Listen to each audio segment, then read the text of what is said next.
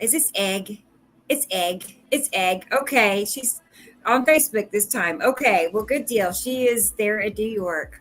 Perfect. Wow, Always like to see Egg. lot of comments just I getting know, you longer and guys. It's longer. awesome. Here's A lot of Terry. new. I see a few. We This have a is few one. We have Sammy. another new one. This is But it's Sammy, aka Terry. Terry, So good hello, to see you, Sammy. Sammy Terry. Perfect. And Jillian, she's here and there. She's with us in there too. Okay, good to see Jillian. And this I is wonder, maybe she's trying to let you know she's backstage, ready to come back. I don't know. I just figured I'd mention it. maybe. Good idea, Sam. I just now found you, Jillian. Sorry. Okay. That's okay. That's what I was trying to tell you, but I kept using out my laptop because I was busy trying to get the pictures for you. And then I realized the time and I thought, oh my God. I know. I figured I forgot to get you your link, I think, too. That didn't help. So, and I think this is our friend Christopher Coutures, and he will be joining us here a little later this evening. He has a family get together. So, no rush. Just whenever you want to hop on, you're welcome. You know that.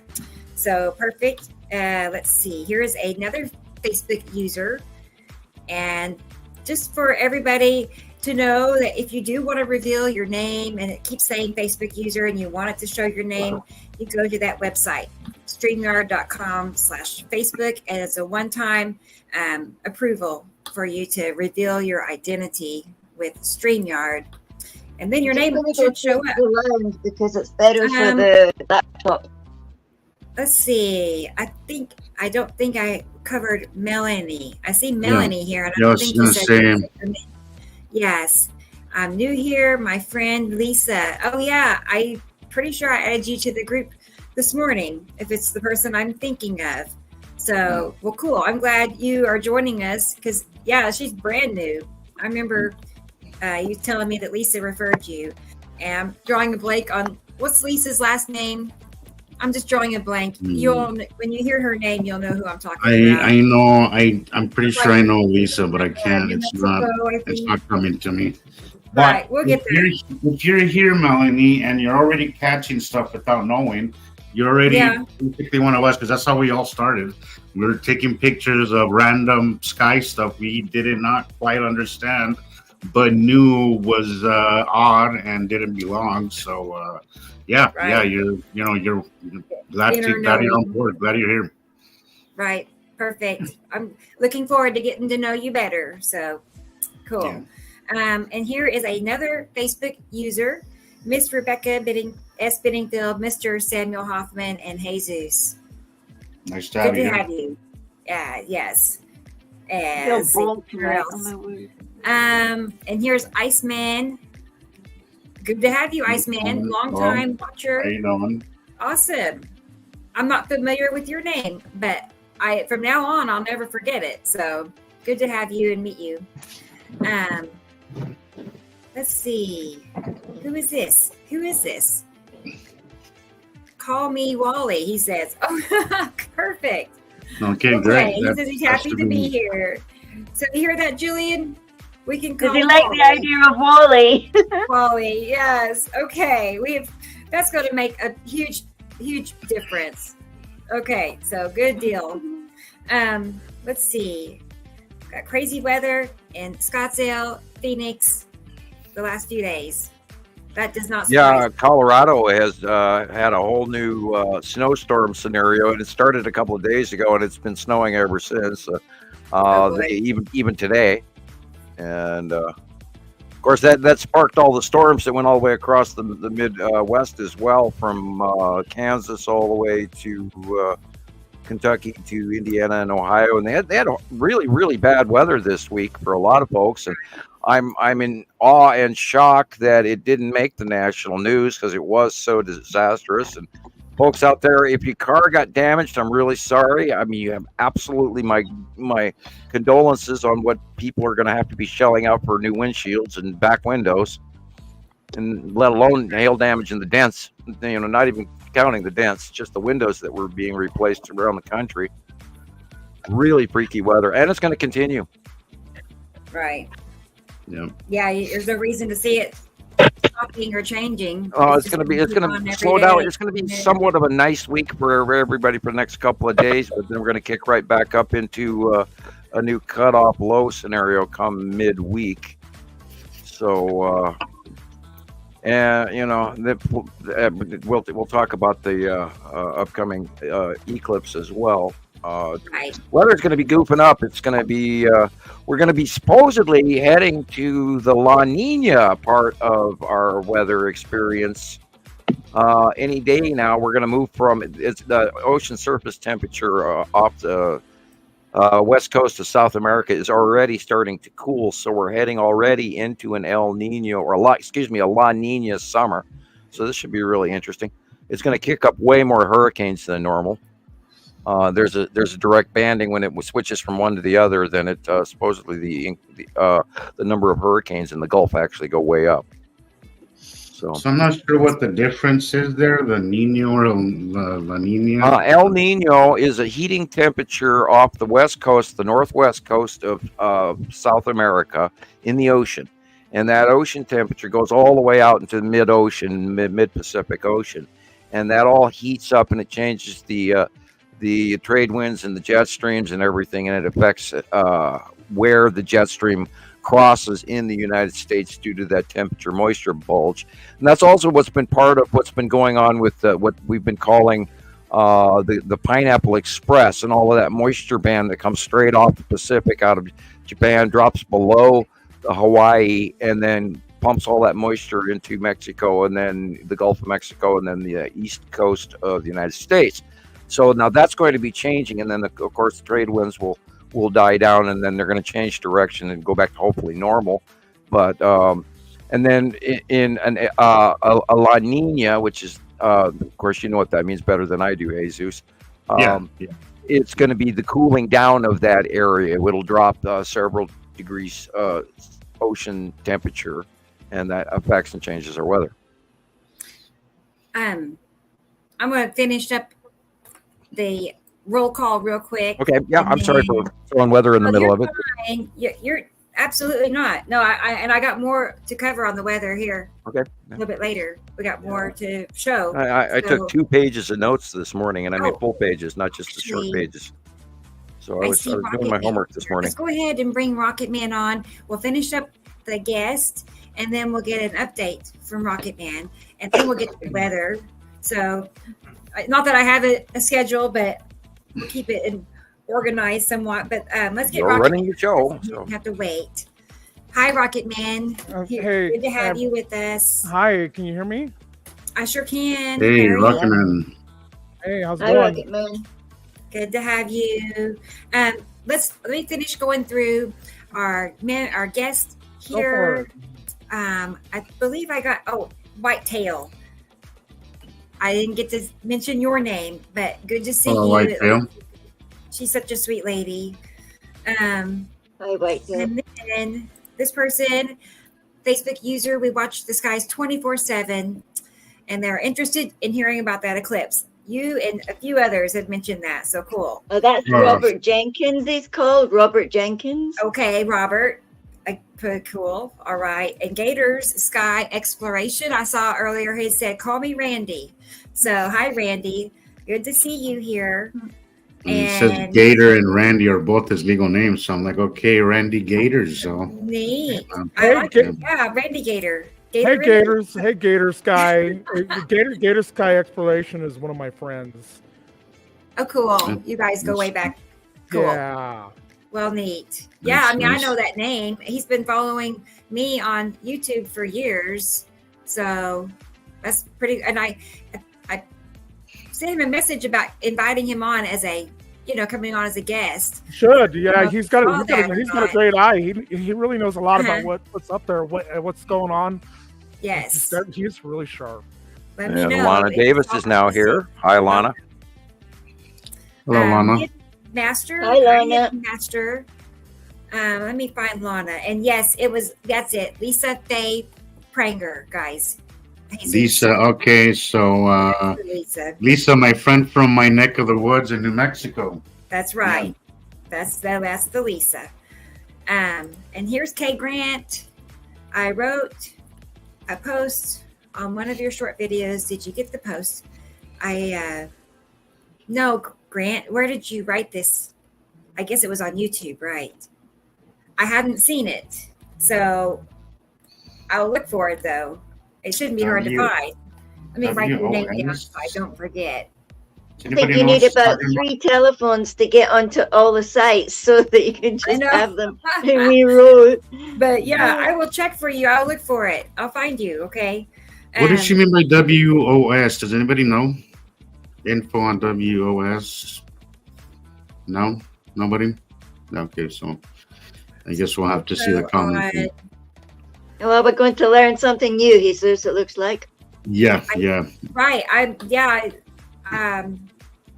Now you got me curious. I know. We'll figure it out. Audrey sent me something earlier about a post of how is the something going to be from the west and not the east and not the west, and I can't remember all the stuff now because I had a lot to do today, but a lot of people are really freaked out about the coming up eclipse, and they think that Nibiru is going to grab us by our pole and throw us down and all the rest of it.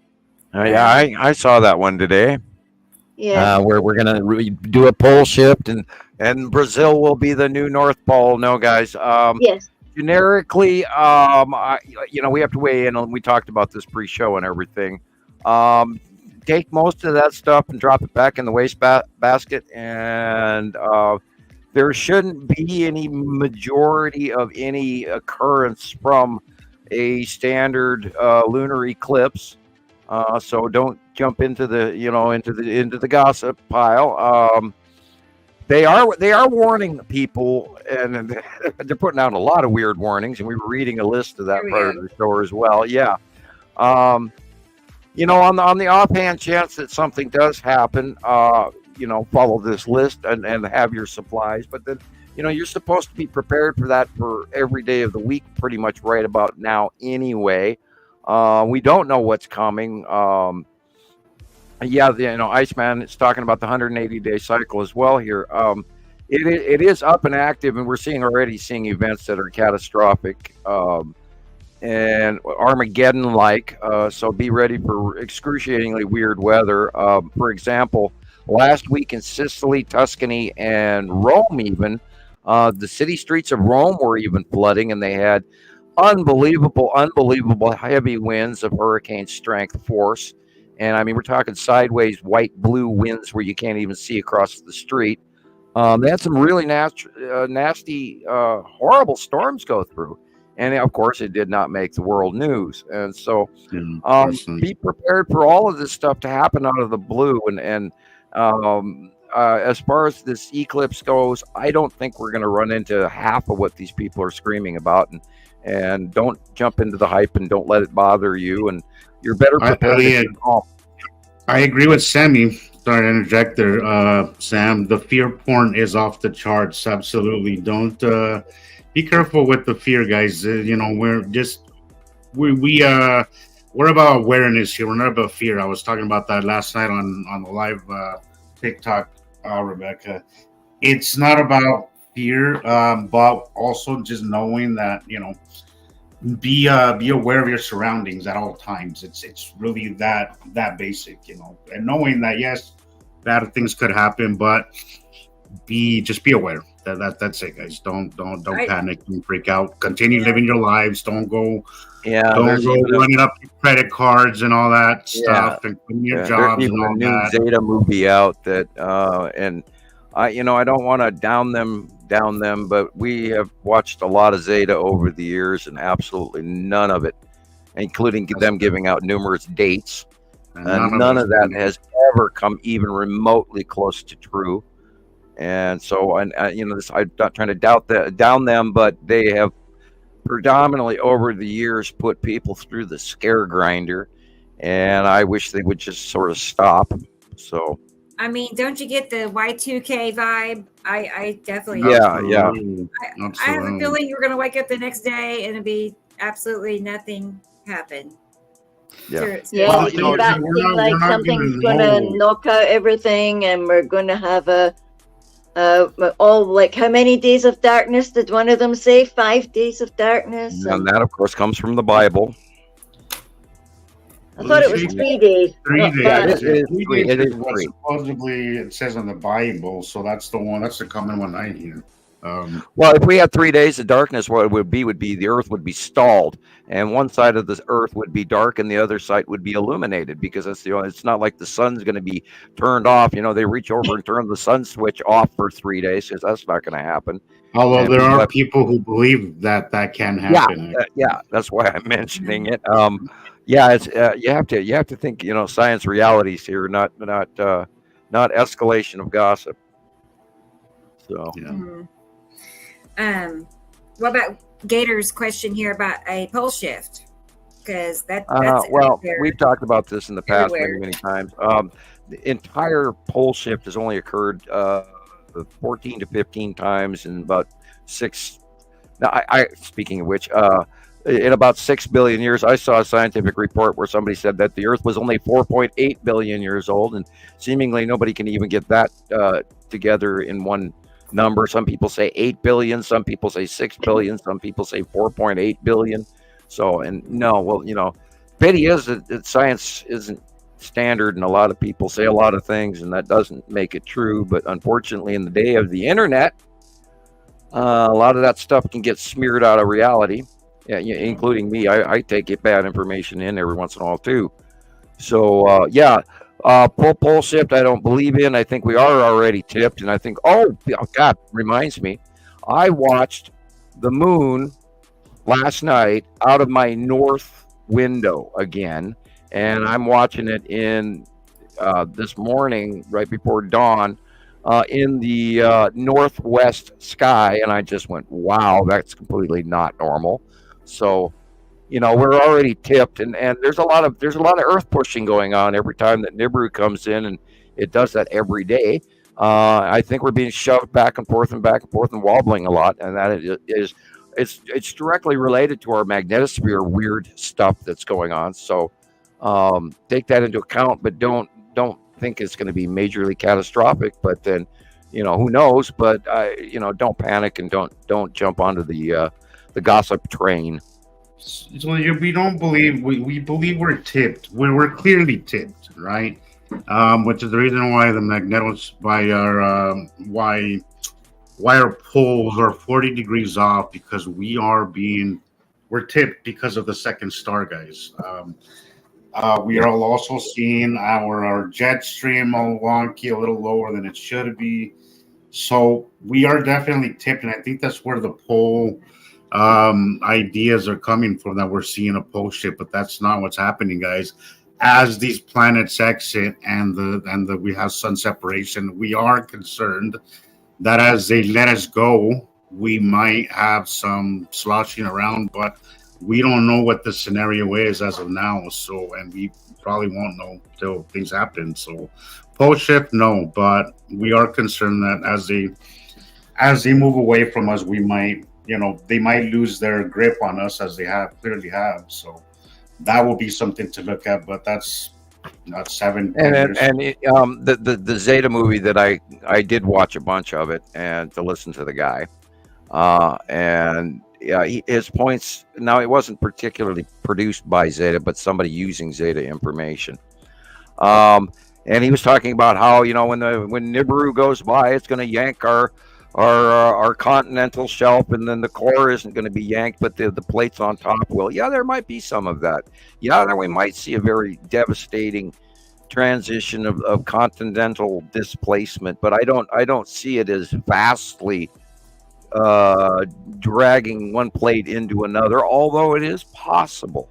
But I wouldn't be that extremist. We could see some definite, an example is what's going on in Iceland right now. And I've been watching the Iceland volcano, and the magma is still pouring out as we speak. It's less than it was the day it erupted here, like 2-3 days ago. And this, of course, is the fourth eruption in recent years. So I'm watching that, and the lava is just about to hit to the sea there, and they put a berm around Grindavik. And so those folks are better off. Although there was a side lava pool that did go over their highway and is endangering their electrical feed that's going to like Reykjavik, because the power I station. heard that is it was being also their water. It's going over Right, their right. water pipes or something. Yeah, that whole access utility feed is heading from the power station up to Reykjavik It's and the all of power that. station they're concerned for as well. Well, that's bermed in pretty well. I don't think they have to worry about that because most of the fissure length that was like 4 kilometers long is now down to the southern fissure areas, which is actually sort of producing some mounds now. They've had some wall displacement where it mounted to a great deal, and then those mounds melted and broke away, and then redumped what they were holding, and that is now running toward the ocean along the side of the man-made berm, and it's like a 20-foot, 30-foot high berm, so they should be just fine. With perhaps minor loss to the power station utility access. I want to say to Iceman, Paul Bagley has an interesting channel. He occasionally will touch on some things that are interesting, but his religious side of it just really keeps him from really seeing the big picture. Is what I think. That's my opinion. I think that goes for a lot of Paul guy, Pastor Paul. Yeah, that's who it is. Pastor Paul. Are you serious? Okay. He cracks me up. He's a character. He's a likable character. And he has he's got an avenue chasing the religious dollar, and I feel for the man. Mm-hmm. Yeah. He does good work. He touches on stuff. He does a lot of homework, but unfortunately, it's in the wrong book, I think. But anyway, and not putting him down. Just there's a better place to look. Yeah. Well, I mean, you have to really define the line with religion and this stuff. Though I do feel there's a lot of stuff in religion that touches on this topic. I think it's been misinterpreted and watered down, greatly as time has done with the Bible, in any religion really, but. I think sticking to what we know and sticking to science is better than just to kind of going on faith, so to speak, on something that we really don't know, especially. Well, many different cultures, many different religions speak about the Nibiru system and everything because it is a catastrophic event that has been documented for generations in many different cultures. In the Chinese, the Quran, the Kabbalah, Egyptian texts, in Pictish lore, in American Indian lore, in Hopi, and in the Mayan and the Incan, all of them talk about it because it's real. It's an event. It's happening again, by the way, guys. And that reminds me of the part where everybody goes, well, this can't possibly be happening. Well, excuse me, but it is. And, we have 14 years going back next month, April 9th. It'll be 14 years. And the biggest problem, Sam, you were mentioning it last week, is disbelief.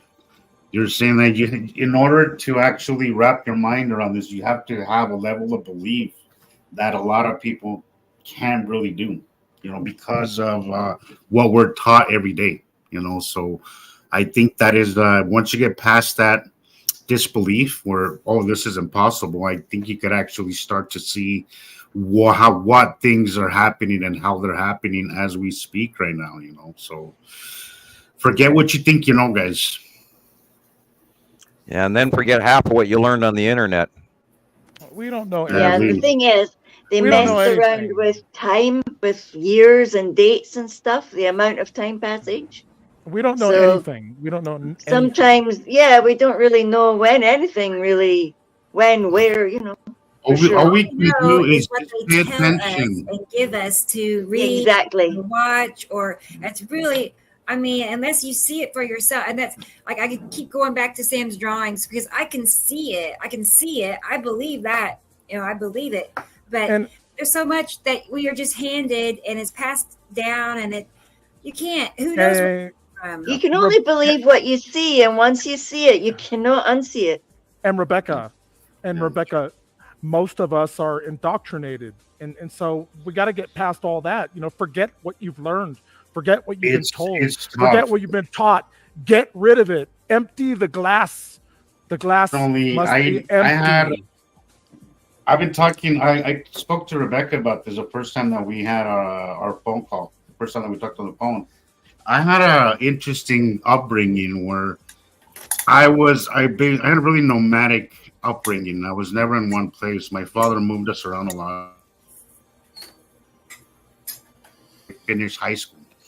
50, not 15 guys, 50. I lived in a lot of places. So I feel that I didn't have time to get indoctrinated like a lot of people do. And even I deal with the indoctrination sometimes. Sometimes I got to remind myself that no, we don't spin on a dinner plate, that no, gravity doesn't govern space, that no, there's a lot of things that I constantly catch myself doing because of the indoctrination, and that's that I didn't have a normal upbringing. For some people who go to school, go have a steady life, it's a lot easier to get indoctrinated. I really do feel that. So just try to stay open and make your own observations and stop letting other people tell you what is and what isn't, guys. Just what we're telling you right here is very provable. You can take what you learn here, take it out in the field, and actually see it for yourself. When has anybody in mainstream really told you something that you can actually go and prove yourself? Just your own observations and be self-taught.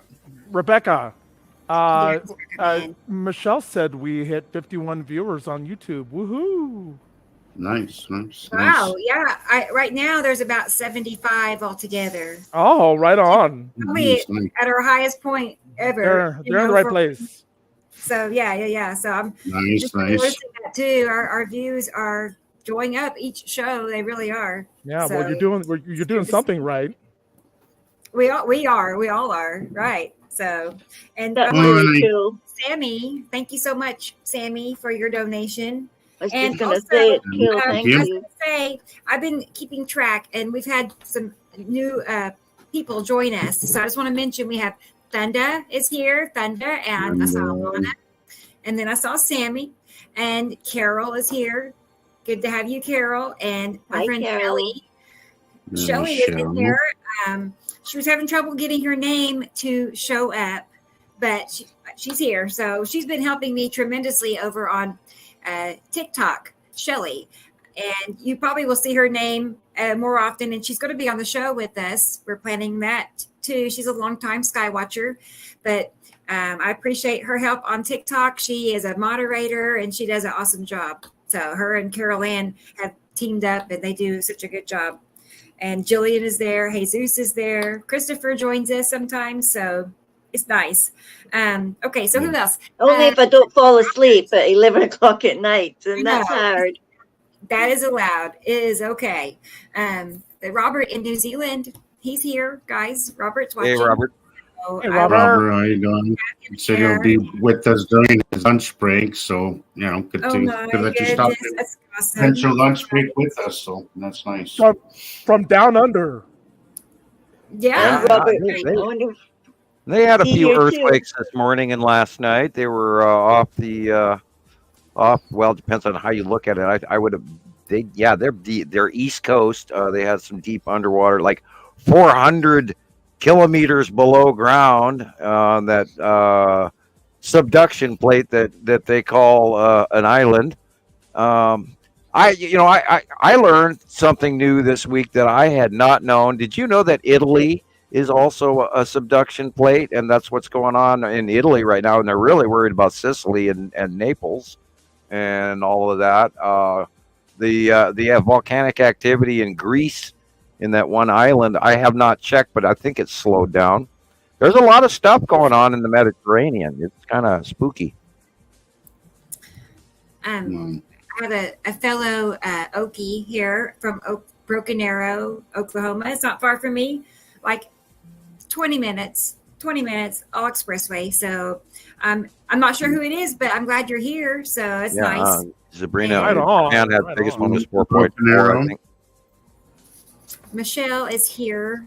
I saw Kathy and Cindy. And Cindy and Catherine. They're also Hello, here. Michelle. So goodness, this has been a great start already. We're off to a great Hi, start. everybody. I know Dragon is here. Dragon Sage. So that's always nice to Hello. see you. Hi there. Okay, let's see. So Maria's here. I'm excited, and if you're happy, I'm happy. So, and Nice, here comes nice. my cat. My son came in and left her in here with me. Okay, I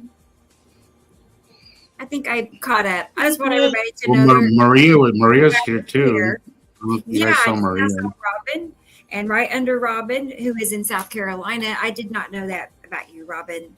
So never been Robin. there. So I've never been to Alaska, where Maria is. So I'd like Hello, to. Maria.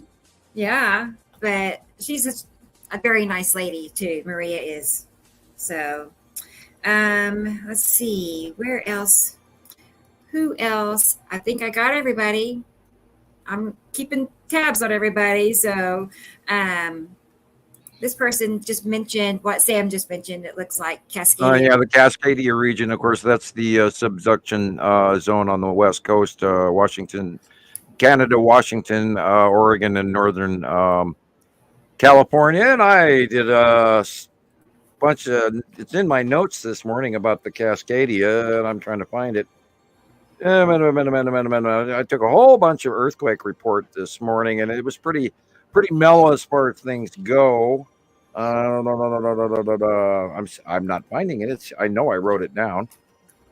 It's all mixed up. Well, or actually, it's me that's mixed up. But yeah, I'm not finding it. But yeah, there was one in Juan de Fuco, just off Northern California this morning. It was about 4 something. Not a biggie. It's actually pretty quiet. The moon horns. That's a good picture that went around today. That's actually what you're seeing is the bottom illumination of the moon sticking up over the horizon, and those lights, I believe, are on the face of a mountain. So Yeah. that's not just a pair of horns sitting there by itself. It's a moonrise, and it's got to be somewhere along the equatorial region to have the moon that large. So Okay. yeah, that's a big moon. We don't have it that big here. I was getting ready to say I really didn't know what was happening there. So glad you That's referred could help me to out on that. the horns of the moon, but it's not what it is. It's oddly an illumination underneath, and why they would have a term for that is weird because we haven't seen the illumination of the bottom of the moon before recent history. So. Well, Sam, I was seeing the comment section on a TikTok video about a night or two ago, how people were talking about this moon. I don't know, not this exact picture, but this illumination of the moon. And my God, there was complete confusion. There was a lot of people who swore, older folks who said they were 60 years old, who said that this was normal and they've seen it growing up. Not in my world. That's what I said. I'm like, you understand how it is that we get the moon shadow, right? I mean, it has to do with the sun and Earth being in the middle, and we were seeing basically the Earth. Anyways, there was complete confusion about all I have this. to do is go back and look at the old-fashioned phases of the moon. But yes, and a lot of people cited that, but they were talking about a lot of people could swear to you. Look how easily we forget things, and we get used to what's happening now, and then before you know it, it becomes normal to us. Because Sam, the confusion in that thread must have been like over 1,000 comments, and I want to say there was like a 50-50 of people saying no, it's not normal. Other people swearing that it is normal, and I just sat in awe. I was like, wow. The level of confusion on such a basic thing. If we can't even agree on what the moon is doing and not doing, how are we gonna? Geez, it was concerning. Yeah. It was really concerning to see that. Yeah, it's spooky what people congeal as their science, and I mean, an example of that as well is the size of our sun. Everybody thinks that the size of our sun is normal, and it's not. It's way bigger than it used to be. Yeah, Even also going the back fact to that 2010. it's rising or setting in the same place. It's It's not more even. Yeah. it's more off to the southeast or northwest. The orbit arc is completely, the passing sun arc is completely wrong. Completely wrong. I made those two comments in that thread I'm talking about, and it was completely ignored. Nobody responded to it whatsoever. Hey, Rebecca. Hey, what? Can I give you a quick update? Because yes, I've got some chores to do. You about that. Cats to feed. Yes. Shutting down the operation. I'm sorry. No, it's all intention. No, it's all good. Yeah. I just wanted to just give everybody an update, all our members to be and subscribers, that I am undergoing some pretty rigorous training by teaching myself all these new technologies that are allowing us to be able to be just like Hulu or Netflix with a touch of the social media, the social content. Blogs now. We'll have our own blogs where Rebecca will be able to create newsletters and blogs and things like that for all of our members and subscribers to follow, as well as Sam and Jesus and Jillian and all those, our moderator and all those who contribute so much, as well as our members out there. I've seen you guys have given some really great suggestions and advice, and I'm working really hard to get our Movie One and Movie Live, our platform and Streamlabs all set up and working so that we can get away from StreamYard and we can start accepting a membership payments for our Nibiru special is what I called it, but we can call them anything we want to call it. Rebecca's going to be the gatekeeper, and she's gonna, her and gatekeeper guys will give us, the right guidance and way we want to see this site going. And we're gonna have our podcast. Right now, I'm out there. I wanted to have a place for us to have like a place instead of like TikTok or Facebook Messenger and stuff like that, where we can have our own little home and not have to worry about censorship or anybody listening to us or watching us. And so I've opened an account with Discord. And so if you go to our website and you go up to group chat and you click on that, and that link is basically an invite to our chat room.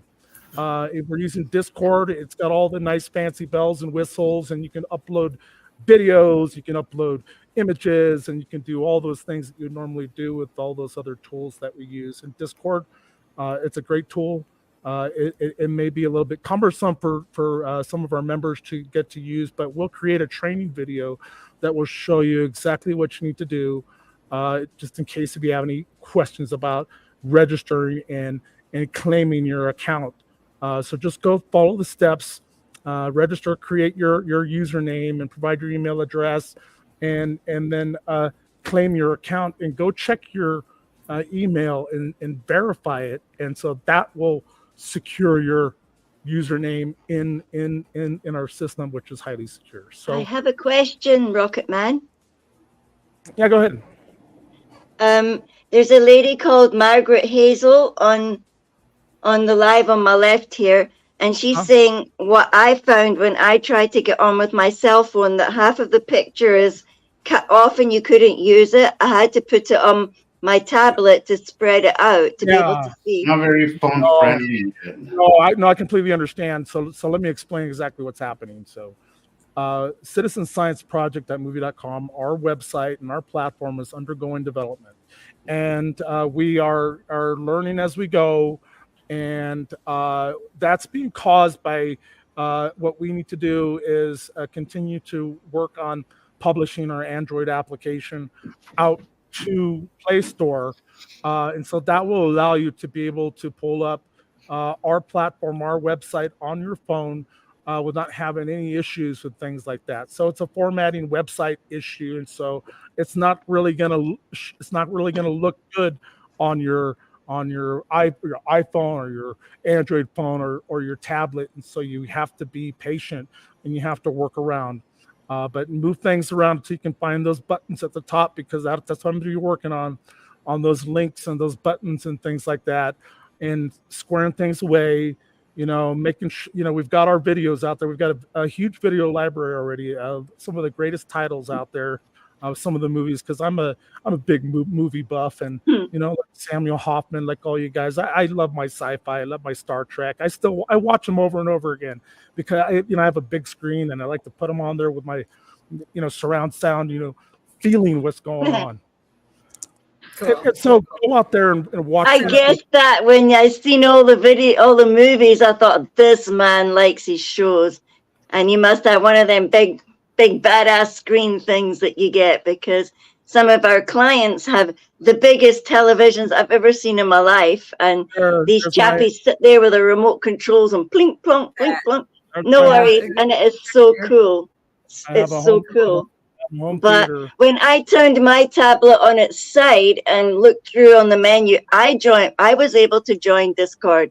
So it does work. If you bugger about with it long enough, you can figure out if you're determined enough. Yeah, go out there and sign up.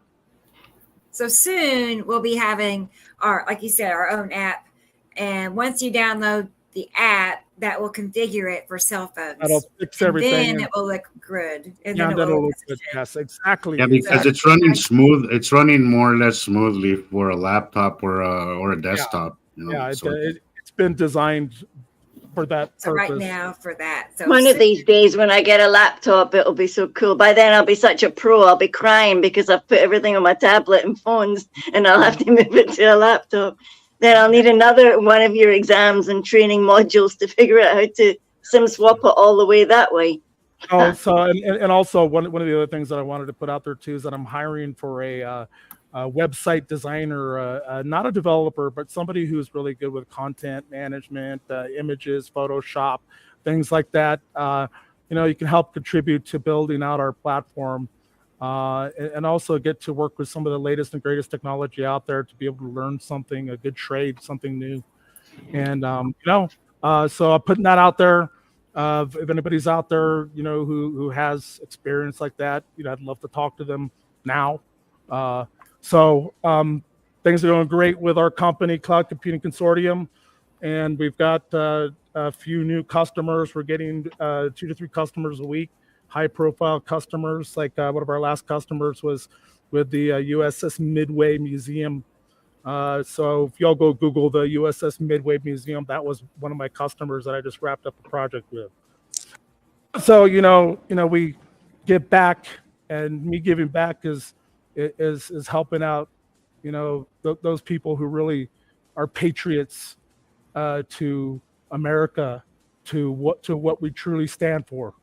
So go out there, take a look at our website, take a look at the movies, and they're there for you. I'll be adding more. Please send your suggestions, and I'll go out there and get the videos and go through the process of getting them up there. So I just want to let you know that I'm working really hard for you, for everybody, for Rebecca, for Sam, for Jesus, for Jillian, for all of our, those of you who contribute to the cause. And so, I'm going to be here. I'm never going away. I've got another title for you. Terra Nova. Terra Nova. Have you watched Terra Nova? No. You know what I watched last night was the Osiris Child. That was awesome. Oh no, not heard that one. Terra Nova was very cool. It's about portals and energy and going to the future and things like that. It's so interesting about the space-time continuum and stuff.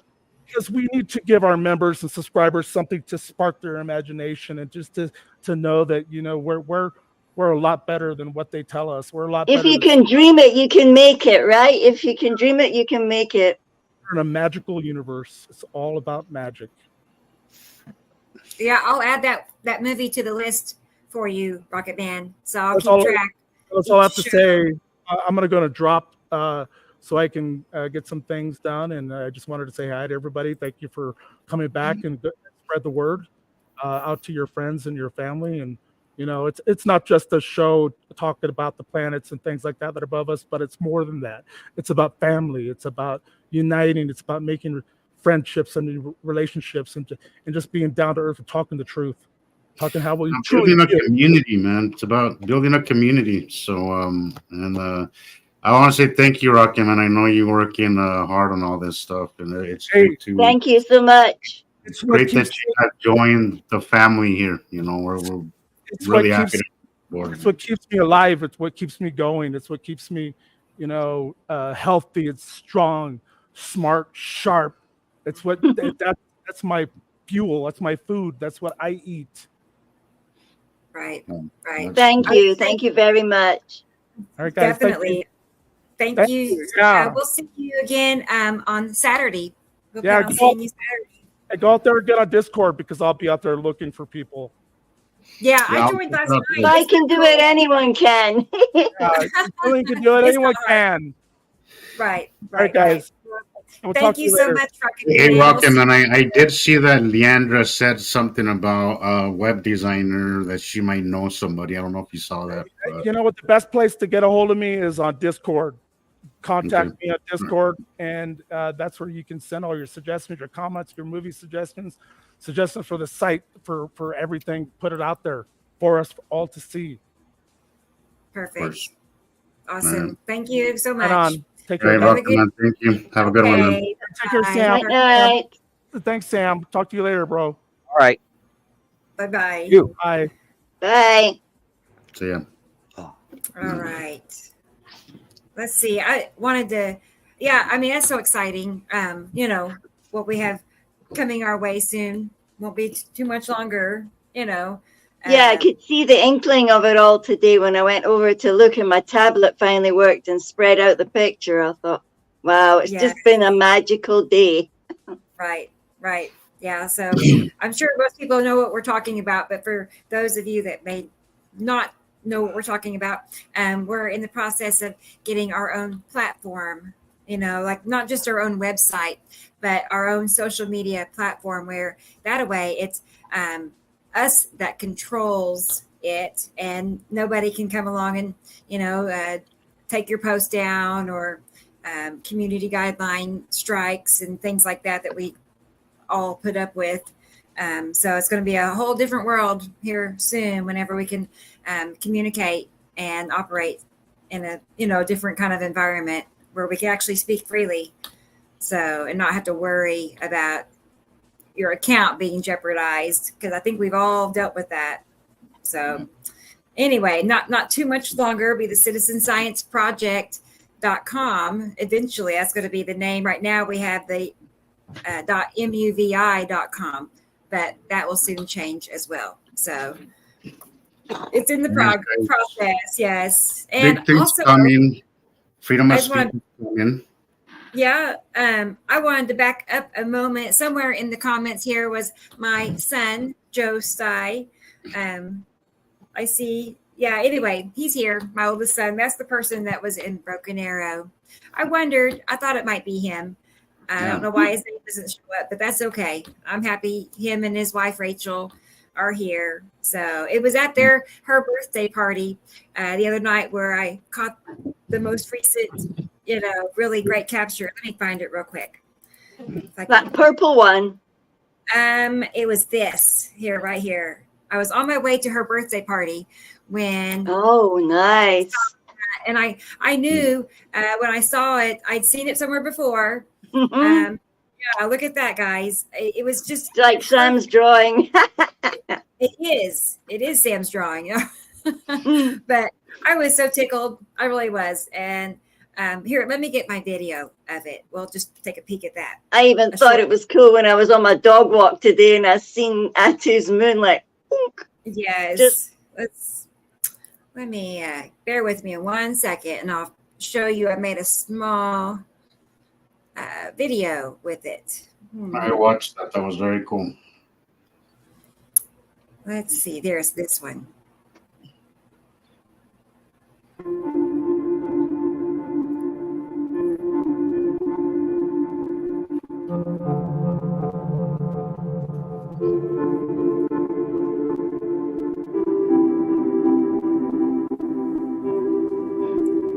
salamander asteroid. Look at that thing. It is just so exactly like the drawing. That too goes all the way that direction. This is a cool video. Dark blue, light blue, dark blue planet. And there's where Nibiru is. And the long box cube. Or clock position. And you can't argue with that. Nope. No. It's so perfect. Yeah, look at that long box cube.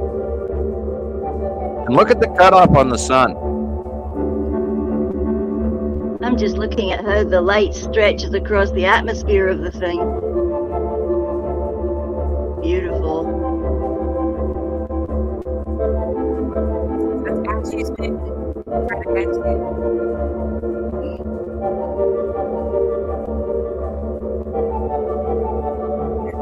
Something looks really cubey over there. Look at that. It's cubey with a circle in front. I'm having a good time. That's one mean sky. Wow. Yeah, Lovely. the video keeps going. I haven't even viewed all of it yet, so there's more to see. So I'm anxious to see what else I caught. But I wanted to ask Sam on this part. There to the left, lower left, is that the lead object? No, that's the red asteroid. Lead object is on the other side of the sun. Okay. Right. Wow. It's just to the right of the sun. I keep getting confused by the fact that the lead object has crossed over to the right of the sun, and that always confuses me. I keep forgetting about Yeah, that. you just have to see its little Yeah. stripe thing on it in there. The center cameo appearing main actor in the play currently is the red asteroid, and then the spiral is right there. Yeah. Underneath You the can lower see at the 'em, lower like altitude, little and then above trails. that is the Tan asteroid and Yeah. the Salamander asteroid group. And the thing with it, Yes, it's going over okay. the top of us in this view, and so that it's leading away from us. So it's a little bit different view, and that it does transition. So sometimes it gets really be a big pain in the butt. But yeah, you can see the shape of it. It's the red asteroid, and then actually right behind it is the big sister, Wow. Okay. adding to It's the pretty shape. big. And then little sister's Yeah. in front. And then there's a whole bunch of other stuff along with that stuff behind that stuff to the left. And there's thousands, and we've talked about several times in several shows recently where we're going to have to start cataloging some of the big boys that are behind the red asteroid and and all the stuff in the collection of the Tan asteroid, the Salamander asteroid group, everything on that left there. There's a whole bunch of big ones we've never named. Right. So Yeah, and that's, that looks. Do we get that to looks name really- them now? Well, only after we get enough information to be able to name them. We have to. That.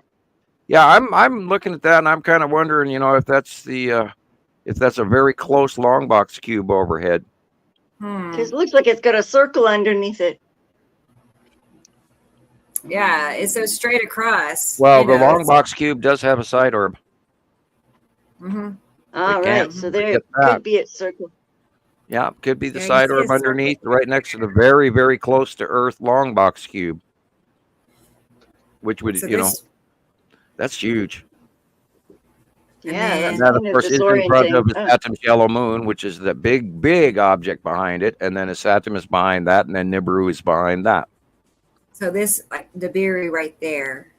No, Nibiru is just to the right of the sun. Okay, but Yeah, okay, that's the dark so blue right there. Yeah, underneath Then in we're the background. switching to Nipicity Right. across. Yeah, it's Yeah. they're bleeding into each other. So if you're not actually out there staring at it for a period of time, it can be very confusing what you're looking at. And I having done it all these years, I'm still now that the planets are so much bigger, they muddle into each other, and it's hard sometimes to tell unless you actually see the base cloud individual effects that each planet has. And that's part of what we teach is, learn the base cloud, and then you'll start to identify things a lot faster. And of course, you're taking personal pictures and captures and comparing them. A lot of times you'll get captures on your camera that you don't even know you got. So, and Jesus is always trying to teach people, take a shot on the left, take a shot on the right, take a shot straight up, take a shot behind you, whatever. Absolutely. We always see the question, where should we filming? Always to each side of the sun, guys. Always to each side of the sun. Usually, they move around, guys, but when we see them is when the sunlight is shining on them, which is typically when they're on each side.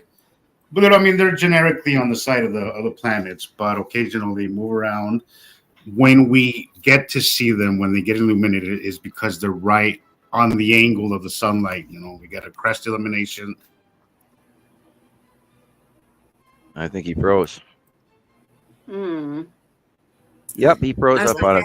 There's a lot of choppiness tonight. Is that because we have another solar flare or something? There was we see them light up. So yes, you cut out there for to a the second. side to the sides, and sometimes up above.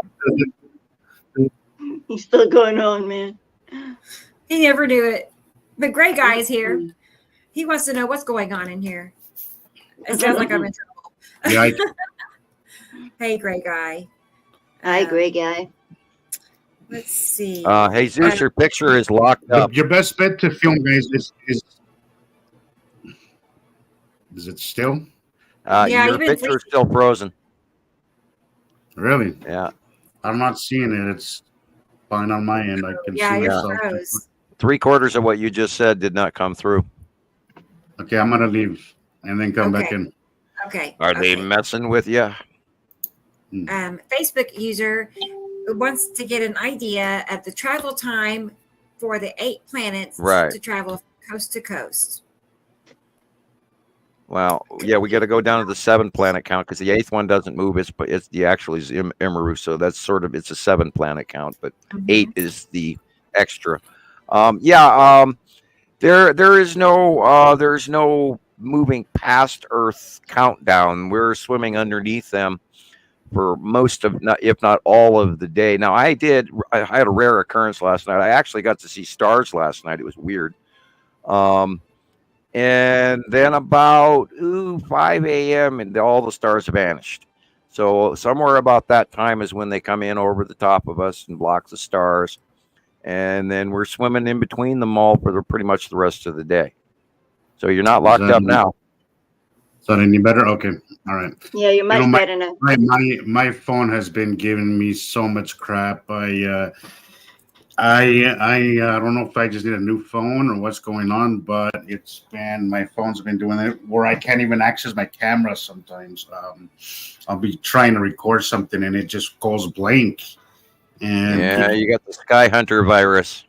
I guess because it's my photos and my camera that's giving me the worst of the hard times. So go figure, I've had a lot your of data storage full.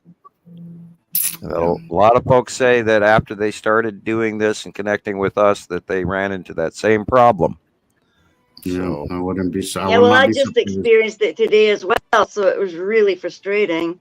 I've lost files that popped up just yesterday. I received. I had some pretty cool stuff I recorded up on the mountains like a month ago, and it just disappeared. I cannot find it. It's weird when that happens, eh? My pictures on Facebook, and Facebook is showing it, but it's not showing up in my photos or my my iCloud. So it's only showing on my Facebook pictures. I don't know what's going on, but I've been having the hardest time with my phone. I don't know what is the deal there. Captured something really good they didn't want you to share. I guess, but I will share those videos because they are available now for me on Facebook. So I will be sharing those soon, but I'll get around to that eventually. Carol Ann says her computer just crashed again. Oh no, she's been having trouble. But I just want to tell her thank you. I just now saw your compliment for that my little video. So thank you, Carol Ann. And delete your browsing history, Carol Ann. Yeah, Jermaine says they've been spraying all day in Indiana. So we know. No, there's a lot to hide. There is a lot to hide right now, and especially over the middle part of the country when you have no mountains in the way. There's a lot to see, and we have to remind everybody who is new. These are not the skies that we ever had growing up. My skies when I was a teenager through adulthood through all the way up through my 40s and 50s never ever looked like this, and so it's been going like this for upward of 14 15 years now. So people have been lulled into a new acceptance of the sky, and people need to look up because this is nothing like we've ever had in our recorded history. But like I was saying earlier, Sam, that comment section about the moon, how nobody could agree on what was normal with the moon and what wasn't, is really put things into perspective for me of how easily we adjust to the oddest things. We adjust, and before you know it, it becomes normal. They don't seem to mind that they give it goofy names. Yeah. And also, I think they insert it into Hollywood, they insert it into commercials, they insert it into everything, and it becomes way more familiar. And I think that's kind of where we're at right now. As the younger generation doesn't remember, or new sky watchers don't remember what the skies used to be. But for some of us who have been watching all our lives, we know that this is not normal. We know that. Yeah, I remember when Uri asteroids and all of that first started coming in, where we were watching them cross in front of the sun, and that goes about 2018, 19-ish. And then we started getting all that rainbow effect on the left-hand side of the sun. And 90% of the people go, "Oh, look, beautiful skies. Oh, I took this wonderful shot. Look at how beautiful the skies are." And meanwhile, I'm saying under my breath, and if you knew what that shit was, you'd be afraid. I even posted my Grim Reaper picture again, where it says, "Do you see the asteroids coming?" And this is another good one here, ladies and gentlemen. There is a entire fleet, if not fleets plural, of craft that are parked over the top. Now you're seeing them in front of Batu and Isatum in this drawing, but that's the out view of where they're parked. But they're right over the top of Earth, and they've been there for quite a few years. And I'm in absolute awe that people don't know about this yet. I mean, I am just standing here going, "Oh my God, you're kidding me! You guys don't know about this yet? Wow!" Yeah, I was gonna say, this is what the sky can look like when it's like this drawing. It's, you can tell that it's split two different ways, and we know when the sky looks like this, those crafts are there. They usually will be visible for a few minutes, but this is just so you all know. Yeah, that's what. And they're up inside of that, and people go, "All I see is just clouds." Well, yeah, they all have the cubes, the long box and the Texas cube have clouds around them because they create things, eddy trails. And then when they get in the sunlight, they put up all these weird clouds as well. And all you have to do is learn to look at the horizon, and you're looking at the real sky color. And then you look up and you're going, "Wow, look how dark that is." And that flaring in the sun in this picture is from a cutoff. There's actually a planet over the top of the sun cutting off the upper half, which is why it's shining in that crown-like flare. So, and you have to learn to re-look at pictures differently, and rather than just accepting that, it's got this solar flare thing going on. Okay, it's just the sun, because no, it's not just the sun. And in this picture as well, if you look in the upper left, you can see that rainbowing that I was talking about. That is the asteroids behind and in front of Uri and underneath and behind Atu and all of that. It's all there. But in this picture, of course, you can see both the long box cube and the Texas cube. In this shot, the Texas cube is closer to us, and the long box is farther away. But in the shot previous, it was the other way around. The long box was closer to us on the right, and the Texas cube was in the background, farther away. And it all has to do with out view. It's not actually right next to Atu or right next to a Satum, but in our out view, that's where they hide because of the cloud patterns that are normal, so they blend in. Yeah, I like your explanation that you gave maybe a few weeks back, Sam. How space is 400. That's what, negative 400 degrees. Yeah, 400. So when things are cold, and as they step into the warmth of the sun, into the sunlight, they do produce this cloud-like effect. It's the reason why we see everything shrouded in cloud cover, because we have this warming effect that produces this cloud effect as well. Yeah, it's like taking dry ice out of the cooler and putting it on the table. It'll put off a drop cloud pattern from cold gases that are warming up, and then they start dropping in these little teardrop shapes and ion trails and eddies and all of that. And clouds are not they're not specific to Earth, guys. Clouds are very common occurrence in space. They're not just an Earth thing. There's clouds out there. There's space clouds. Every one of these planets has their own atmosphere that also has clouds. They produce their own cloud formation as they come close to Earth, but they all have clouds nevertheless. So a repetitive cloud base to each of them, and they each have their own individual look. And this is what we put out with the monthly drawings, and the singular planetary drawings, which we haven't hardly even touched on talking about.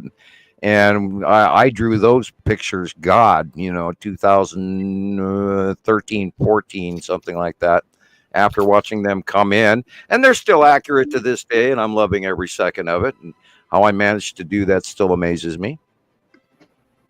It amazes all of us. Anyone paying attention, anyway. Look at that big old, that's a big old cube ship flying above New Zealand there, and that white blob in the middle is a Star Destroyer. It shows you how big compared a Star Destroyer, which is multiple football fields long, and parked in dead center in front of what is unbelievably massive long box cube, which we believe got here in 2017 approximately. That's when we first started seeing it. So I was like pulling a tooth on a running rhino about going, well, no, we only have one cube. And then everybody, no, look, I got two. And then I went, oh my God, you're right. And so we, all of this information we've had through sightings and proven before we've taken them on as fact.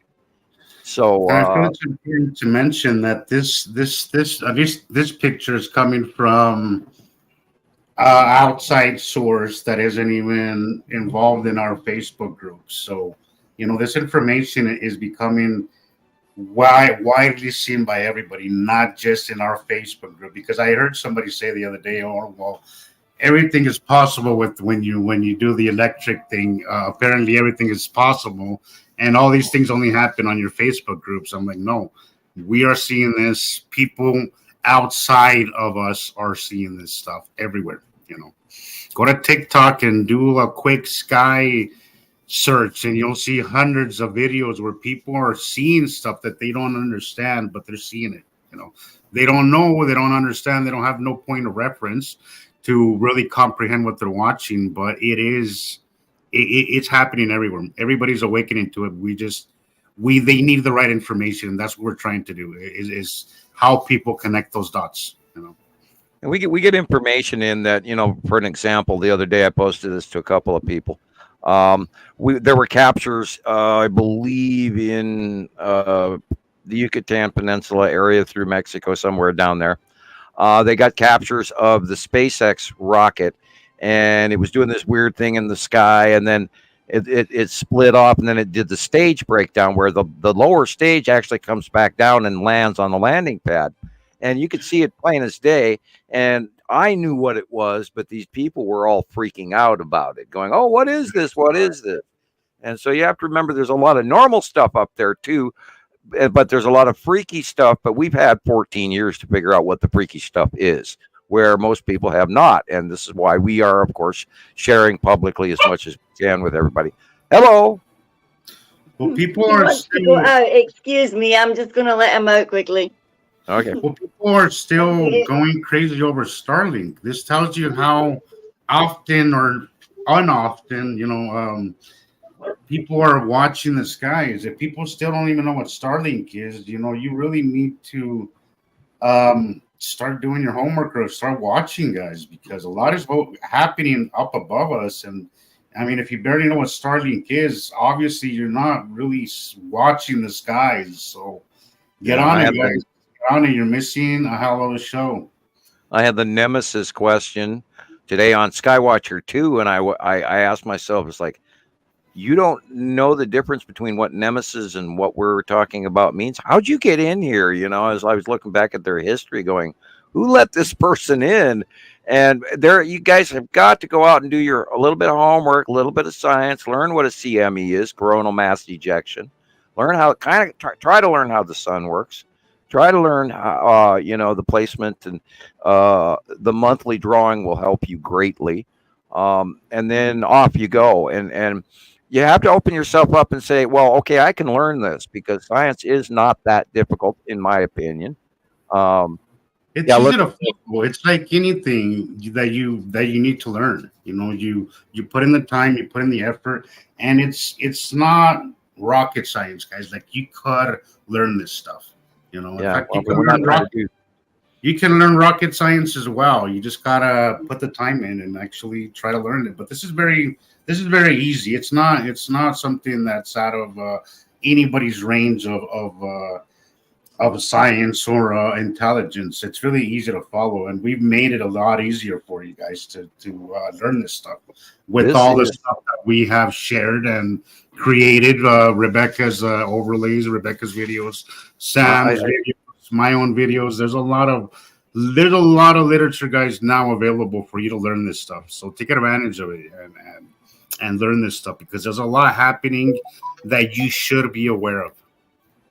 This is Satham's yellow moon again, and you can see it's just over the top of the sun, cutting off the top part of the sun, and that matches the monthly drawing.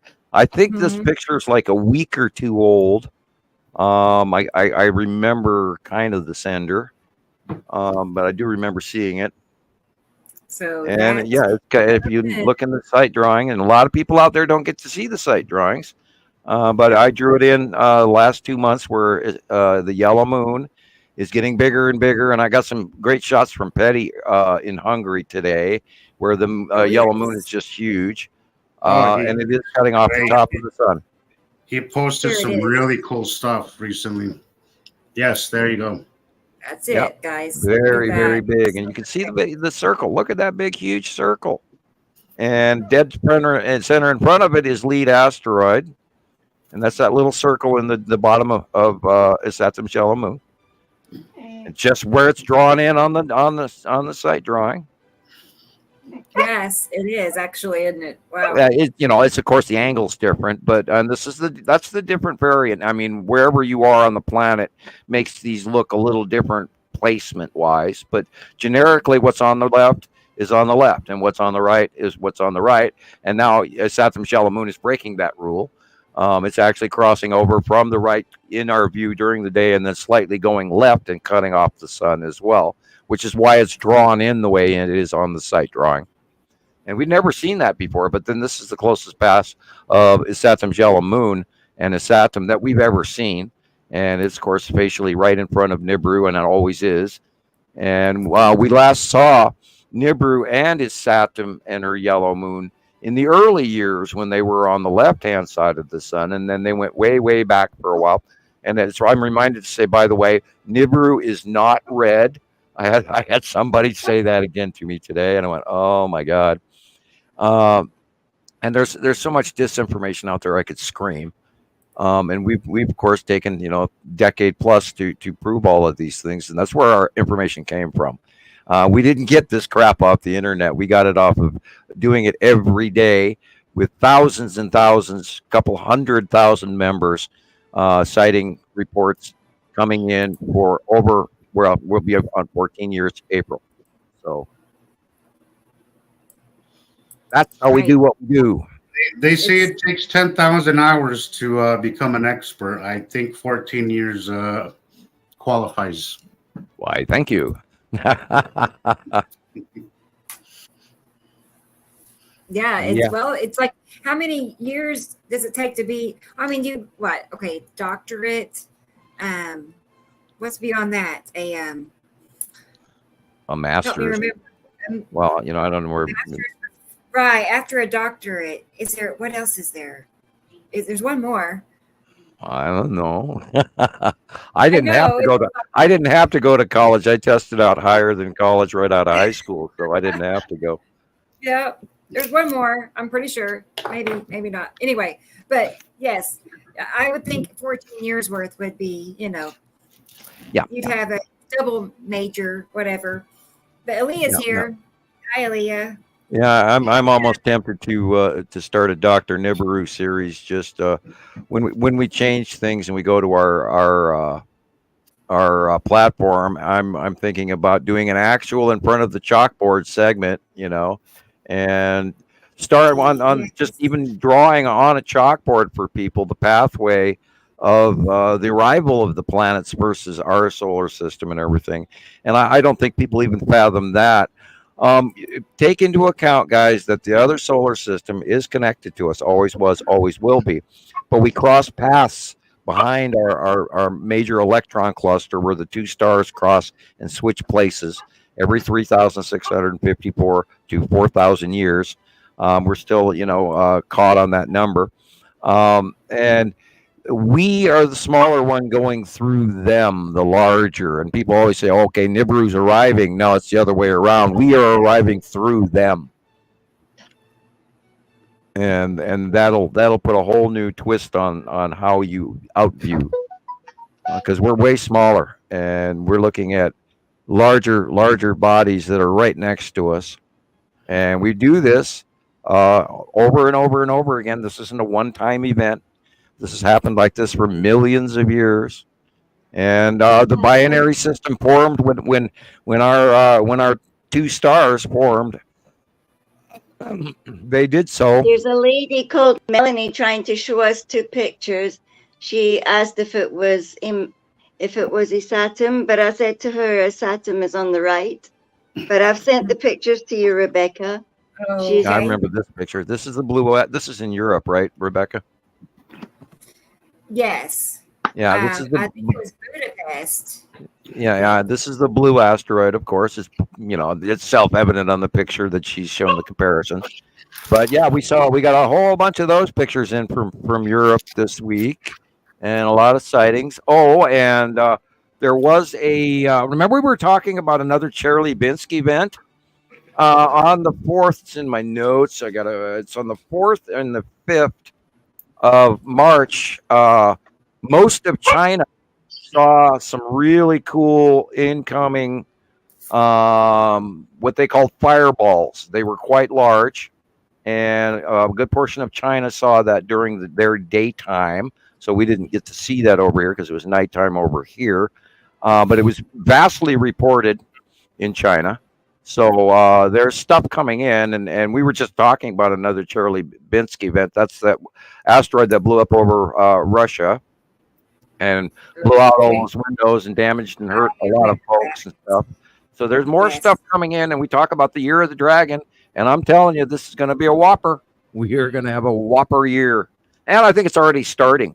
Just look what happened to Kansas, Indiana, Illinois, Ohio this week. And those poor folks that lost a lot of their property and lost their homes, and some poor folks lost their lives as well. So, people, we're not in Kansas anymore. We are starting a whole new ball game, and don't just merely chalk it up to global warming, although that's a huge part of it. But this global warming is coming from the second star. It is not coming from what we're being told and being taxed over. I saw this one. I was really intrigued by this one. I am tempted. Yeah, the stripes are perfect. It's very large to be lead asteroid. and I was tempted to. They filmed this through glass, and Mm, I'm into the photo. It's a great shot, but I can't. yeah, but the stripes are just too perfect, Sam. And we have other Yeah. images. Let me pull up my other lead object. Yeah, it's very familiar looking, isn't it? Others like this. That's great Yeah. that you easily attribute. I'll follow along and go. You may Okay. be right. I'll find. You may We'll be just right. find it here and check. Let's see what we can compare. But there's a couple of others that did it well. And I'm Even working on. the Hopi Indians have it on their drawings, and so Jay is here. Hey, Jay. Good to see you. Good. Okay, let's give me a second. Let light me would make be sure coming it's from clear. the left and at night. Oh, interesting. I The mean, we angle of have it is seen the weird. lead up really big before. Yeah, but it's entire. Well, and then of course it depends on where this was taken. If they're closer to the center of the equatorial region, then it will be bigger. Okay, let's. Yeah, I did look at this. I did not save a copy of this, but I did look at it, and I sat there for about 5 minutes staring at it, going, I mean, those are No, two I saw it different too, and pics, I felt the same way, Sam. different times. It's questionable, and it'd be great shot if it was, Yeah, real. if we saw it in real footage and Yeah, we it had was other one of those- reports, we could attribute it. Yeah. It's just one of those that you're like, I'm on the fence about, Yeah, well, I'm glad that Rebecca put it up, so therefore it's blame her. Well, I know, but I mean, look at that stripe in the middle, guys. What it else? does. It does. No, you for sure. It can't be. I mean, because But I we could also there's a stripe right there again. typically we see one thing and then something will come up later that will And look how big it is here. that'll guys. confirm that, so I hopefully That's maybe in massive. the next few days we'll see Right. something come up. That'd be great. Maybe by next show. Yeah, I think we're going to have a bit of fun this week coming. Well, it's going to be nice for the most part in weather wise in the middle of the United States. Although next week toward the end of the week is going to change. But yeah, and let's everybody out there needs to keep looking. Also, yeah, these all do match. Look at it. I mean, look at the stripes. Look what's going on in China. Look what's going on in Africa. Look what's going on in South America. Look what's going on in Australia, New Zealand. Pay attention to other weather because you're not going to get that weather from the normal news. And we're trying to warn people. All right, that one on the right really resembles that picture. It really resembles it, doesn't it? Yep. Yeah. It does. Very much so. Interesting. Very interesting. Cool. And I know we've had a lot of close asteroid passes over the last week or so, like very close ones, very close. And there you go again. And we are into, this is it's the 19th, so we can absolutely say, okay, we're in the 180-day cycle. Here we go. And this picture is a great example of what that is going to cause. Close passes equal unbelievable, very fast, intense lightning storms, weather, 100-mile-an-hour hurricane strength winds, and then it can be chalked up by the news service is normal, and it's not. What they're calling supercells nowadays, I sort of laugh at and go, "Wow, if you only knew." I was thinking, see if I had any other that had the obvious stripes. Yeah, those obvious stripes, which is why I draw them in. That's in someone's camp, on their doorbell. Look at that. You see it right there in the center almost. Yeah. And what's with that? stripes. Perfect circle. It's the lead object. That. And when we go back to the history, we've been watching the lead object since before we could actually tell the planets from the planets. We saw them coming in first. Yeah. And Or here's those a were trail the first ones we recognized from anyway. the lead object, or at least from an asteroid. And this is the Passover of the spiral asteroid, which has been documented and proven. We used to believe in the early years it was the lead asteroid and the red asteroid, and they would do this. But now we know that the cameo role, the visiting actor, is the spiral asteroid, and it is closest to the horizon and has been so for about a year and a half or so now. And that's really turn. And in this shot, you can see the bank turn is going the opposite direction of what we've been watching for the last couple of years. And that is because currently Attu and Attu's moon are going over us. So the bank turn has now gone the other way because the object is over us. As you can see, the sun is pretty much shining off of our far left shoulder. And that dark area on the right-hand picture is where Attu and Attu's moon is. And that's the spiral asteroid underneath, orbiting way low, separate, and way behind most of everything else. But then there's a whole bunch of other stuff that's closer and closer to Uri as well. And that's the Salamander asteroid group, Tan asteroid, etc. And go ahead. We have thousands and thousands of pictures of all of these things, you guys. So many. We have no way to even show you the collection. There are so many sightings going for so many years. That's considering that you've lost so much of it, Sam. Yeah, I've lost as many as I've got. Easy. It's just insane how much. I love that new one with the door camera. That's really cool. I know. Most people wouldn't even see it. They just, okay, that's a camera anomaly or a dust fragment. Now we did. Somebody, Christopher sent me one that was taken up here in Montana, and they were, look, it's a planet, and here it is. It's one of those dust refractions on the lens, and Christopher knew it right away, and he says, I figured I'd send this to you as a joke, and I was like, yeah, you're right. And he said, yeah, taken up in Missoula, Montana. It's like, yeah, and it's kind of sad that people are falling for that dust refraction. And once you learn what a dust refraction looks like, and then you compare it to our planet pictures, you won't find those. You won't find us posting dust refractions unless we're trying to teach you the opposite. Well, that picture was another one where I went down the comment section, and oh my God, there was a lot more confusion as well. Some people were claiming that was real, and other people were saying it wasn't. Some it's people think that space is fake, and I don't want to go into that. Oh yeah. That whole bag of that whole kind of firmament and flat Earth and Yeah, but every time if I go into I like going into the comment section because it kind of helps me understand what the vibe is, what people are talking. Right? It's really revealing to go into the comment section sometimes. Our Facebook groups, you'll eventually you'll have a few people kind of being confused, but a lot of these other sky groups I've noticed, man, the conversation is just so on. Everybody's on their own ideas of what's happening, and it just creates this enormous confusion, which I think is the point of all this bad information.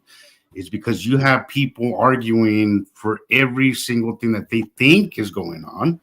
And no matter if you could interject and try to, say something coherent, and your comment's just going to be disappeared, or it's going to go largely ignored. Yeah, they look at you like you're the idiot and they're not. And yes. And I see that all the time. And then, you're the one logical scientific person in a crowd of conjecture, and it's spooky. And a lot of those guys out there in the gossip world, they don't even play off of science. And people, you have to take, that's the red asteroid. You have to take science into account. Yeah, also science, but also if you take the whole gravity thing, it's also you're going to get confused, guys. You have to think electromagnetically. The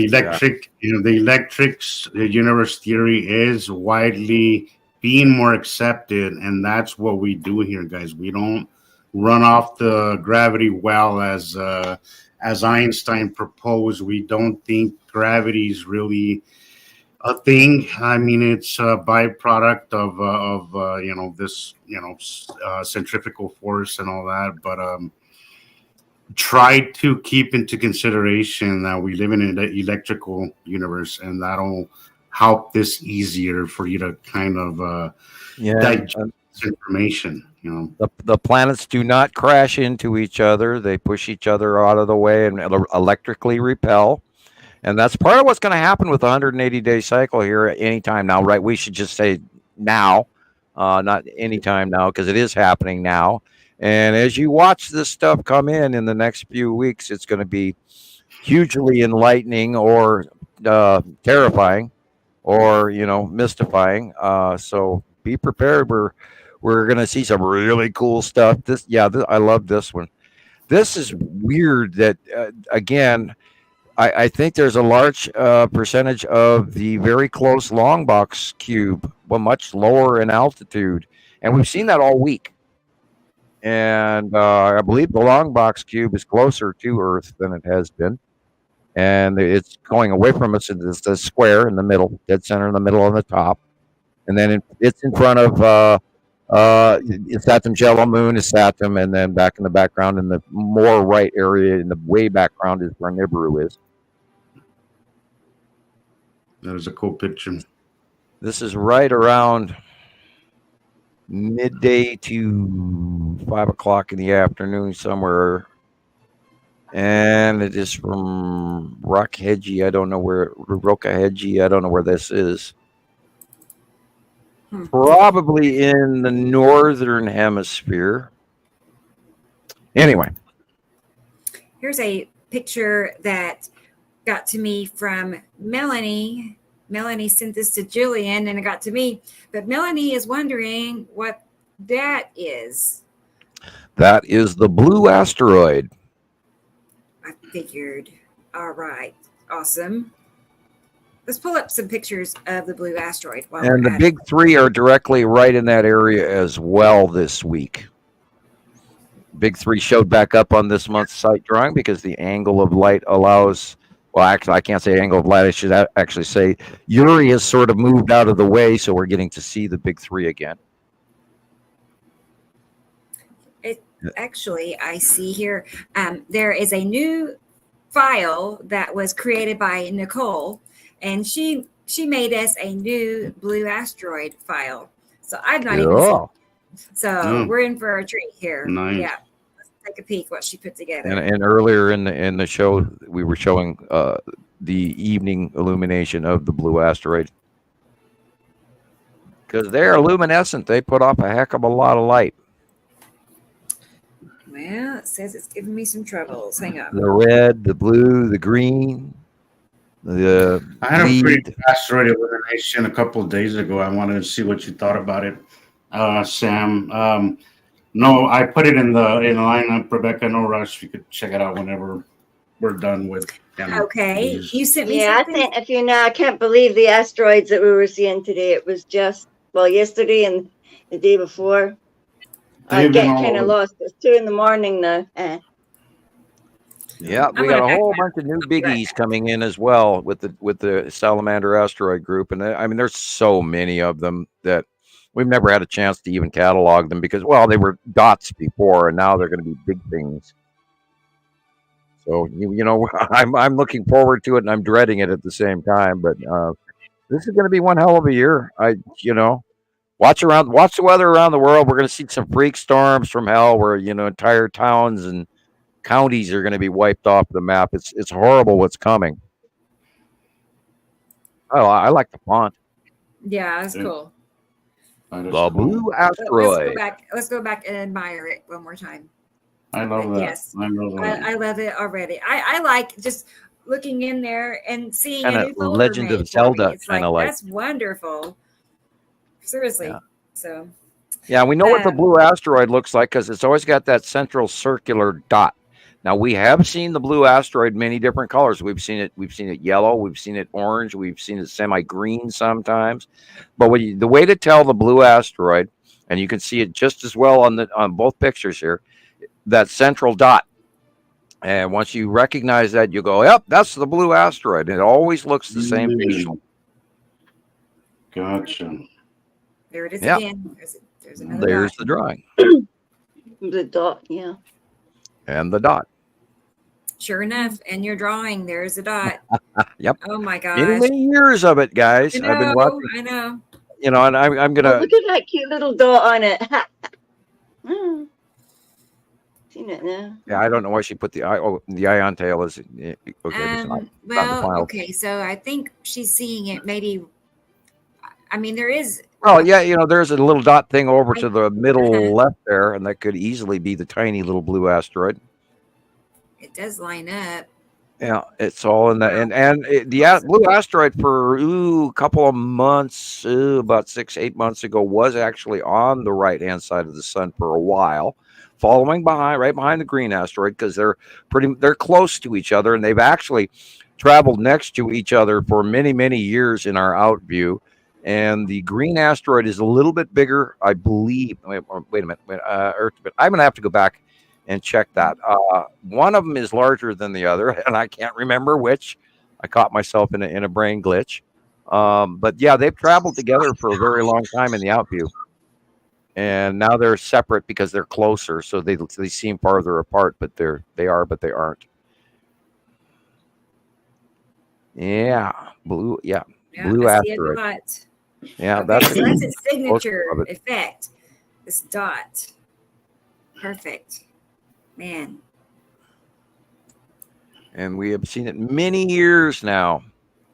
And that's why Montana Skywatcher and Nibiru Followers Anonymous and the Citizen Science Project are so accurate, is because we have the time involved that no one else does. You will not find this information in a public forum from citizens anywhere else, because we took the years, numerous years, to culminate all of this information for you.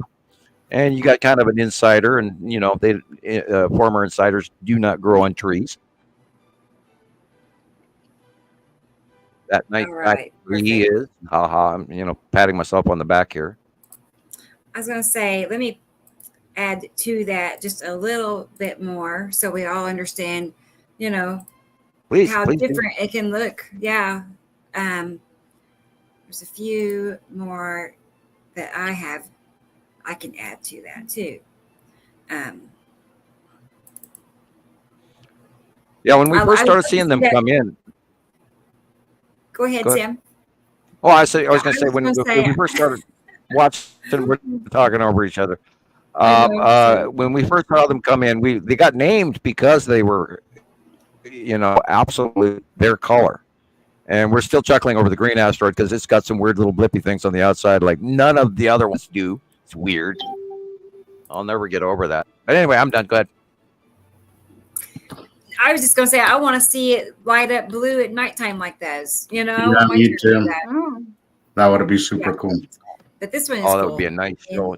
And give them, you know, and now it's a great reason for more people spending more time outside after dark and paying attention. Now you also have to remember that city lights can, you know, blind you or rob you of your sight. So try to that have the city lights blinding you. And this, of course, these are what we were saying earlier. There was a period of time where the blue asteroid was on the right-hand side of the sun. And within the last 2 months, it's been sighted regularly on the left-hand side of the sun and next to the sun and cutting in front of the sun. And of course, we take all of this into account with Montana Skywatcher because we get sightings every day. And this is what helps formulate my drawings as well as me seeing it in my head. And that's where it It sticks. looks And then this huge. is how I'm able to do what I do. Yeah, it is pretty big on a close pass. But then all of this stuff is going over the top of us now in ways that we never saw it before. It's consistently the same color of blue, too. That was it on mine. Yeah, Okay. yeah. And the green So always cool. stays the same green. And the red is always a really Yeah. intense blood red. Yeah, And- you can't check it off to you know, sky phenomenon or anything like that. It's the same thing, guys, over and over. So yeah. So Iceman wants to know if Isatum co-orbits Nibiru. No, Saturn is much smaller. and it's in the orbit model. Model has Saru, Yuri, Atu, Nepesity, and Matim on one arm of the orbit, and on the other arm of the orbit, like you would look at it as a 2-armed octopus. Nibiru and Saturn are on the other arm, as well as Nibiru's 2 moons. It has 2 moons, Nana and Amelstaru, and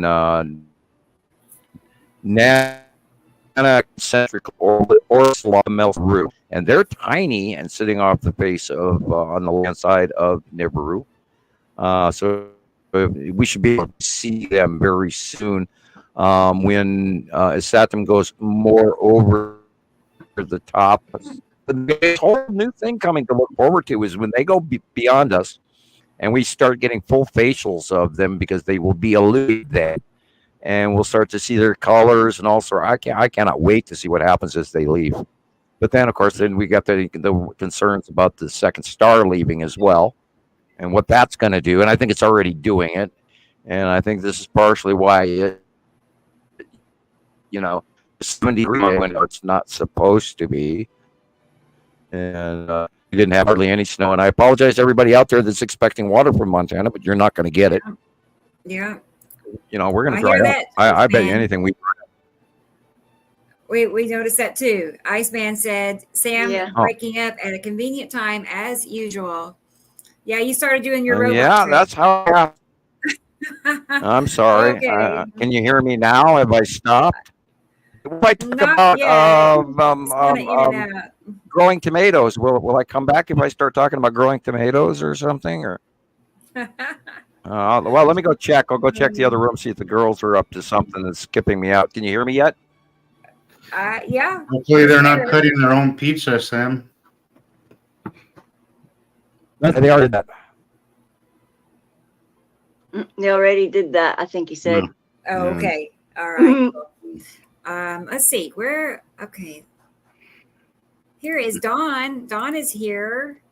Hi, Dawn. He says, I love all this info, guys. Thank you so much. Oh, you're the Phoenix Scottsdale. Okay. I remember seeing that location. So we got Phoenix and Scottsdale. Nice. Nice. I've never Hopefully been there I'm done breaking up. I travel. Scottsdale is beautiful. I have family in Arizona. I lived in Arizona for some time. But Scottsdale is in Arizona. It's hot, but it's beautiful. Okay. I was offered a hotel job there once. Mexico. I want to go where Jesus is. I want to go to that part of the country. I've never been to that area, and the pictures are gorgeous there. It makes for a great sky watching area. It absolutely does. It's high elevation plains, so it's great for sky watching. Have I you're way down there, Rebecca? Like you're I think you're what did I see that you're like almost at sea level in Oklahoma. Yeah. You're way down lower than you would think it is. So yeah, it's confusing here as well. I can't tell if Inverness is higher than us, or if we're higher than Inverness, or lower, or what it is, because it's kind of cute.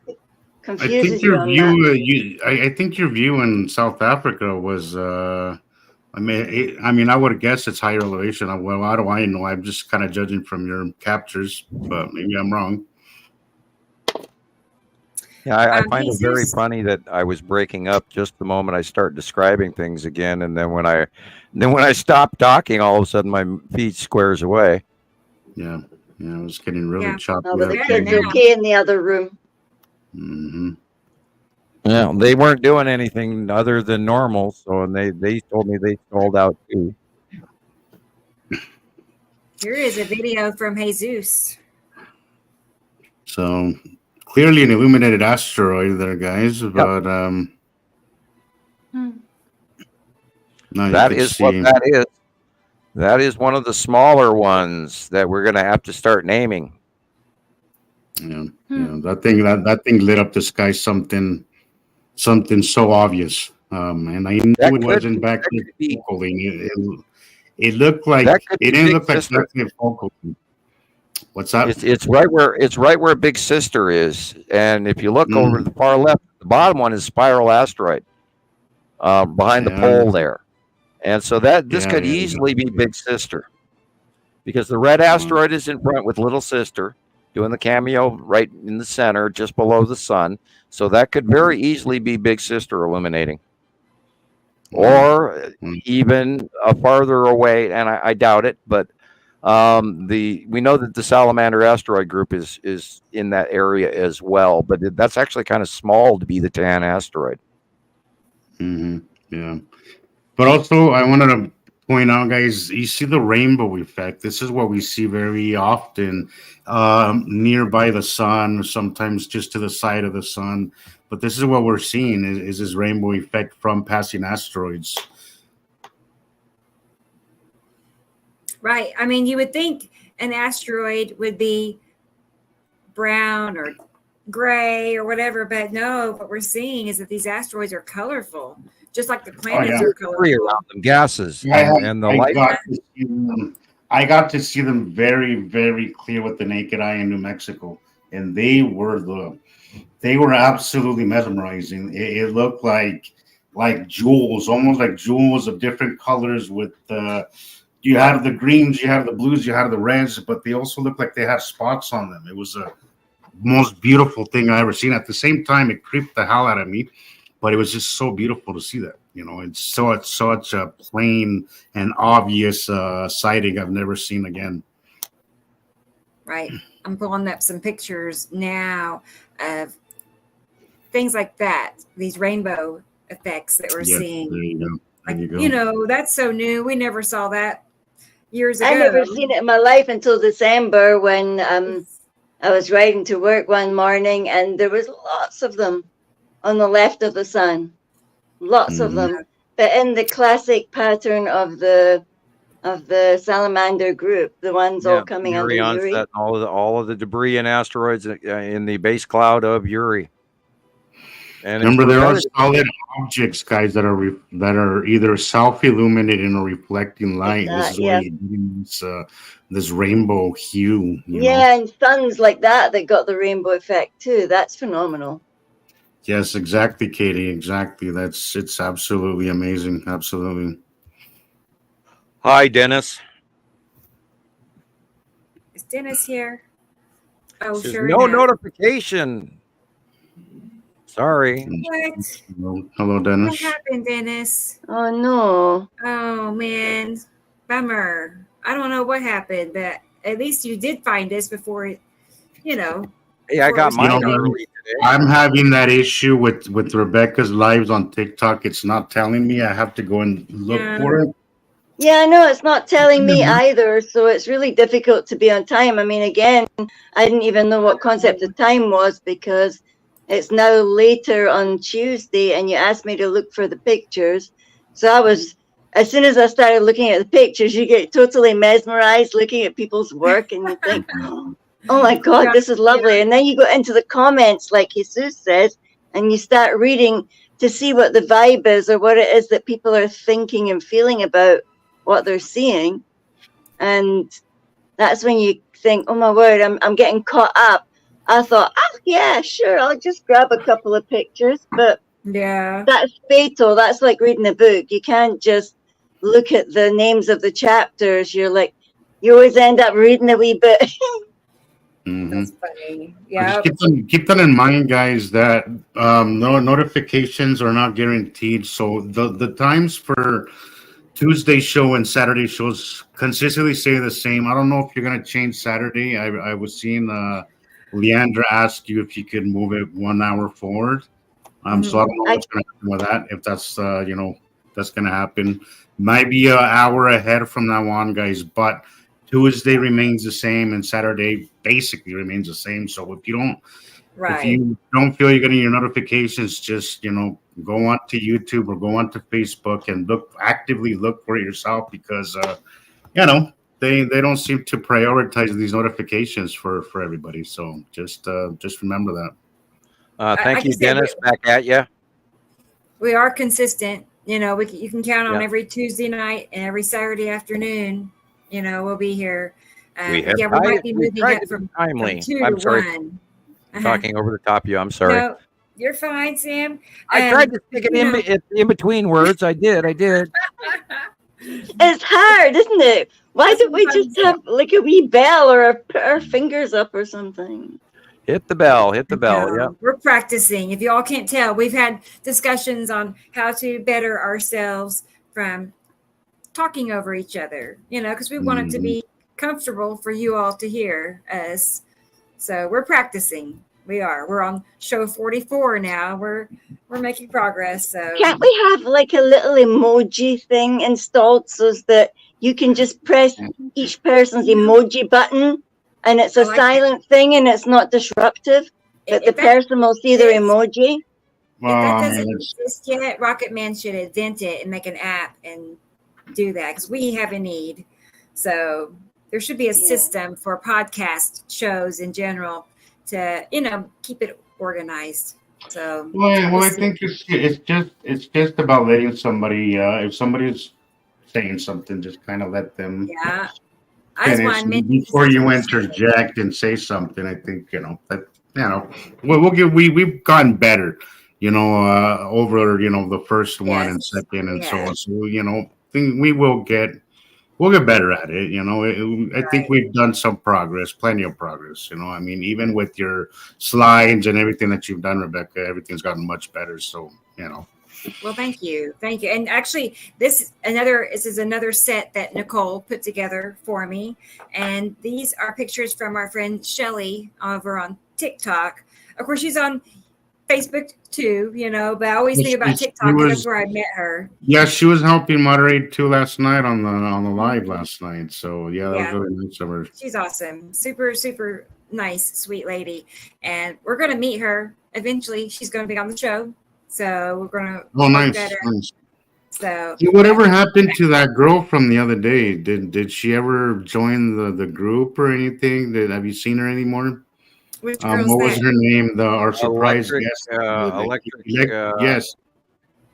What was it? Electric. What was the other name? Electric Lotus, was it? Electric Lotus. Right. I remember. And there's.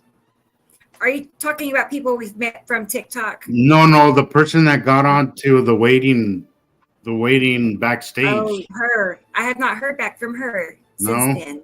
Yes. Yeah, I tried looking up her account, but there's like a million Electric Lotus, and none of them matched that picture that she had on there. So I couldn't find her. So, if you're listening to us, Electric Lotus, head on to Facebook, in the Beer Followers Anonymous or Montana Skywatchers too, and put in your to get accepted into the group and come and join the group and learn more. It'd be nice. Make sure you fill out the membership questions.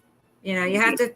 There's 3 questions, and you got to put a little bit of thought into it and fill it out, because if you don't, it looks like it's like a random bot request, and they get weeded out pretty fast. So if you have a hard time getting in, just reach out to me, Rebecca, Sam, Jillian, one of us, and PM us, and we'll make it happen. And I'm trying to find Melanie. I'll find you. I'm looking now into I'll pull you up by your name, but she wants me to see her pictures. I want to see her pictures. So we're going to connect here in a second. Yeah, I sent you the pictures. Oh, is that that was it? I got you now, that blue asteroid. Yeah, blue asteroid. Okay, well, good. Then we did do that. As far as I know, I'll check and make sure there's nothing else. But, that was a good picture. She sent really. 2, and it was a few minutes ago. So it'll be maybe about 15 minutes ago now. She's put it on the website too. It was this one here. Let's go back and just for everybody to remember. Yeah, it was that one. Okay, perfect. Neat. All right. Well, thank you. She says 2 more I found. She found 2 more. Okay, cool. Those streaks right there, guys, is very something to pay attention to. We often mistaken them by sea trails, and occasionally they are sea trails, but a lot of times they're just asteroids. Most times it's asteroids just whisping by, and you might catch a cool sighting of like this one, like the blue asteroid. So pull out your camera, start snapping away when you see this in the sky. And we know it's the blue asteroid because we've had 15, 20 sightings in the last 2 weeks on Skywatcher alone. And then there's a lot of other people that are getting it in their captures as well, and this unusual blue. And I saw it on a few of the alien sites and stuff, and they're going, "Oh, look at this! It's the mothership and all that." And I, have to type in, going, "Oh, excuse me, it's the blue asteroid."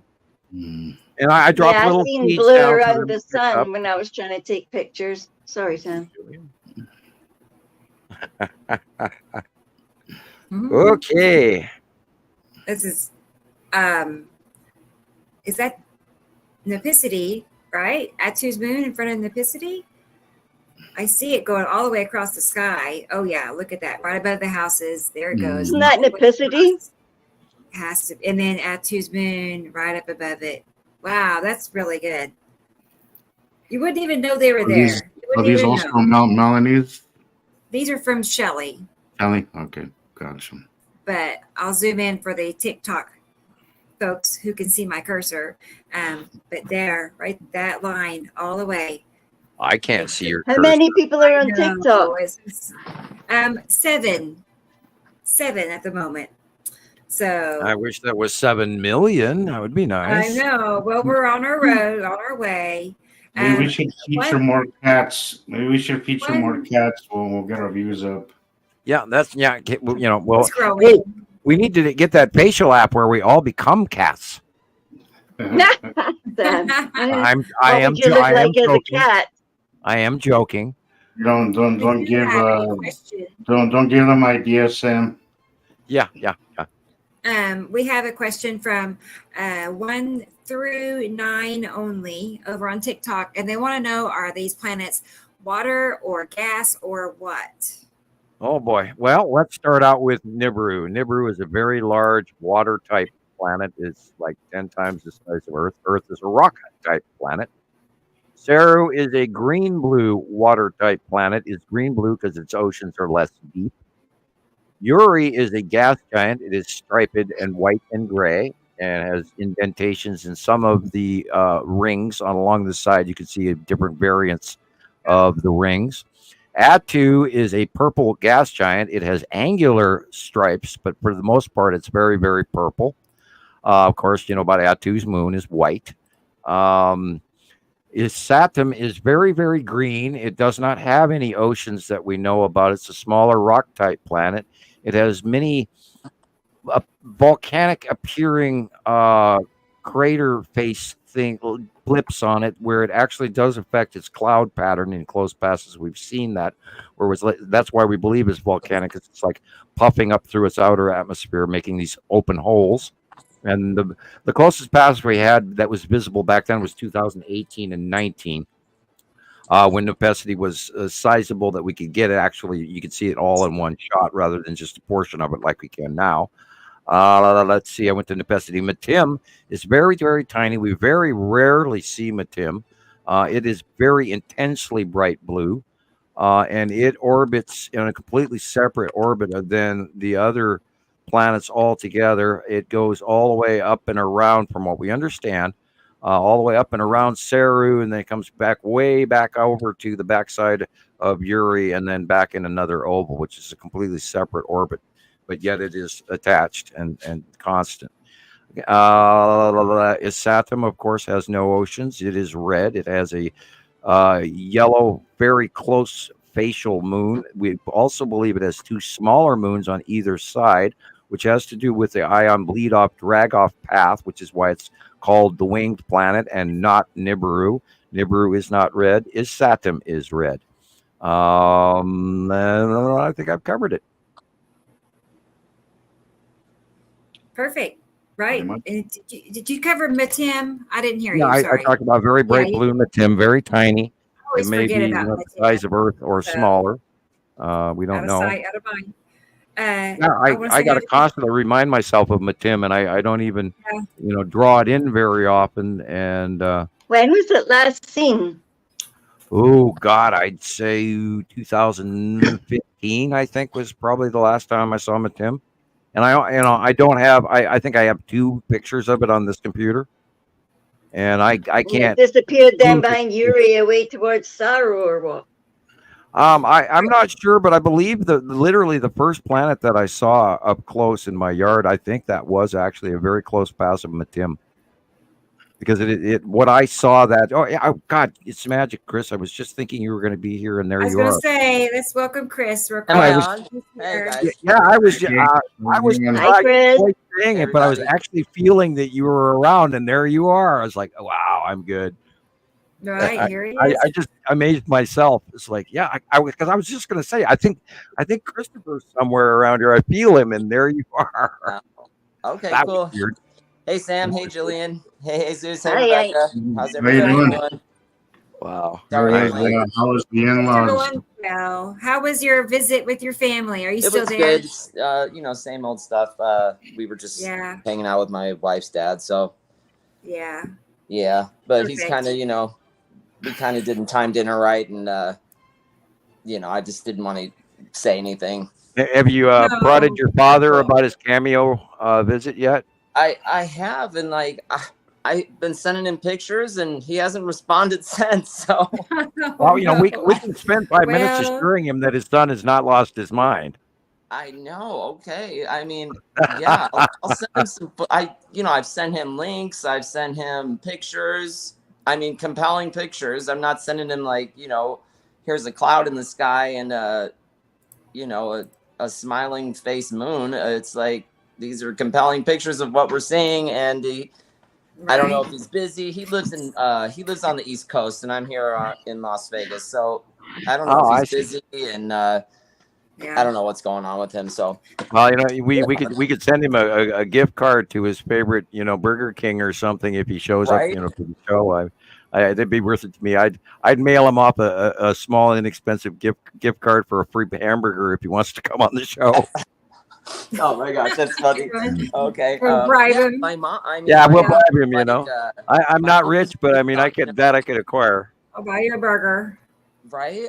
That's funny. And my mom lives in Tucson, so she's kind of getting on board with it now. And I think she took a picture the other day, and it was a good picture, but she's got half the backyard in there and half the sky, and it's a picture of a rake, and then I think some asteroids or maybe Atu's moon in there in the background somewhere. The world famous rake cluster. Right. Yeah. So I'll have to post that. It's kind of funny, actually. But at least she's trying, Thanks, Yeah, Mom. Excellent, wonderful. Tell her thank you for her efforts. Right? Yeah. We're on board with her learning. And we'll she's take time with him. She's she's open to it. So we'll Cool, see. cool. We'll see how far she Mothers are usually more open to our craziness than our fathers. right? Yeah. But my dad's a philosophy professor, right? Critical thinking. That's why I want him on.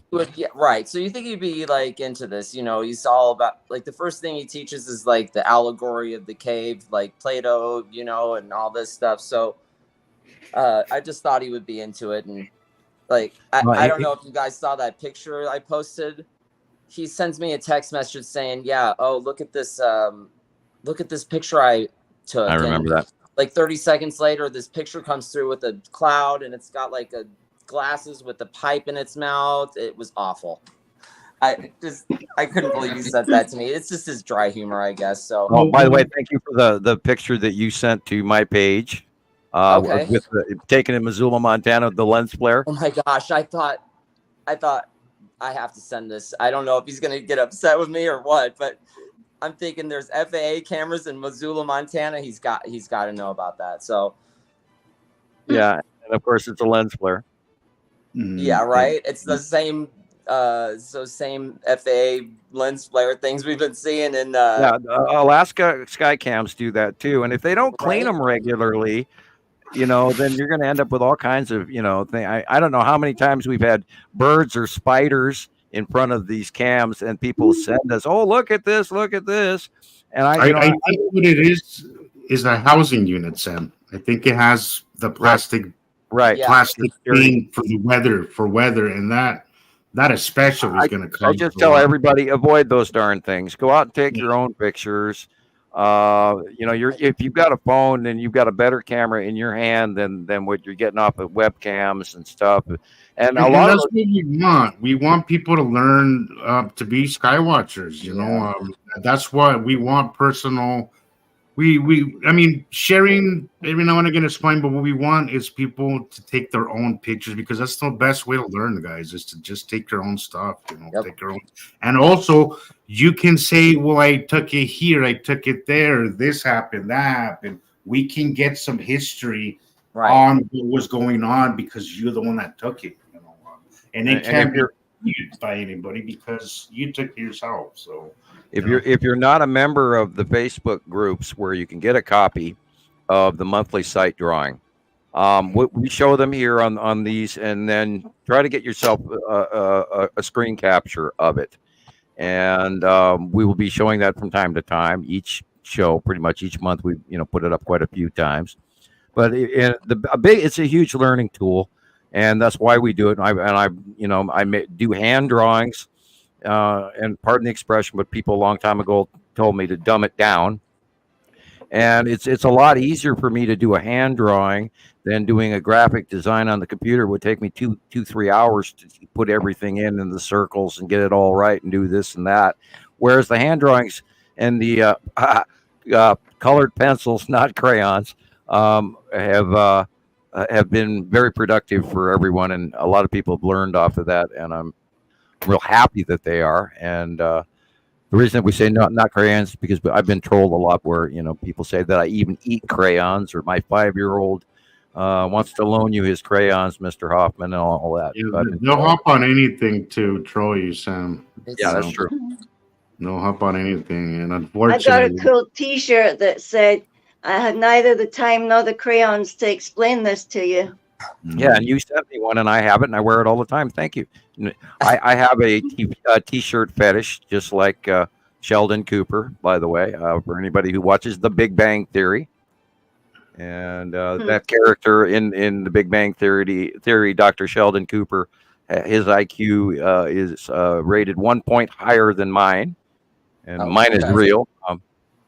And you can look that up. I'm not going to hand that number out, but yeah, he has 1 point higher in the show. His character has a 1 point higher IQ than mine, and mine is government rated. So, and then when they told me about it, I just sort of kind of ignored it and went, "Oh, okay."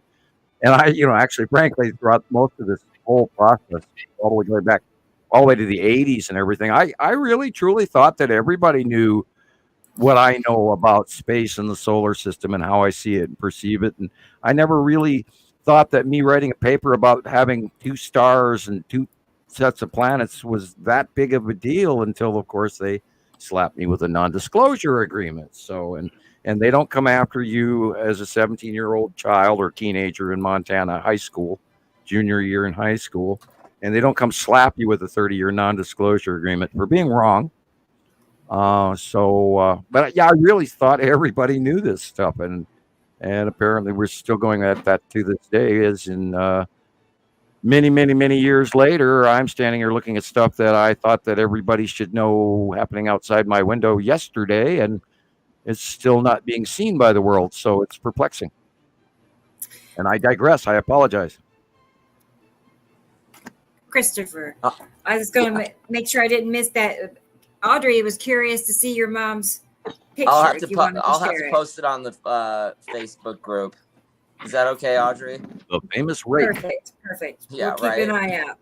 We'll keep an eye out for it. And Melanie, I'll send it to you personally too if you want to see it. Okay. And then Melanie said to check my mail, and I've been looking, Melanie. Is it on the Gmail? I'm assuming Gmail. Or is it my Messenger? Because I'm not seeing it from either one. So, but we'll find it. We will find it. And also, now that Nicole is going to be helping me with, getting pictures added to the show, really what we want to do is have people start sending me pictures days before the show. And let's say try to get them in 24 hours before the next show, and that way we can guarantee, that your picture will be up and ready to share. And then anything coming in after that is a maybe. We'll try, but it's best if we could start sending them early. And that way we can formulate the topic of our shows as well, and we will have a better place to put them in a segmented group, and that way we can have everything at the same time rather than having to go back. Our email address, and this might be changing. I don't know. We might set up a new one that Nicole can access. We're still figuring things out, but anyway, for now, if you want to send us a picture, it's skypics4sam@gmail.com. Gmail. Okay. Yeah. Perfect. So we're getting our systems figured out, Right. Yeah. Okay. So what we have next? First, I want to show you some pictures. Oh, go ahead. Real fast. A quick suggestion.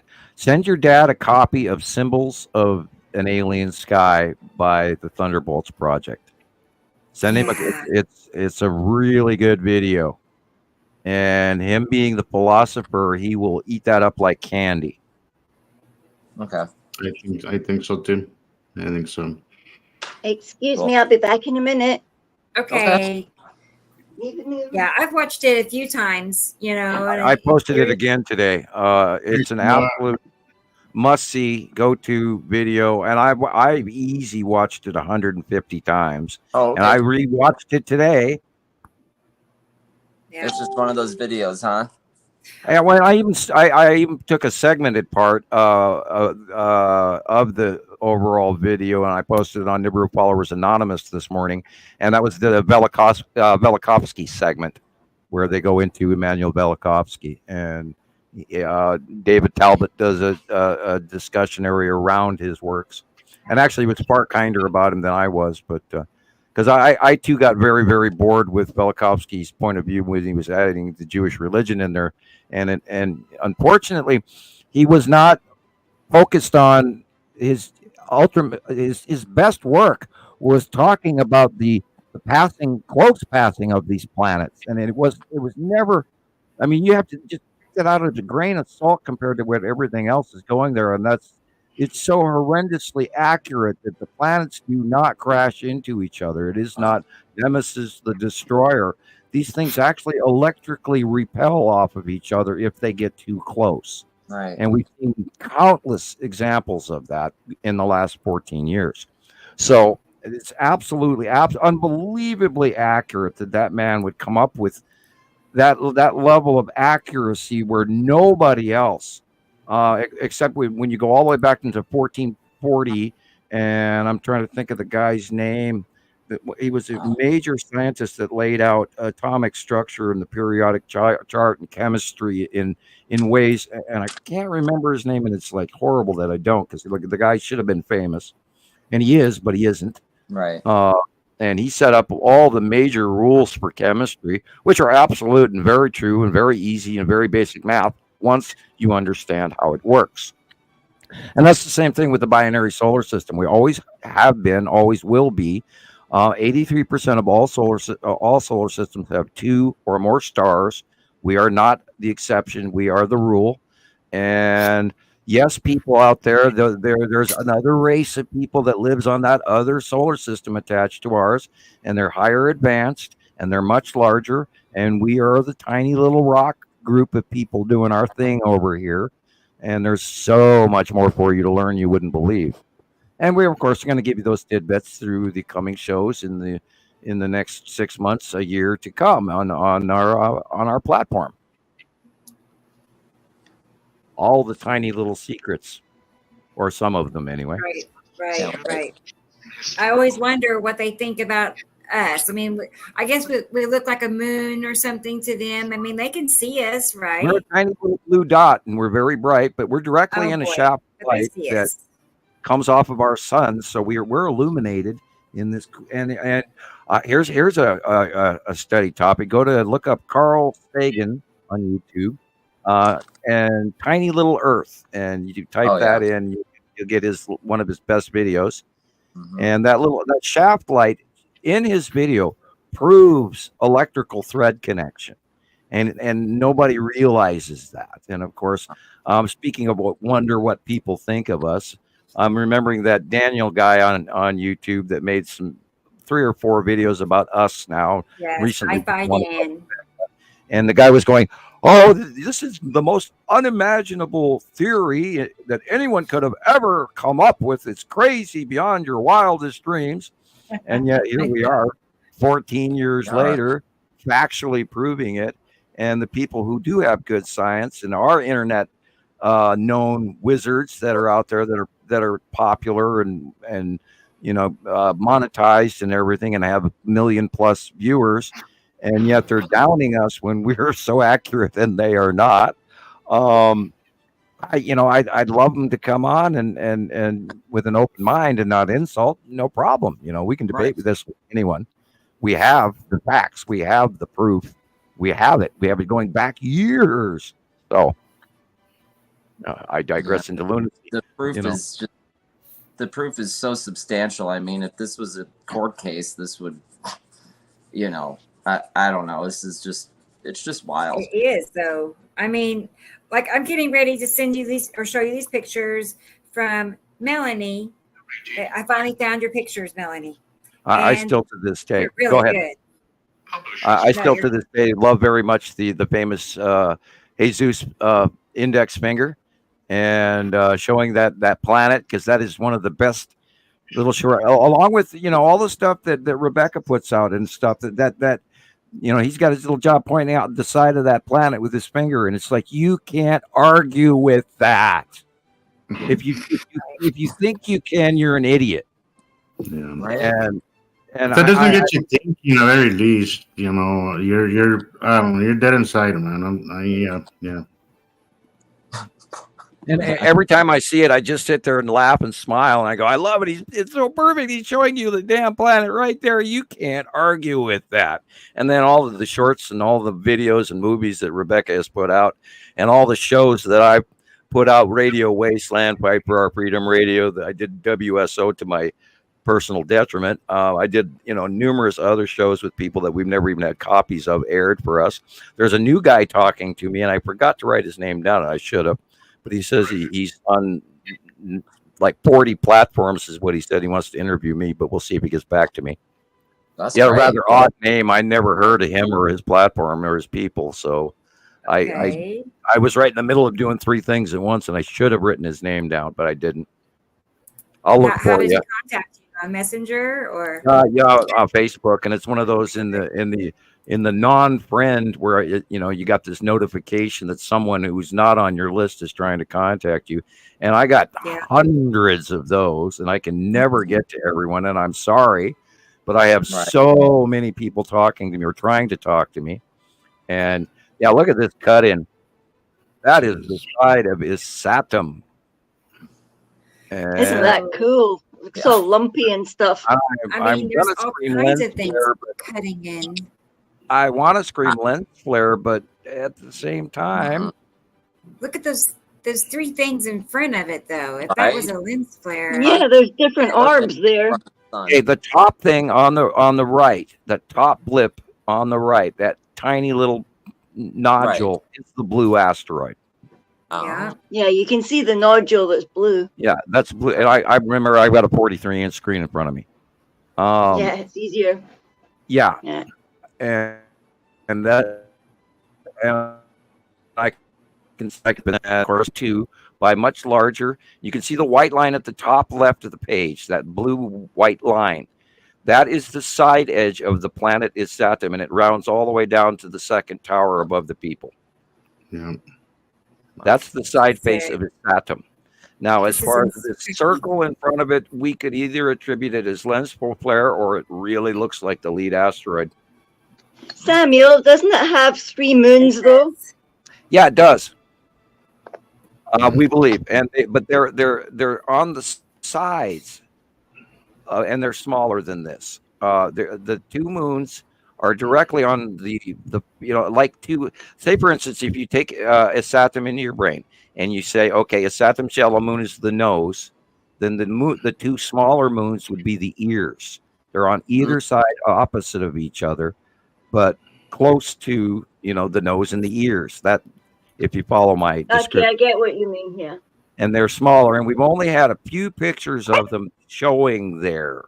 So we've never been able to absolutely attribute, because we never had any close-ups of them, because this is the closest Desatum has ever been to us. Wow. The early year pictures, 2013, 14, 15, 16, she was close, but she was literally the size of a basketball if you held it out in your hand. And then it went away from us, and then higher up in the sky on the left-hand side in 17, and then over the top of the sun in 2018, and then way back into the right-hand side, along with Nibiru going way back in the right-hand side in 2019. And that's when Nibiru and his Saturn Shalamoon started coming back towards us, was the early 2019, and then started getting bigger and bigger and bigger. And that's when I had the field day with my drawings, knowing that I was absolutely accurate, because I started drawing in the ion tail of the Saturn, and then it got bigger, and then it got bigger, and I'm just like chuckling away, going, "I'm accurate. I'm number one." And I was, arrogant and silly, and and you got to watch out. But it's a great feeling every time I match a sighting with your drawing. I'm just like, wow, it's great. Even coming from me, that I'm not even the one drawing it. Right. I'm like, this is awesome. It's really cool. Yeah. I've been waiting for something to pop up like your last drawing, where it has Saturn's yellow moon, the cloud thing that connects to his Saturn more straight across, like the video that Rebecca just posted recently. I was waiting for that, and then it just came out recently. So we're also seeing it where it's going past as the day gets to sunset. It is now moving into, as the sun is setting in the west, and so the Saturn's yellow moon and the Saturn will be in the northwest sky, followed by the north skies, followed by going over the top of our heads towards the east as it gets darker at night. And that's why I was really surprised that I saw stars today, or last night, very early. I got up really early in the morning.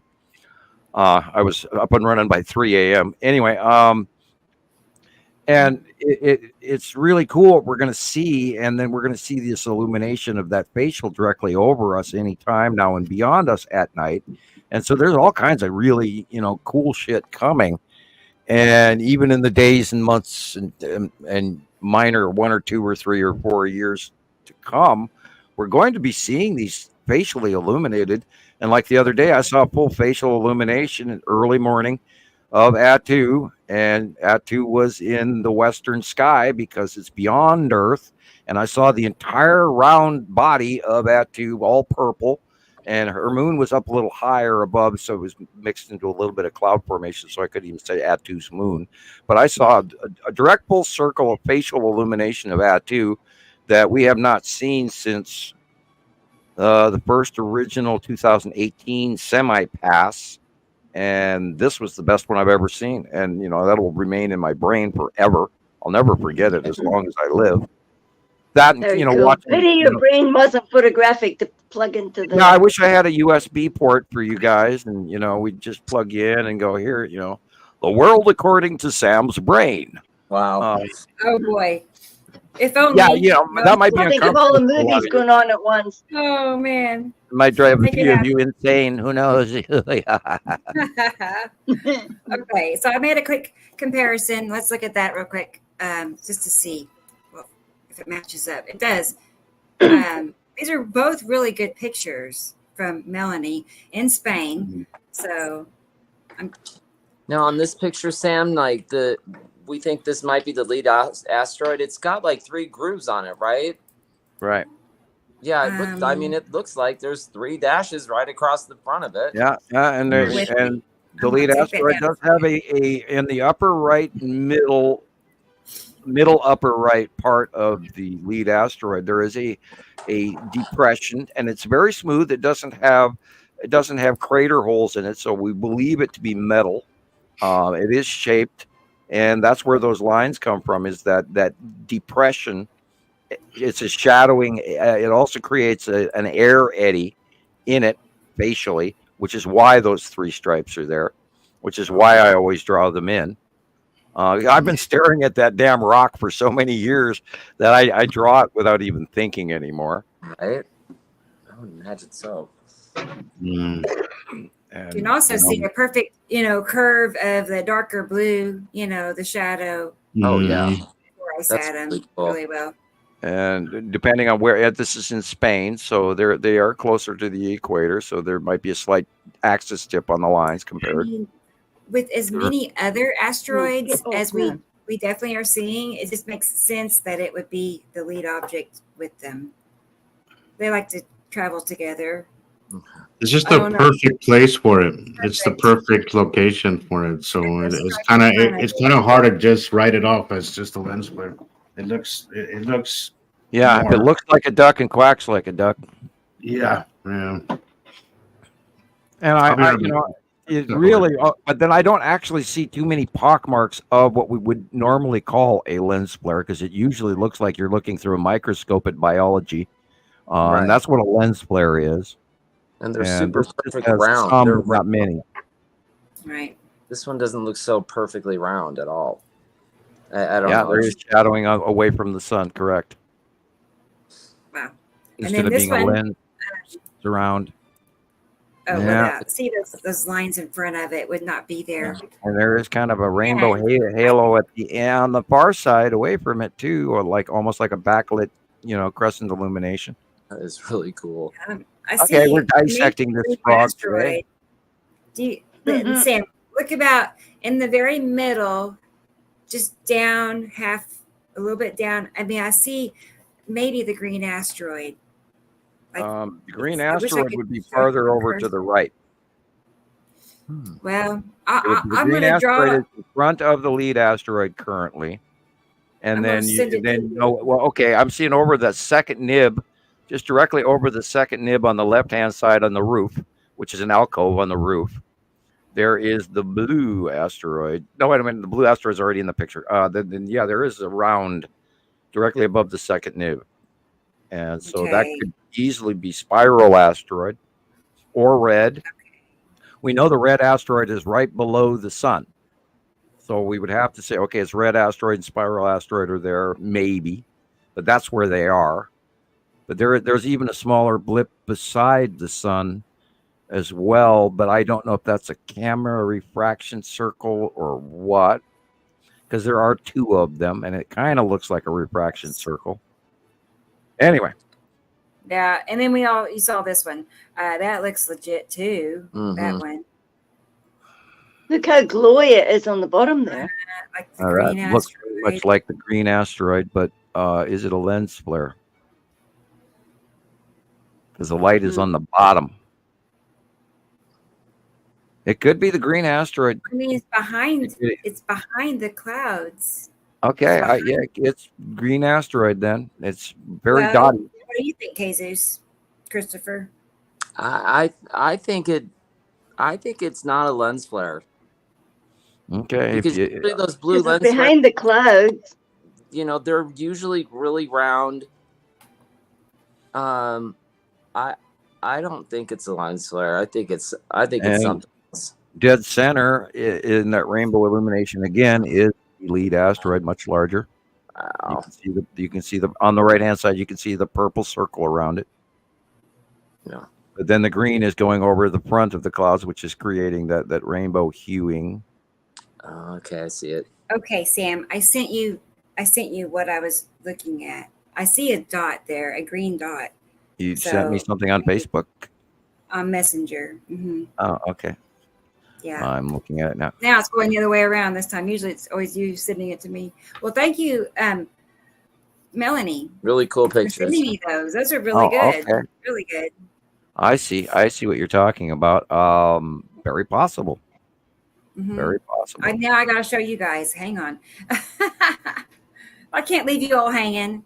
Right Yeah. So- Yeah, what is that Yeah, picture I they're know. talking about? Hmm. I know it's a secret picture. That's Yeah. just to see if we're Talking still behind the awake. behind my back. I'm looking Oh, at something on the CST. Oh, I just got a video from from Rocket Man.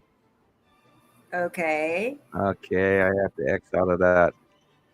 Uh, you know, he was saying he was going to go do some work, right? Yeah. Yeah, you should see what it's for those of you who are on CSP, which is Citizen Science Project Facebook, which is a private group.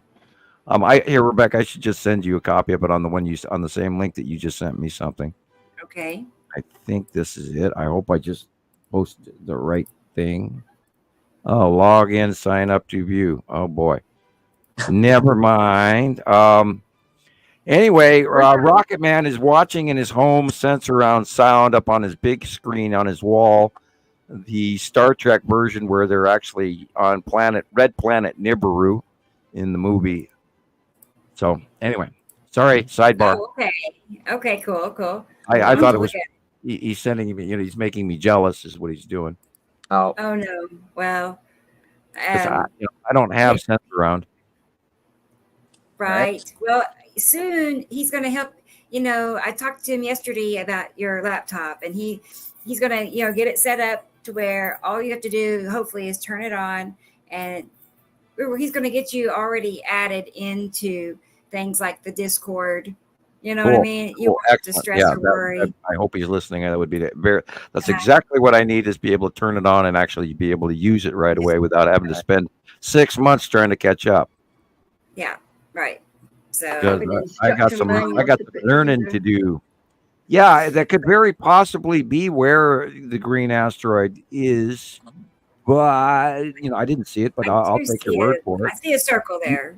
There are times that you see stuff that I do not see, and then I look at your work and I go, God, she's right. And you do. There are times you get stuff that I miss, and I'm quite proud of you. Oh, thank you, Sam. You are an excellent student, and now becoming the teacher. So, yeah. Well, it's only because you've been so patient with me. Really. Well, I try with so many people over the years. Mistakes. Yeah. And you took the ball and ran with it. So here we are. Cool. I'm happy. We have all managed to put this together. And now it's Christopher's turn to pick up his level of his science and run with it, and then we can tease his parents and go, oh, look what a wonderful boy you've created. Yeah, that's cool. I know, and he's doing super duper good, better than most new members by far. Like Sam was talking about you the other day, Chris, and bragging about you. Were your ears ringing? Yeah, probably. Such a compliment. Thank you so much. I guess I just have a little extra time sometimes to do this, so that's all. That's all I pretty much have done is taken the information and I've used it, and I've gone outside and I pay attention when I think I'm seeing something, or even today, like there were no clouds in the sky, but you could see something was going on with the sun, and it's not normal. It's just not normal, and I knew something was up with something, and I had no clue this was gonna be the outcome. But after you do this, for a while, and you get some hours behind your belt, you start to really see that this is not a joke at all. This is just, sometimes it's too much. And, it's crazy, insane, cool. I love every second of it, and I'm just like jaw-droppingly going, "Oh my god!" Yeah, and so before I came on, I saw you guys were talking about asteroids and stuff, so I sent a couple pictures to you. Yeah, I'm working on them right this minute, actually. So perfect. One picture, I don't know what the hell. Excuse me, I don't know what it is. So it's like this ball, blue ball. But it's wrapped in this like cloud that's like it's like spun around this cloud, and the sun is like spilling its light into it. It's just the weirdest thing.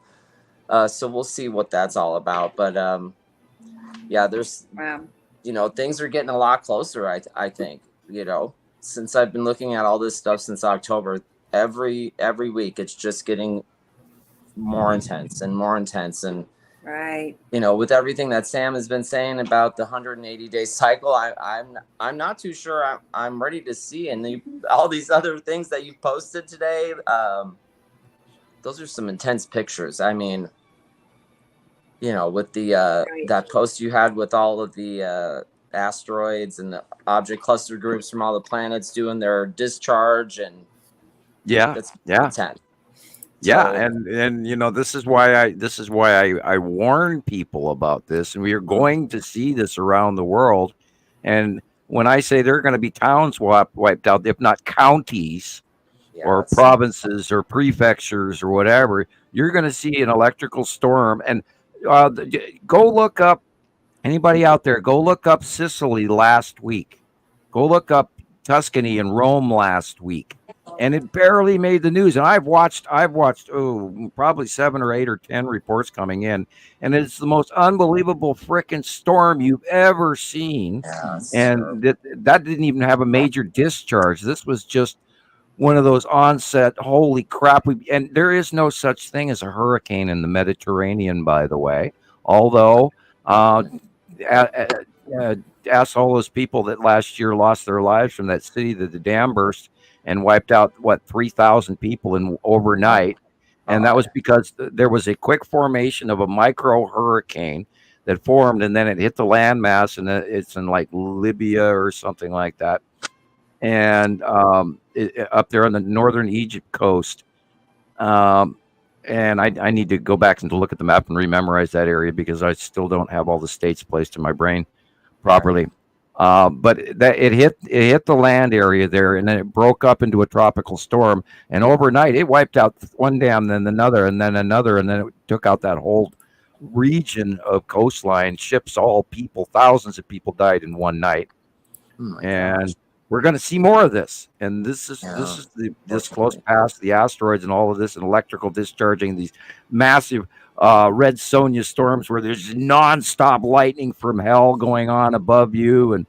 And Rebecca, even on last week's show, posted this lightning storm that she doesn't even hear the thunder from, and because it's up in space. And that's going to be that now, as of now, it is the 19th. Officially, we call it like the 23rd, but I mean, that was just a sort of a ballpark figure in the beginning anyway. So right now is the beginning of the close pass of the 180-day cycle. We start from now all the way through till September, October, in a whole different ball game of close passes of these asteroids and electrical events and storms and all kinds of shit that's going to happen. And I cannot warn people enough how catastrophic these events are. And if you have a roof, you are lucky. And every day I sit there in my house and I think to myself every day, because we've gone through a couple of these storms. One went by here, and I ended up having to fix my roof, and I'm still fixing my roof. And from one of those that went by, and a storm you've never ever seen, and it's coming to many areas around the world this year. And it isn't going to be just one event; it's going to be dozens, hundreds. And we have to keep watching the skies, because when they say a supercell, look above it, look up higher. Is this a close planetary pass? Is it Nepacity again? Is it Attu? Is it Uri? Is it the asteroids? And when you see the discharging, and remember, purple lightning comes from way, way, way up there. Now, we never had purple lightning before 10 years ago, although they would have you assume that we do or did. Right. And you never used to be such a thing. The discharge is from, and some of the blue lightning is from the planetary and asteroid discharging. Here's a great example of Attu and Attu's moon. Now Jesus remembers this clearly, because he really got on board with Attu's moon close pass. And you see this, and the magnitude of what a close passing planet looks like. Was incredible. You'll never forget it as long as you live, once you identify what's going on. It's insane.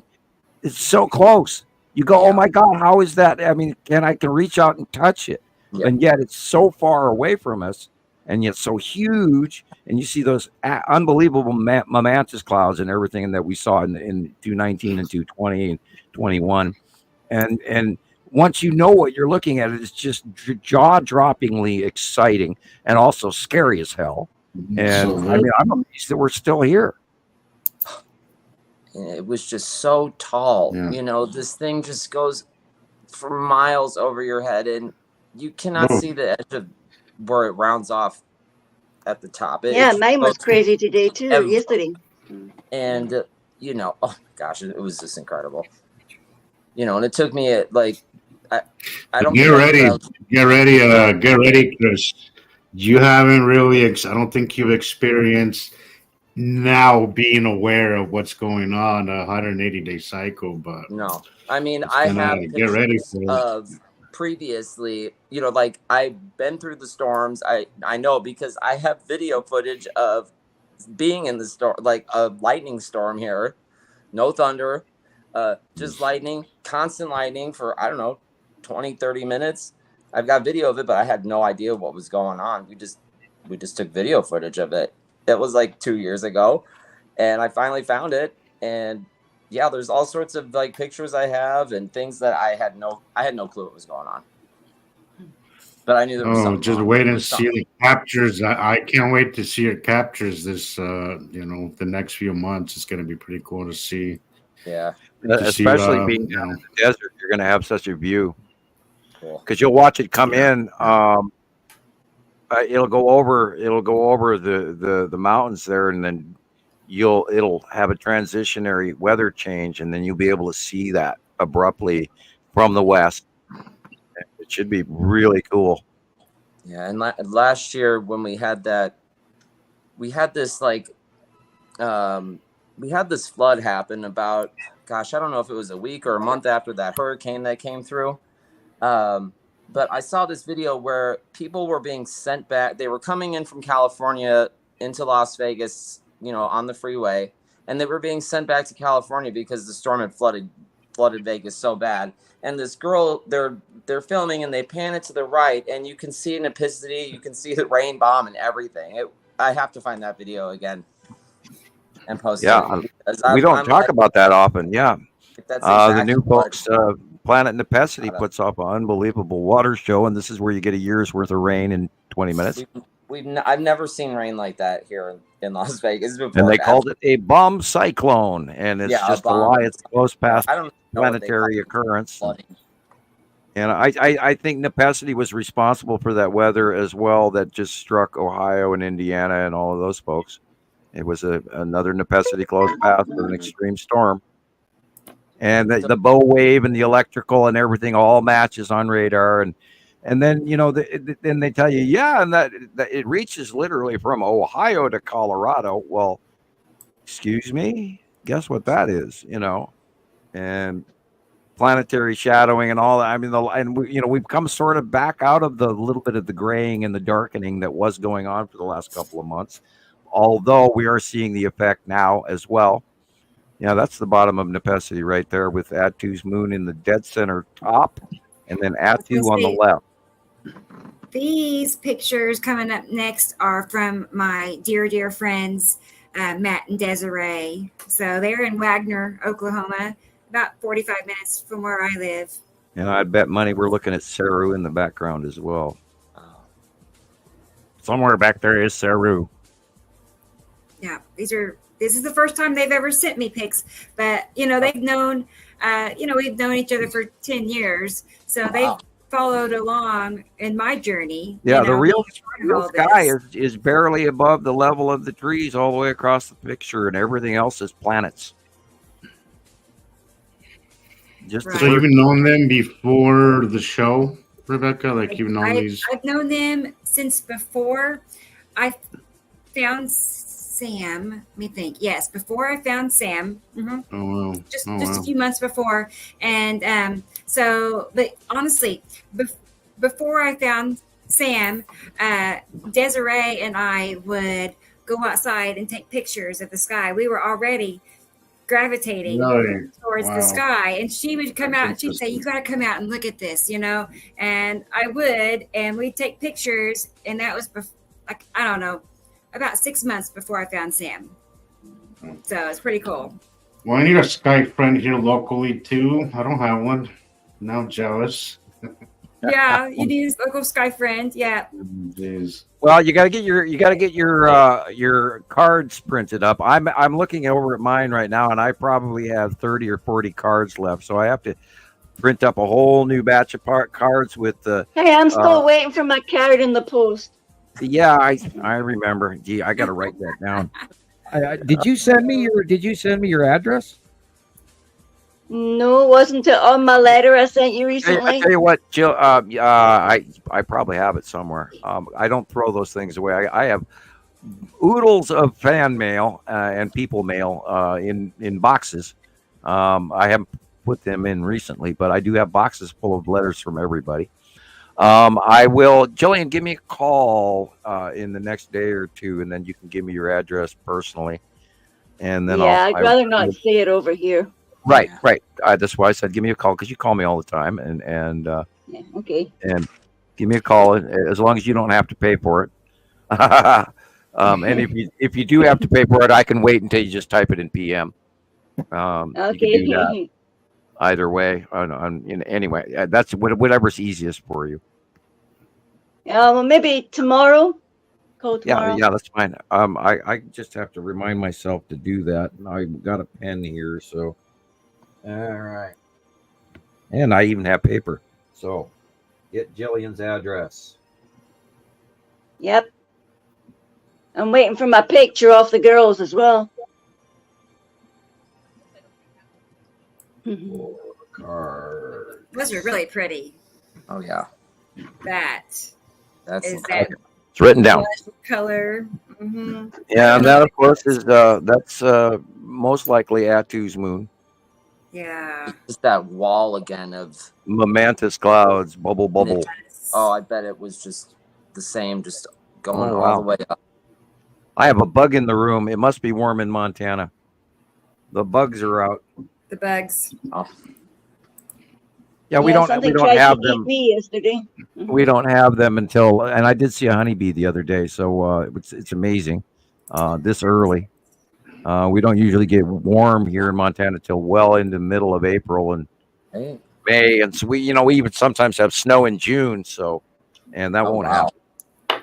Yeah, it's rare, but it does happen, and Sure. so I got to include that in the information as well. We had 70 degrees today, and I just went, what?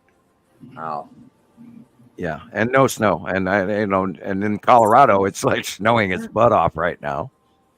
So our weather got robbed, and we're going to get a cold blip coming in from Canada, middle to end of the week, and that's when everybody else's weather is going to change again. And currently, the jet stream is coming up out of the Arctic and going down over the top of Minnesota, arcing into Chicago and Pennsylvania, and then hooking back up through Maine, and then going out into the Atlantic, and then it heads over to Jillian.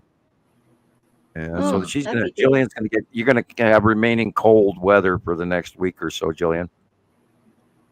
I don't know if you guys talked about it already, but did you see the footage of Texas and Arkansas with the hail, the baseball size hail? Yeah, I was talking about that I before had you that. got here. Let's pull up our videos that we have for some current events, and it's mixed in this clip. Yeah, there was a lot of people that lost their car windshields and damage and roofs and tiles, and the same thing happened in China last week. Yeah. And like I said, that thing that went off in Sicily and Spain. Yeah, look at that. Can you imagine looking out your basement window? No. No. You know how lucky they are that window has not broken. If that window had broken from the pressure, they would be not in that basement anymore.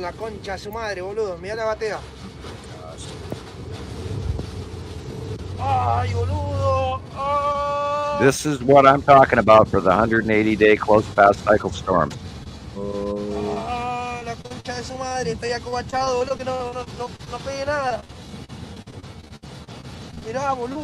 That looks like the storm I caught in Mexico when I was mesmerized as my ex-wife was freaking out, and she got really angry at me for that.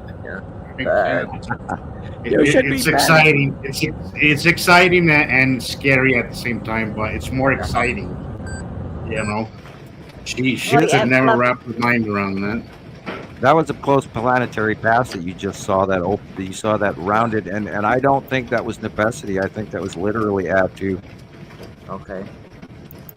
And this is part of the 180-day cycle. Is very close proximity of Atu, but it's directly over us now.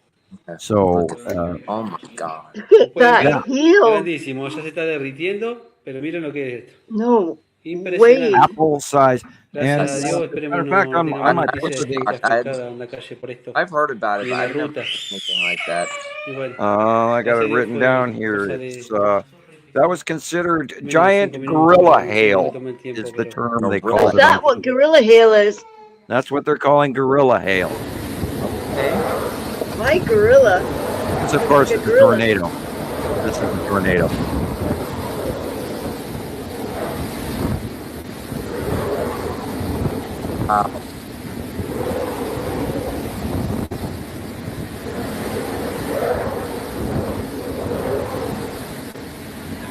No, that's down mental. everywhere.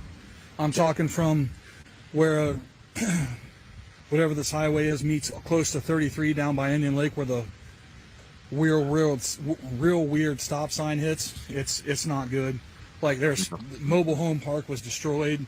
Yeah. There's literally trees. And they're calling for hail like that again on I mean, Wednesday it's straight out like that stuff out of Twister. over Arkansas and One Louisiana. lady's So if house, you're I there, go be to kick careful. the door down in to check on her because they were worried that an older lady was there. I go in the house, man. Luckily, she wasn't there, but her whole house is demolished. Wedding pictures, graduation stuff, all this stuff's down. Like, this is outside my girlfriend's place. You really can't And see that it might off, not but be a bad thing to bring up as well. It's not good. If you have household Literally, the tornado records grabbed or my documents fiance's or a car, threw it safe up against the deck. and family albums and things Trees. like that that you would miss if you got your roof ripped off. Rethink about where you store those things right now. Store them in plastic, yeah. Package them up into a bug out package or even extra cardboard boxes with tape and packing material so that you can grab it quickly and leave if you have to. I tell people I've always stored all my camping gear in one pile now. It's not all over the place. It's in I was one gonna say area. that one of your interviews, you mentioned that keep all things in one place. That way, you're not running around looking for stuff. Right. I back in 2013 thought we were in deep shit, and then we watched it happen, and then we were still here. So I've been preparing in different ways in my mind, trying to come up with what my kids would need, what we would need for toiletries, toothbrushes, that kind of thing. Fallon, Missouri. And you need to have a little extra hiding and ready to move. And look at all these poor cars, All of these thousands cars and are thousands of totaled. dollars worth of damage, All of them are totaled. Gosh. millions of dollars That's of why you damage. should park your car in your garage. Or if you don't have that, get those camping mattresses and cut out a couple of shapes for both windows. And when you park your car, put it up. Put little stickers, little suction cups to keep it in place on four corners. And that way you got some padding to protect. Look at that. I mean, there goes a $500 window. Yep. Look at that. Oh my gosh. That's if the car still works. Does the car still work after that? And the guy at the glass shop is singing and dancing. Right? Yeah, he's got a list as long as ever. Yeah, they got their work cut out for him for a month or two.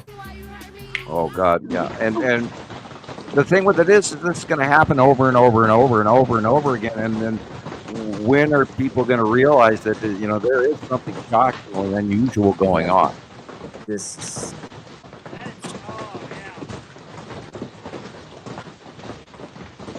Oh, please.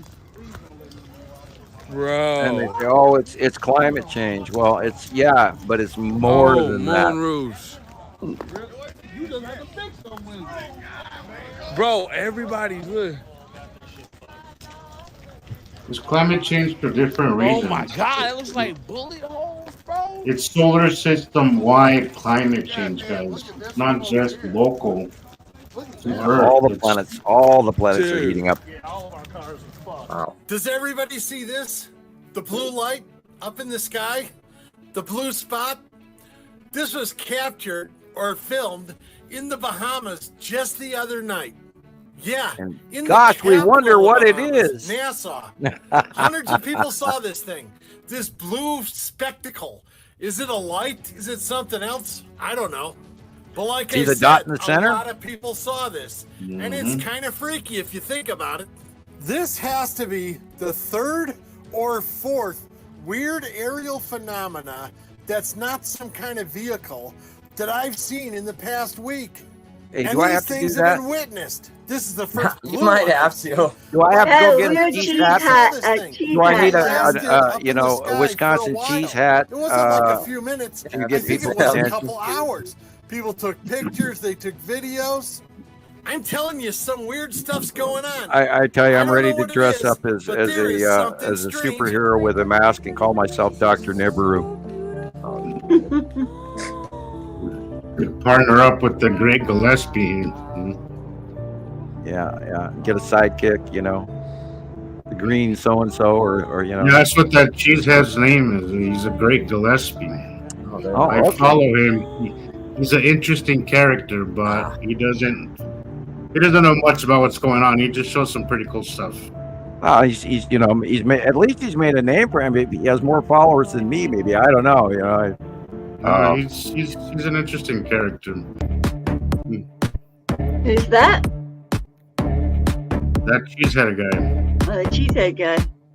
Yeah, His name, and Cheesehead his name is going to end up Cheesehead Guy. Yeah, people will remember him like that, not his real name. Flashing in the sky.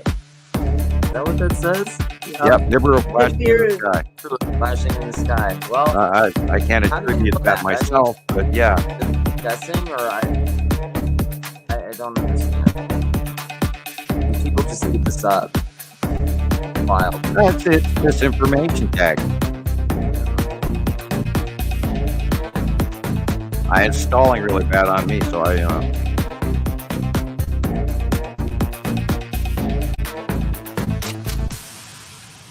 I really feel bad for people that don't know what's going on. I really do.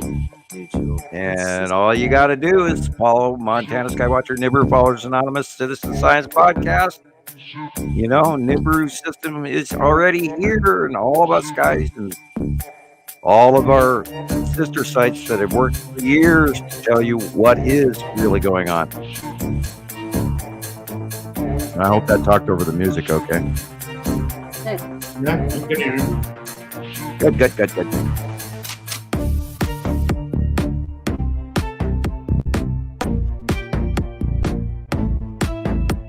That could be discharging going on up in space, off the asteroids quite easily. This stuff is very learnable, guys. You can put this together. You just got to get the right basis to understand. And we are that correct basis that you need to put this together. So that flickering must be the asteroids then. Yeah, we know that there's a whole bunch of colored asteroids up there, and this could be discharging between them. And then you've got a cloud system, snow, so it could quite easily be discharging of the asteroid. I can't think of anything that would make it that repetitive of flashing. You cannot attribute it to Nibiru flashing. I mean, sorry, that's No, Nibiru's not going to be a couple of flashing million that. miles away, and you can't attribute it to that. But of the system, yeah, it could be the asteroids discharging quite easily.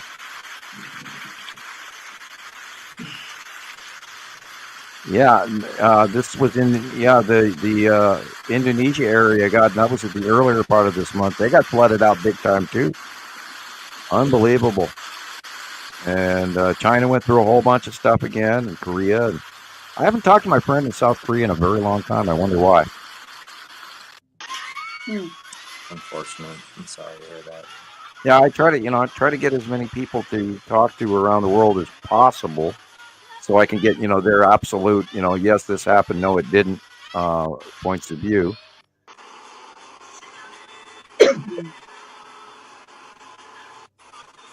Yeah, it's always a pity when people drop off.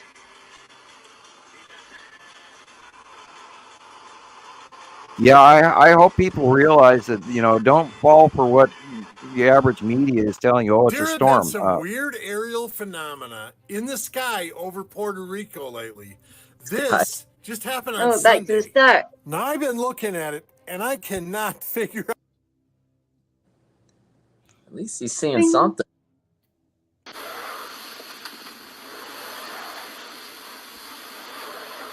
Thread reach between the body. Easy. Argentina.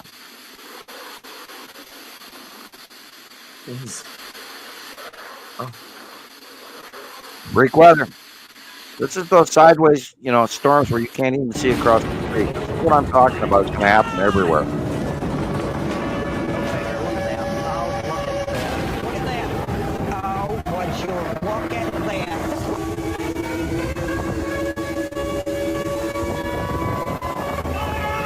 This was yesterday. Yeah, a friend sent me a picture of the morning sky. I sent it to Rebecca. Oh no, they're in the car. Oh God. Oh God. Yeah, it's no fun when you get glass explosion inside a car. Oh no. That's no good.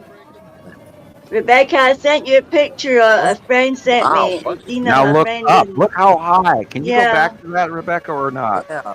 Yep. Oh. Whoa. Oh my God. Go back to the where they're showing the side edge of that planet. On this video? On this Yeah, part? you might have to play forward. I don't know how far you just Let went me back. back it up a little bit. I think you can just Sorry. play it. Here, yeah. Where it started. Where they look up. And they got this irons going and everything. Oh. I would bet you this is I know. more than just a hailstorm, ladies and gentlemen. I would bet you that this is a planetary pass. Oh. When they look up, right there, Yeah. look at what that. is above that, all the way to the top. It goes beyond view. This is not a normal supercell. No. Look at that. Oh wow. This is the bottom.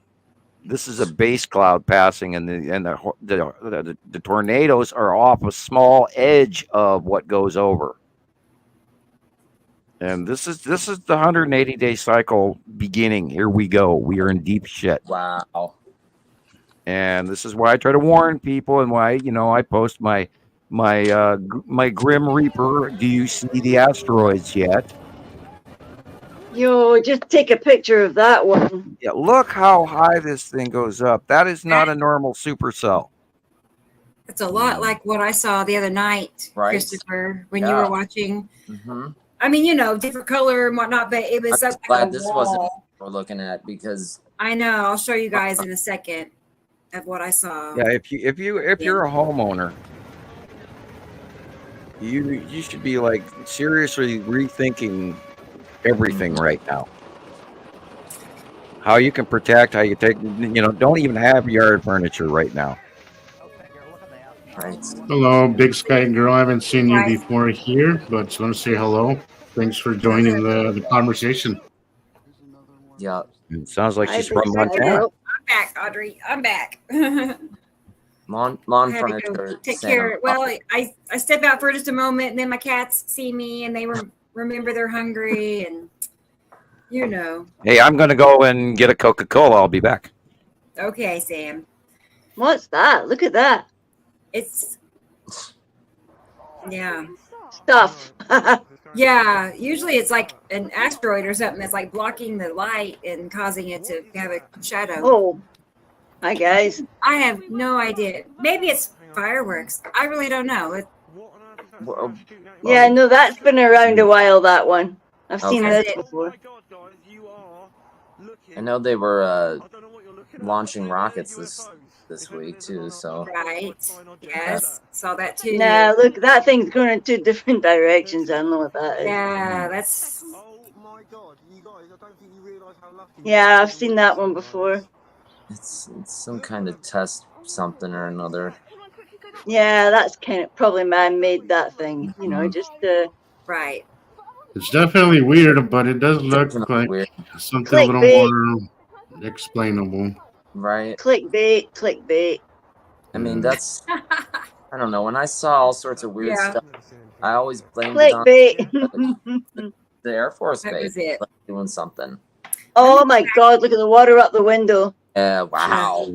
Oh, Don't open God. that window, anyone. Out. Get out now. I'm gonna go back and get my video from last week, just to, look at these clouds that just go up as far as you can. It's like a big wall. It's not like a regular cloud. Let me find it here.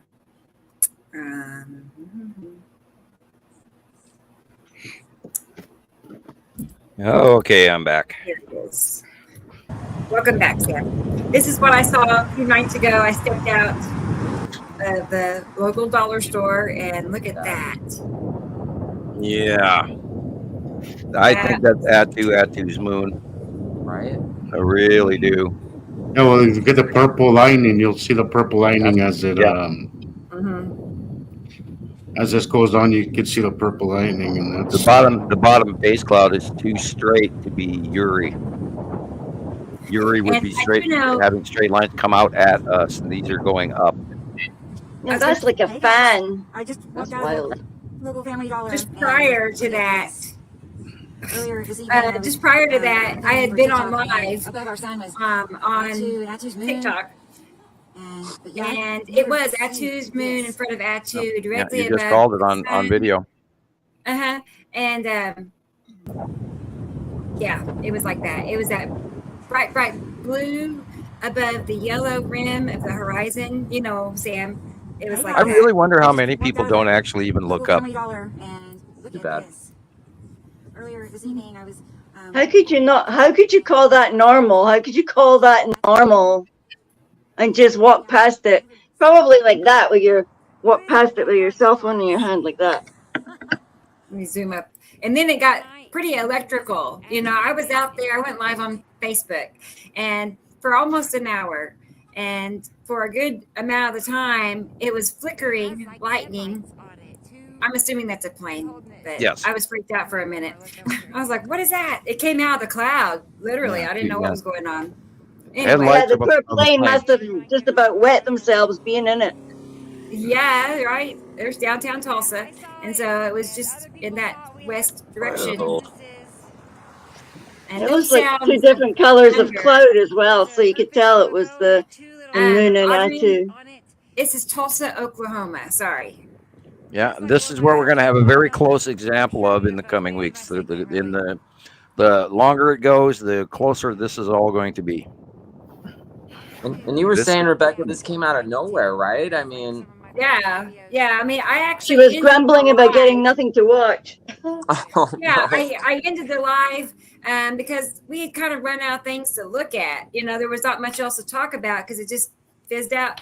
And Yeah, I ran the went to store. sleep. I missed it. I'm gutted. Yeah, I ran to the store and I walk out and I saw that wall there. in Now, front when of me. watching these storms, you have to see what the lightning is rounding in the clouds, Ooh. and look at the multiple different directions it goes, and what it illuminates up in there, and you'll see the same shape over and over again. Planets, asteroids, whatever. Now, remember that there's many asteroids underneath Atu and Atu's moon, so that's part of what that discharge is going on about. It's like a capacitor between two large electrical bodies. And so the discharging most of the time will come off of like the lead asteroid or the red asteroid or the spiral asteroid, and then it'll reach up to Atu and Atu's moon or Earth as well, or both at the same time, and do this purple lightning connection. Now remember, purple lightning isn't normal. So when you're seeing the purple lightning, you're seeing high extreme atmosphere lightning. And it should lead you to the summation that it's either asteroids or the planets, or both. Right. Yeah. The it was- normal lightning it was isn't like something that. I've never really seen before. I can't really think back about a time where I saw that. I So- never saw purple lightning. I know that for a fact. I only seen it for the first time before I left South Africa, and I thought, purple. Purple. How long have you There was lived in the 3 area? different color lightning. You I guys love see it some too, pretty Thunder. intense stuff in Tulsa, Yeah. right? I mean, What's that, Chris? That's you insane. guys see intense stuff in Tulsa, right? I mean, how long have you lived in the area? I mean, I've lived here my whole life. Okay, so there you go. Yep. Right. Yeah, I mean, this is definitely not things I saw, 20, 30 years ago by any means. No, nothing like this. Well, yeah, as a kid, it would be printed on your brain. It would be something you really remembered about. Oh my God, I should run really fast between the school bus and home, Right. Yeah, if I saw that coming, I would be definitely heading toward home. Yeah. I wouldn't be on my bike. I'd be like freaking out. Oh, the background image. Let me see if I can show you guys. Looks like something out of Yeah, I'll show you. Avatar. Look at that. Just like Sam said, watch it round out like that. Yeah. Whoa. Yeah, look at that.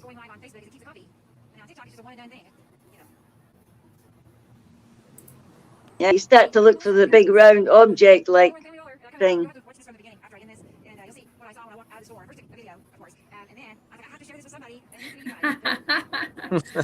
Like a chipmunk. Okay. That's okay. And I have to apologize. I have not been I was reading the excited. comments. I had it blown up for too long, and I am coming back to read them. Okay, I have the thumbnail to show Andrea. Hang on.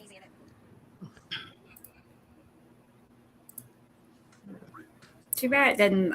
I mean, I guess I could drop each of us down, but it's all right. I'll just do this.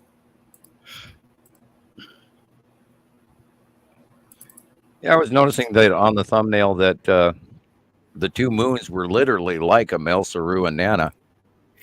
Okay. Now, in the sure enough. side, and if this was not a striped planet and was all blue, I would say, oh, it's Nibiru and Nelsa, or Amel, Saru, and Nana. That'd be perfect. Nana is the smaller one. It is actually closer to Amel Saru than in this thumbnail. Yeah. Drawing, whatever. It's not real, Andrea. Yeah, no. it's not real, but Nana is this is literally what Nana and Amel Saru look like beside Nibiru, and I saw that by eye for months in 2012 when I was first forming Montana Skywatcher and trying to tell everybody it's right there, and I don't know how you're missing, and oh my God, all you have to do is look to the southwest, and blah blah blah, and everybody, I just see clouds, and I screamed for years. And I watched it over and over and over again from my roof in my house or when I was driving. And there it is, there it is, there it is. Oh my God, how can you not see that big, huge ass planet there? And then I started pointing out Saru and Uri and Atu and all of that to the other side of the sun in that same southern view, and kept watching them and kept watching them. And this is we used to call them by their color planet names, the green blue planet or the purple planet or the striped white planet, until it all came into fruition about 2014-ish, 13-ish. We finally attributed the names. Once we saw Purple Atu come in, that was it for me. These names match, and we're going to run with it, and we've been there, and we've never looked back. Those first years, like before I really found you, Sam, were just some of the weirdest years. There's just something that I just felt so wrong. The energy was just so different. I don't understand how it didn't affect people, energy wise. I don't understand how. Well, that's when the first Earth Sound started too. Was 2011 and 12 when the whoa and all that was going on. From Canada to Australia, everybody was hearing it, and they're all we freaking heard out. it What as is well. that It was sound? amazing. Yeah, it happened here in Missouri. Those first years, I would stare out at the sky for 20, 30 minutes at a time, and I was like, I don't know. I just knew I just felt something. I couldn't even explain it. I would just sit there for minutes at a time, just staring at the sky without really. You have that sky sound short, Rebecca? Oh, sure. Yep. And this is for the new folks. And it starts out in one of my favorite Sky Sound videos in Australia, and it is back in 2011. And this is when, everybody should have known that something really, really unbelievable was happening. The hell is that?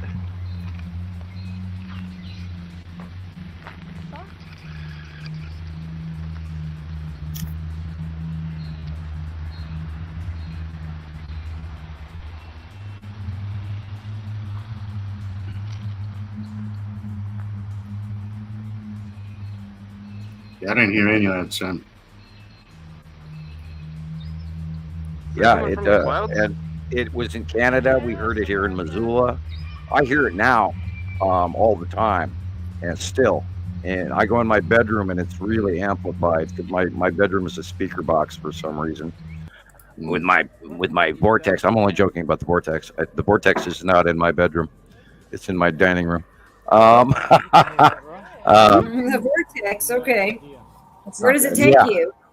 It doesn't take me. It's where a good portion of our ghosts come out of. I often see them exiting right there, and then they walk across the house. It's an area in my dining room that you walk through, and it's electrical, and you can feel it. Yeah, like you're on a ley line or something. I've had it in just about every house I've lived in for the last 20, 30 years. I'll move, and then over time I get one. It's like I don't know what. And by the way, ET doesn't necessarily need doors either. So. Nope.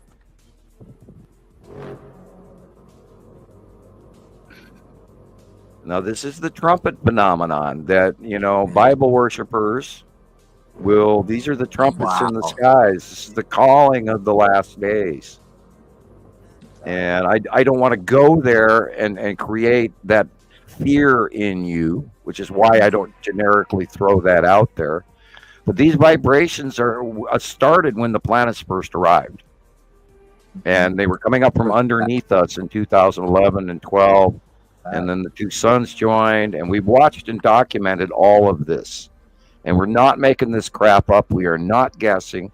We have done countless hours of research from people around the world.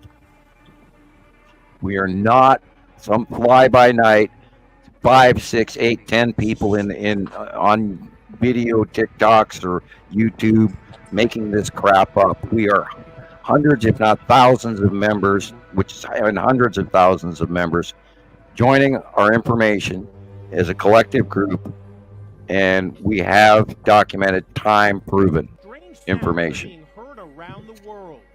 And it's documented throughout history as well, if you know where to look for this information, and if you know how to interpret it as well. And we've looked all that up. It's all over the place. It is all over the place. It's in petroglyphs. It's an ancient building. It's look at how where was it? Where everybody started going underground. Like can you imagine what they would have seen to make them go underground? It wasn't a war thing. Hear that weird noise. Yeah, I believe it's tectonic plates moving.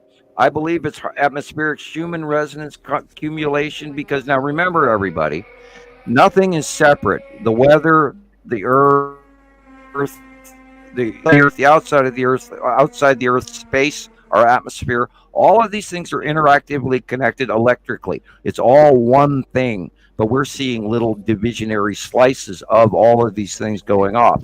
We're hearing it in the skies because there's another solar system coming in. I prompt people to go to YouTube and look up what they call space sounds or planetary sounds. And there are actual sounds to each and every planet. And I direct you to go enlighten yourself in that information.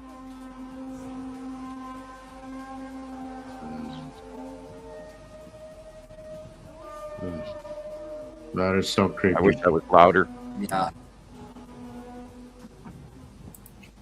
Yeah, I think our sound is turned down on all of us. We've seen it in cycles. It's happened about 4 different separate times where it was sighted around the world. and it was in 2011, and it was like 2013, and 2015, and 2018, and 2021, and 2023, and I'm still hearing every day sounds of it, but not like that. But I hear a wah wah wah, and then the retriation will change, and it'll go wah wah wah wah wah wah wah, and then it'll go whoa, and it changes tones and retriation, and I still hear it. And then you go outside and look, there's a planet. So it's both Earth and space combined. I think it's and I always talk about like rubbing your finger. A moist finger on a crystal glass, and that's how you get that harmonic rub, and it creates that tone. And I think that harmonic rub could actually be both of our magnetospheres, our outside electrical bodies, rubbing into each other as like the planets, the larger planets are coming in, and they push us out of the way, sort of. We tip or whatever. And I think that interaction is what's causing that human harmonic rub that will actually come out of our Earth as well as out of our sky. So you can't define it as one or the other, or you have to say both. That was long-winded, and I need a cough drop. It's cough drop time. This is number 2. No. Huh? 1 or 2, Sam? This is number 1. I have not had one yet tonight. Wow, this is like that's rare. Oh, that's good. We're 3 hours in, and I have to, And now we do the Tawdry commercial for Ricola. And by the way, executives of Ricola, call me. Let's do lunch. Right. Right. Strike a deal. Make Coca-Cola slash Ricola. Right. Yeah. Jillian sent me the Fisherman's Friend. Coffee's on our heads. Those are nasty. Those are like, wow, you want to cure your throat fast, you eat one of those things. Yeah, if you really feel all clogged up and shit, then you take I have not gotten through one of them yet. I have actually had to take them out of my mouth. It's like, whoa. Yeah, my dad liked those. But wow. He was a smoker. He would eat them. Okay. Some people like to eat them, but some people find them really overwhelming. Yeah, they are overwhelming. Now, I like very much my mints. What the hell? Guys, I can't even pull them out, and I buy them all the time. Curiously strong mints, and I can't pull their name out of the. What, Altoids? Yes. Yeah, that's the word. Yeah, I'm terrible with names. Yeah, I have Altoids in my car. I always have Altoids in my car. It's only one reason I ever use Altoids, or more like the Altoid boxes. Oh, yeah, I like the Altoid boxes too. Well, that's a different story altogether. Yeah. Yeah, well, none of that ever goes in my car, I'm just a poor mom, Mr. Mom, driving my minivan. Right. No. All right. Look at that. Yeah, we got Astros coming in. We've got Atu's moon and Atu cutting in to, and that's what's causing the halo, is cut into the side of Atu and Atu's moon. Very cool. You gotta try these. It's a Mucinex cough drop. I did not know they made them. I will definitely look for them. So what it does is it loosens up all that phlegm, and then out you go. And then it numbs your throat. So it's great. I will look for those. A month ago, there was a bug going around here where it kind of felt like you're gonna catch a cold, but it didn't go past your chest and your throat. And those things did great for me. Absolutely great. That and Flonase was what cleared it up. But yeah, look where the light is coming from. This is past Earth. This is Atu's moon, past Earth. Wow. In the early part of the day. And I mean, you can't miss it. I mean, what cloud pattern does that? Never. No. Nothing. Zane posted some really cool stuff recently as well. Yeah, thank you, Zane, by the way, if you're out there and listening. You're always doing wonderful work. I don't think we ever thank you enough for it. And to all the Sky Watchers who are listening, thank you. I wouldn't be standing here talking if it wasn't for all of you guys sending your stuff in from around the world. You've helped me be here, and all of us here. We're all here because of everyone else out there sending your material in so we can look around and compare. There you go. Zane goes way back. Zane goes way back. He's one of the... At least, as far as I go and Rebecca goes, he was one of the ones that... One of the first ones I met, anyway. I'm going to invite him back on the show. I just put him in that would be fine. Yes. Yeah, and he'll probably talk more this time. It's a little nerve wracking when your first time you're on a panel, and believe me, I still get nervous, and I've done hundreds of shows. So yeah, I saw this one today. Can you send me that picture, the one before this one, Rebecca? I'd like to play with it. It looks like that one. I like that one. Yeah, I like to kind of play with it, see what I can. The major. If I can bring it out, because it looks kind of like that Nibiru one that I love, almost just like a closer shot. Okay. And it's clear. It's probably not Nibiru. It's probably, what is this? It's probably Atu's moon. Atu's moon, yeah. The color's definitely not, or the size is not Nibiru, but see the circular illumination in the middle, on the middle left, that looks like an asteroid to me. So it literally tells me Atu's moon. Yeah, and somewhere up above in the middle would be in that square area in the dead center middle would be the Texas cube. That's a cool picture. Yeah, okay. I like when their base cloud kind of reaches down like that. Ion drop tail of Atu. So cool. I think it's so cool and such an obvious sight too. Because if you look at clouds, their base clouds, they're basically, I always think the clouds almost like water, like they're gonna conform to the outside of the planet, just like water would come. They are. It's the southern pole, southern atmosphere of these planets. Wow. Yeah. That's really smart, Jesus. And so I always look at it as like water, like even when they leave their trails behind, when you see an asteroid leave their trails behind, it's always so water-like to me. That's how. And remember, it's an electrical magnetosphere. It's this rounded, just like a battery.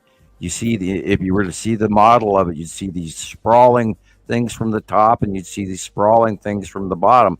But the planetary connections between the passing planets and Earth exist every time they're in proximity. So there's a connection.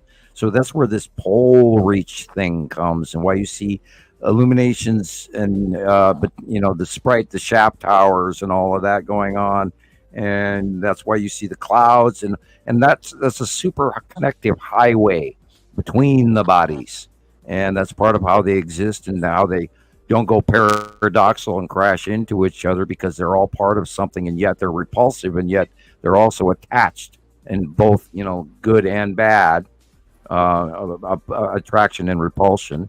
Same thing with little magnets. They move each other out of the way. I saw this today, and I thought this was a really cool shot. Very cool. Yeah. Cool. What's the deal with this, then? Why is it well, I mean, I guess it's just it's an atmospheric anomaly, as well as planetary bodies in the way. And I believe that this is a representation of Immeru behind the larger star. And we're just seeing some sort of a focaling, because only so much is and I thought the same thing, was thinking it's almost the shape of the red asteroid, but that couldn't be. So this has to be something behind. And I think this is a focaling of Immeru behind the standard red star, which is amazing that we don't see in this shot. We don't see a secondary smaller object, which I'm still waiting to see more of. That's crazy. Are the suns separating? We believe we're seeing it, but why don't we see it now in this shot? And that's why I'm still up in the air about that. Okay. Wow. I mean, we're halfway, so either one wouldn't be surprising. Don't you think, Sam? It's entirely possible that the standard red if it is moving closer to us, less than 93 million miles, it is entirely possible that it is outshining our star completely, where we won't even see it. Wow. Until they separate farther, and then the other one won't be over illuminated by the brighter, because the standard red star. I read a thing, and this was also on Montana Skywatcher 2, and I couldn't believe this was another one of those things where I said, "Who are you, and what are you doing here?" Where they were talking about, the second star doesn't shine, and it's a dark star, and I'm going, "What?" Black star, yeah. Yeah, excuse me, but those people, those other races that live on that planet, they kind of need their sunshine so they can grow their plants and live and breathe oxygen. And no, the standard red star is quite real. It's not a dark star. It's not in another dimension, coming out of another dimension to our dimension. Hey, Sam, but it would be more difficult to see, right? Because it's red. Is that like a human eye thing, or is that? It's a spectrum. It's this output spectrum. It's a standard red is a term. It has to do with it is more yellowish than our. Believe it or not, we have a yellow dwarf, but we actually see more of a white illumination, whereas the standard red puts off more of a yellow to orange spectrum. That's why I've been seeing the sun look a lot more golden. Right. With the weird because edge. I have had a lot of people telling me that the sun seems to be bothering them more than usual. Way bigger. All last week they were talking about it. That was like the talk. Every single person that would get in my car would be like, "God, the sun is just so strong today." Make my eyes sore and blurred. It's also been looking kind of odd, kind of golden. Well, that's your proof. This is not our normal star. I mean, it's entirely possible even that they have switched places in our star could actually be falling behind if the second standard sun is moving. And we don't know what NASA is handing us in representation. Now, granted, there was a new X-class flare and all that sort of thing. We don't know if NASA is filming the larger star and not ours. We don't know what they're doing.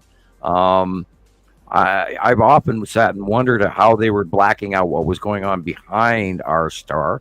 But then, the depictions they put out, they have that big thing in the middle that they tell everybody, well, so we can block the center of things so we can see the coronal mass ejections better. So there's no telling what information they really are giving us. We did see the second star arrive in 2010 and 11 from underneath, followed by the change.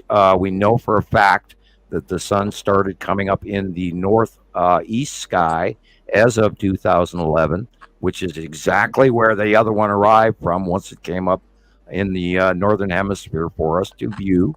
So we know that the second star arrived, and we've had numerous pictures of countless, and Rebecca does a lot of that stuff with sun pics, countless pics where we can see the two objects, the two suns, and occasionally we'll get an Imaru picture in the background as well, and the red blob, and we saw that in the early days as well. So the point with this, we know there's two stars. Question is, when are they going to separate? And we saw the back below CME 2012 events, which also showed us that they were joining and co-orbiting in one place. And then per years, and that's when the first winter over plants happened and the changing of the climate that completely changed everything in the comparison to the scientific models, blah, blah, blah. So we know that the evidence is leaning that we're correct. And that's where we are. So, yeah. This picture here kind of looks like your video, Rebecca, your live video. I know, it sure does. But a little distant, a little more distant overview. It really does.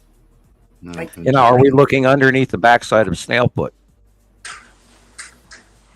Yeah, right. That could be. Yeah, and when we call Snailfoot, that's a drop cloud that comes down when Attu approaches Earth. The asteroids as well underneath them, and the cloud formations start occurring, and it puts out this literally snorkel-like snail foot which we go back many, many years, and that's why we in the know call it a snailfoot, and they automatically know what I'm talking about. I'll see if I can get some examples. I have a couple. Now we could be looking underneath at the back of the down dropping snailfoot.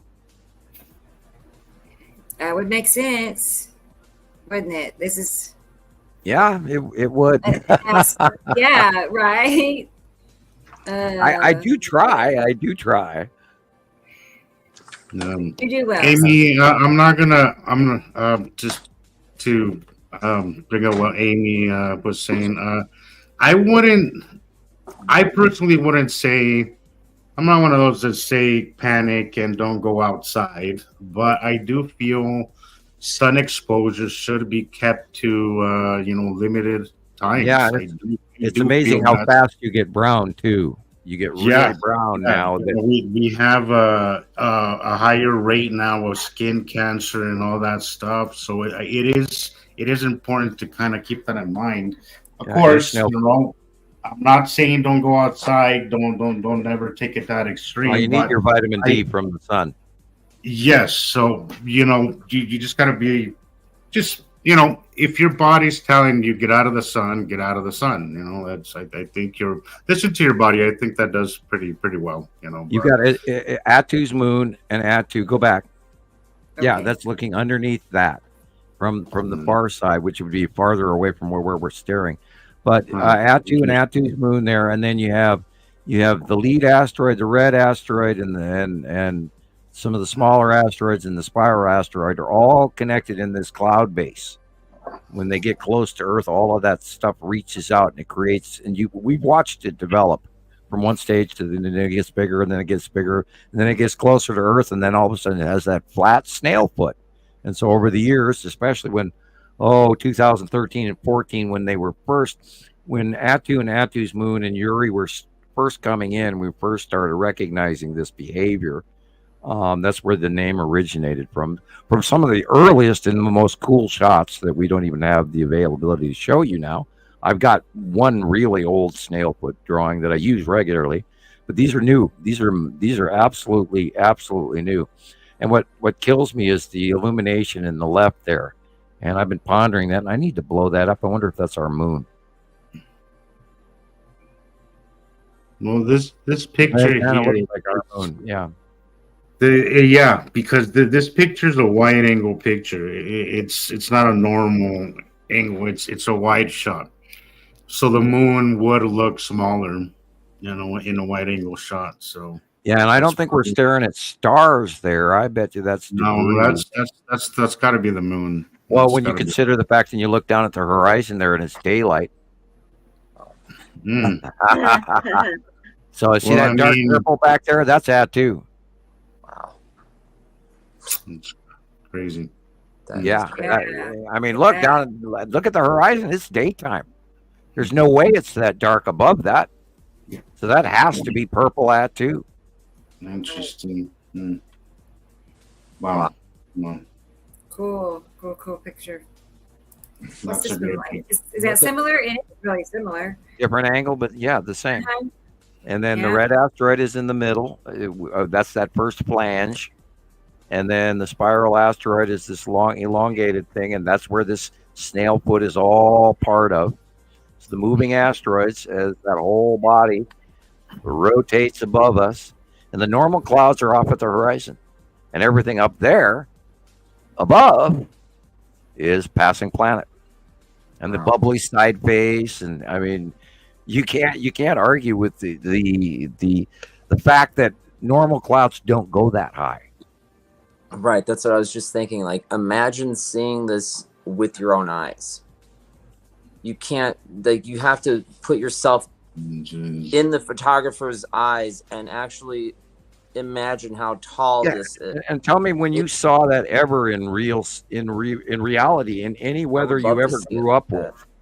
No one ever saw this before. Also, how often does this repeat itself? This exact picture, I think there must be hundreds of pictures just like this, identically to this picture. Purple, the snail foot, everything exactly like this picture.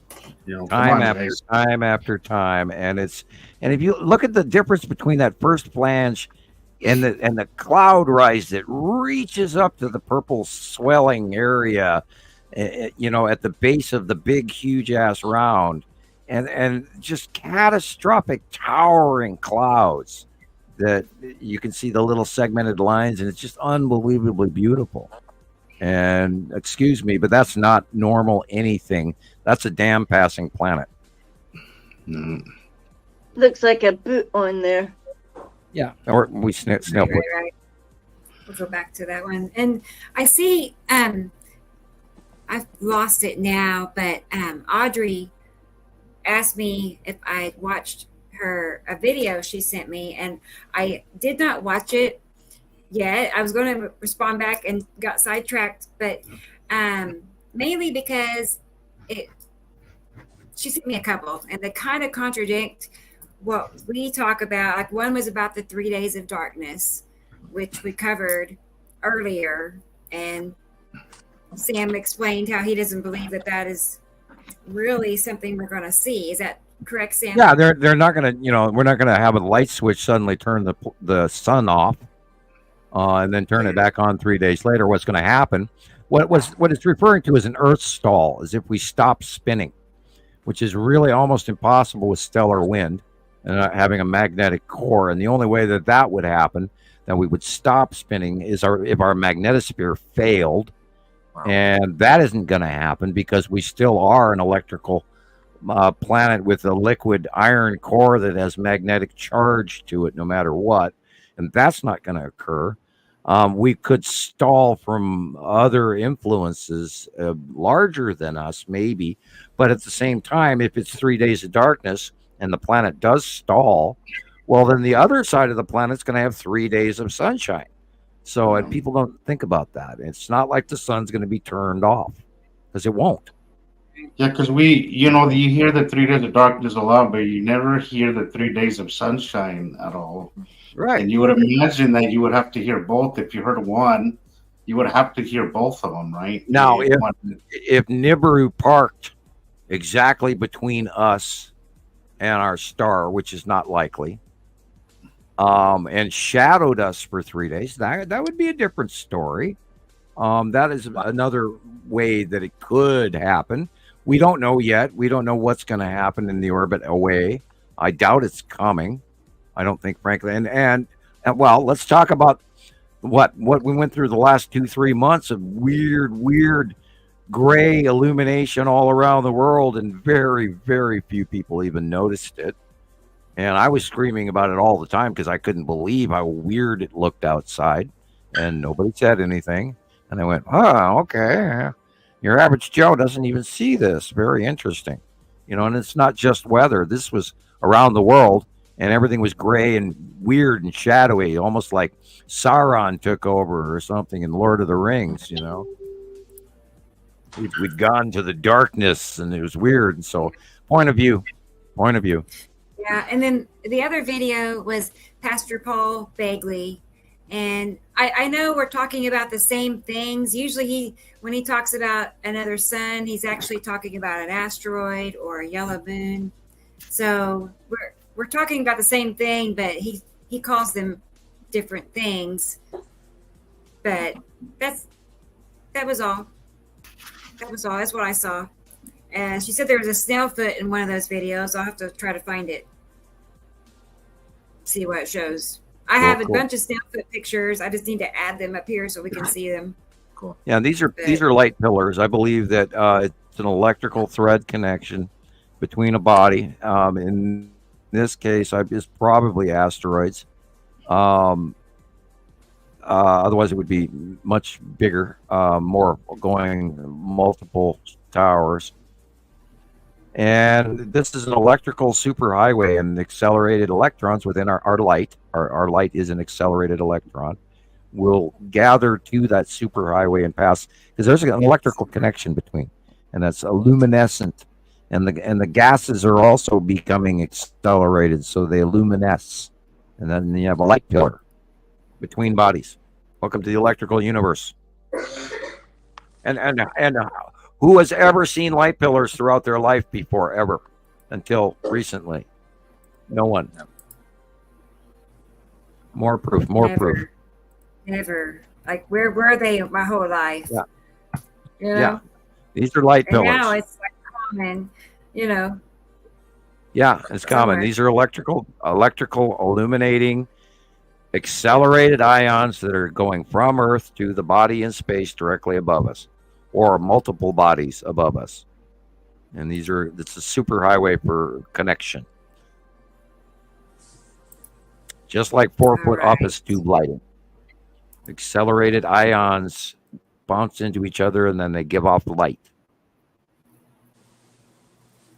Yeah, I saw this one and I was like, kind of squarish. Yeah. You know, it's Atu's moon. Yeah, But right, I what do else see it. is there? There's a lot of stuff going on in here. Right, Is it the right. Texas Cube and a few of the, Star Destroyers coming along with it? I'm sure. Well, we know That makes the sense. Star Destroyers are always parked around one of the cubes or the other. And they're always moving around and they change places. And, it's not like they're parked in one place because they're always moving around. And sometimes they're parked and we've seen evidence of them where they had numerous Star Destroyers parked in a line. And that was weird. It's like, okay, troops, today we're going to do parking formations on the side of Uri. And we know there's hundreds, if not thousands, of Star Destroyers. And, the two massive cubes. And they're not the Borg. They are Federation faction, and they're not related to the Nibiruans or the Anunnaki or whatever you want to call them, the people on the other half of our solar system, their solar system. The Federation faction is here, and they're extra galactic, not from here. They ain't from here, but they're here to get their share of the galactic sharing. The commodities and all of that. And that, that's a hugely insane story as well. And sometimes we talk about it, and other times we touch on it, and other times we ignore it. It makes people uncomfortable. And that's why I do that. Sometimes I'm One comfortable. of those things that you gotta ease people into because it is uncomfortable. I'm not gonna lie. I'm not gonna lie and tell you I'm all right with it. I have mixed feelings about the whole thing. At the same time, we're here because of that, so it's kind of hard to just completely be upset about it. I mean, we wouldn't be here if it wasn't for that. So we have to view it differently. We cannot have animosity towards the higher races. It's been a challenge for me to. It's been a challenge for me to accept that, and just think, well, regardless of the reason, I'm still here. So, we have to kind of look at it that way. And if you met a man from Portugal, and the guy was a bozo, well, you couldn't hate all the Portuguese because of one man. So, and we have to also realize as well that their tech is so much more advanced than ours that we don't really have a choice but to hopefully get along. It's serious. It's very serious. And we can't hate.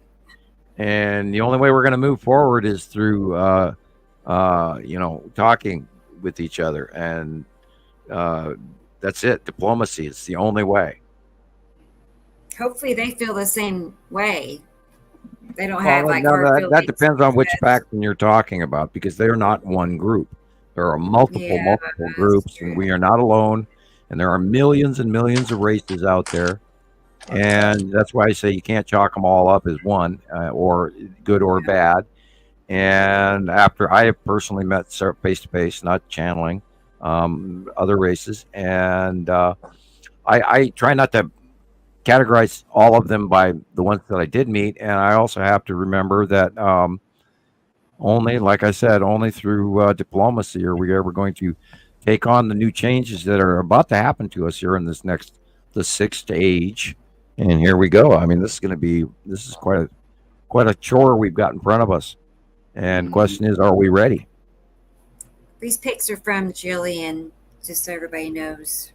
Planet Butt, as you call it, Jillian. What's that? So that's a planet butt, as you call it. Yeah, the side of one. I can hardly Something's tell where the skipping light's away coming there. from. It's coming from the lower left. I'm not sure, Andrea, what Yeah, if you're talking lower about. leg. If you're talking about the back, or what is it about the panda face? Sorry, I didn't mean. Go ahead, Jillian. Didn't mean to Girl, interrupt. she lost the panda face. You moved and she can't see the panda face anymore. I guess she's talking about my It was background. behind you. I guess. Yeah. Oh, the Oh, I panda. see. Yeah, the backdrop in his face. That's a better one, Sam. You can see it's Ice Adam's moon and Ice Adam. That's what was causing that. When did you take these, Jillian? Not today, the day before. Oh, okay, gotcha. Well, you got the. Well, looks like the ion tail there to the right. Yes. And There's a weird Pac-Man shape box over the cube. sun. One box cube looks like. But yeah, you can There's a definitely whole bunch of see- things in that one because there's little bits all over the place. Yeah, you got stuff coming in from the left, stuff coming in from the right, and it's just spinning as you look at it, which is weird still to this day. It still blows me away. It's like two Like from the- scrolls You know, rolling see- into each other. It's so strange. Yeah. I was just gonna Like say, two you see that waves bird? from one from each side. It's weird.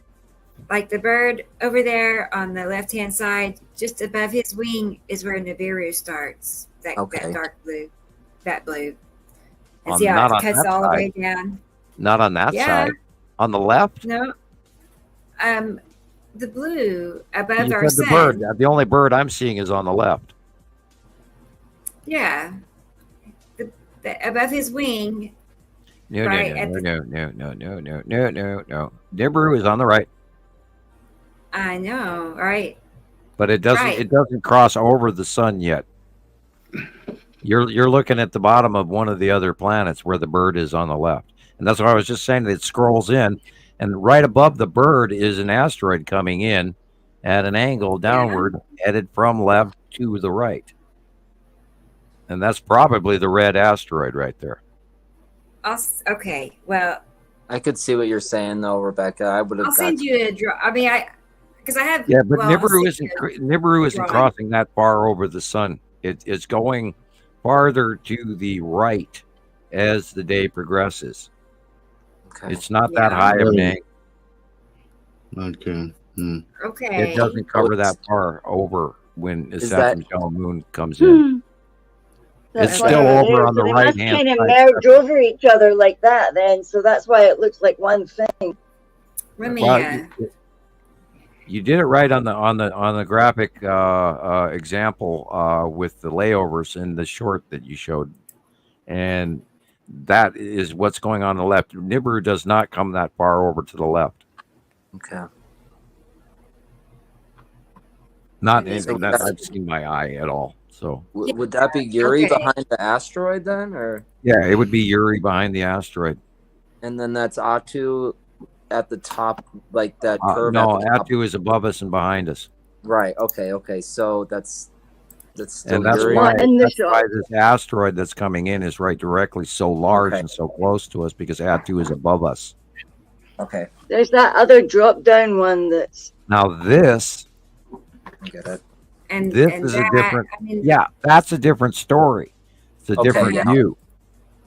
But in that other one, that wasn't what the view was, because the angle of the camera was facing upward more. This is facing outward. You see the difference? She's looking upward in this shot. In those other shots, you're looking outward, forward toward the horizon. okay. Okay. And the angle of Nibiru does come over the top of the sun, but it doesn't go any farther than if you go to the top middle of the picture where the where the clothesline goes in to the off picture. Uh-huh. That's the edge of Nibiru. Then go all the way to the down the round to the right. That's Nibiru edge. But over everything on the left hand side, where the bird is and all of that, is the left hand side objects, like red asteroid and Yuri and all of that. So at the clothesline, is that what Yeah, you're saying? yeah, That's they- Nibiru? Well, if you go to the top of the middle of the picture, where the clothesline goes off the picture, Yeah. right there, you see that little blue line that runs down to the do. right? That is the edge of Nibiru. Okay. Okay, let's see. Yeah, that's way over from what I was thinking. Yeah. Okay. Because she's I would've lifting thought the that- camera. She's lifting the camera up at an angle. She's lifting it up higher than those other two shots. Okay. And if you Yeah, go because back it was to that going other right shot, over my head. I couldn't quite. if you go figure back out to that who- shot you were doing a comparison with, the other two Nibiru picture. Okay. Oh, sure. You see, we're looking straight out. We're not looking up. Okay. Right. That is true. And then go to that other one. Well, that's an example of it as well. There's But several. Let's see. you're still looking straight out. That one. Straight out, not lifting up. And that would, when you lift the camera up, that angle is going to change. Is one of these. Yeah, straight out, straight out. All of those are straight out. Okay. Not that one. I love that one. I love this one. Yeah, I that's know. beautiful. Okay, see the illumination on the left-hand side in that other picture. Go back one picture. Oh no. Where was it? I do. We're drifting in and out, people. Yeah, We're that past one. the fourth hour. Okay. Yeah. Yeah, we just passed the fourth hour. That illumination in the upper left. Remember, the sun is way down at the horizon on the bottom. That illumination is, it's in 2023, in May, or April, excuse me. And that illumination is the side of Attu's moon and the asteroids in Attu. And then Uri's behind it on the left as well. And Yeah. Okay. right second illumination in between the top one and the bottom one is Saturn's yellow moon illuminating. That's the faceplate illumination. Okay. Yeah. See it now? I can see it. I see it. Yeah, I do see it. Thanks, Sam. I see the asteroids are similar on this one too. And they blend in across each other. And if you don't take the time to break down the light and the lighting and the illumination and follow, and we all go through this all the time, right? You know, this is why we do it on the shows, even where we sit and we talk our way through identifying what we're looking at. And then again, for all you new members, look at the light on the water. You can That's what see the I'm planet talking about. edge. You can see the shadow of that big ass planet, and you That is can't so argue with it. That is so cool. Look at that. None. Yeah. And look how dark it is over to the right. Yeah. Planet shadow. Wow. Because that planet is in the way of the sun, and it is blocking all the light. And the light always tells, the reflection on the water will always tell you if it's a camera anomaly or if it's real. If it's a reflection on the water, then it's real. Or it's just a round cloud, as somebody told me recently. It's just a round cloud, buddy. I'm like, oh, sure. If you want to go with that, okay, go ahead. Be my guest, buddy. You know. Yeah, and when that round cloud matches around the world every day, time after time. You want to go down? You want to keep sticking your head in the sand like ostrich? Go ahead. You know be my guest. I love these pictures. Yeah, I love them. Let's go back to this one. Okay, this was the next one of Julian's, and then I have some from Fenda. That's cool. That is a cool shot on the left. That is awesome. Yeah, that's the Saturn's yellow moon on the side of Saturn, on the side of Nibiru.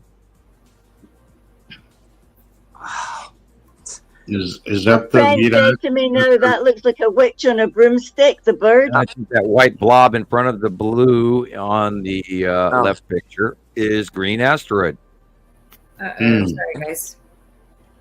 I was gonna say, is that popcorn, the little cotton ball thing? Is that the lead asteroid, Sam? Yep. If you look at it, it's got all the little bubbles and the dips. I'm gonna blow it up here. Yeah, it's got all the little bubbles and the dips around it, and it has this really weird little poppy cloud, and it looks like a piece of popcorn a lot of times, and you'll see these little dots inside of it all the time, and that's how we know. Plus, we also know where the green asteroid is, and that fits in perfect. And so the blue blob behind it is? Most likely Saturn yellow moon. Oh, wow. And then the ion tail is going vertical, up, straight up. Cool. And then there's the cloud pattern, is that secondary cloud pattern. That is literally the base wake cloud of Isatum, and then the third one going to the left is the side edge of Nibiru. And it turns white in those straight lines because the sun is shining on the edge of the planets, and then they cloud out from the illumination and the temperature variant. Just look at the detail on the one on the right. That is just incredible. Yeah, it's an amazing thing, and there again, it's just clouds. Well, the clouds that happen over and over and over and over again, day after day after day, and then variantly slightly get bigger and bigger and bigger. Yeah, I always love these. This is what I believe is probably like Uri onset, when the asteroids and Uri go above us, and then we get this whole base cloud over the top of us of asteroid fields. My friend Dina in Texas, she sent this. She said it was the morning of the 18th.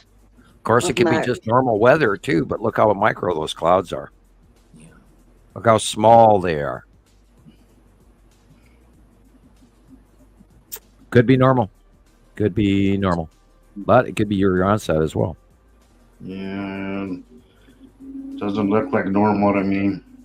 Well, and if we were to take into account that weird blob halfway over to the right in the middle at the bottom there, that would be very much looking like a Nepesity base cloud to me. And we know that when Uri is standing where Uri is, Nepesity is usually over there. So gosh, that sort of kind of fits. Wow.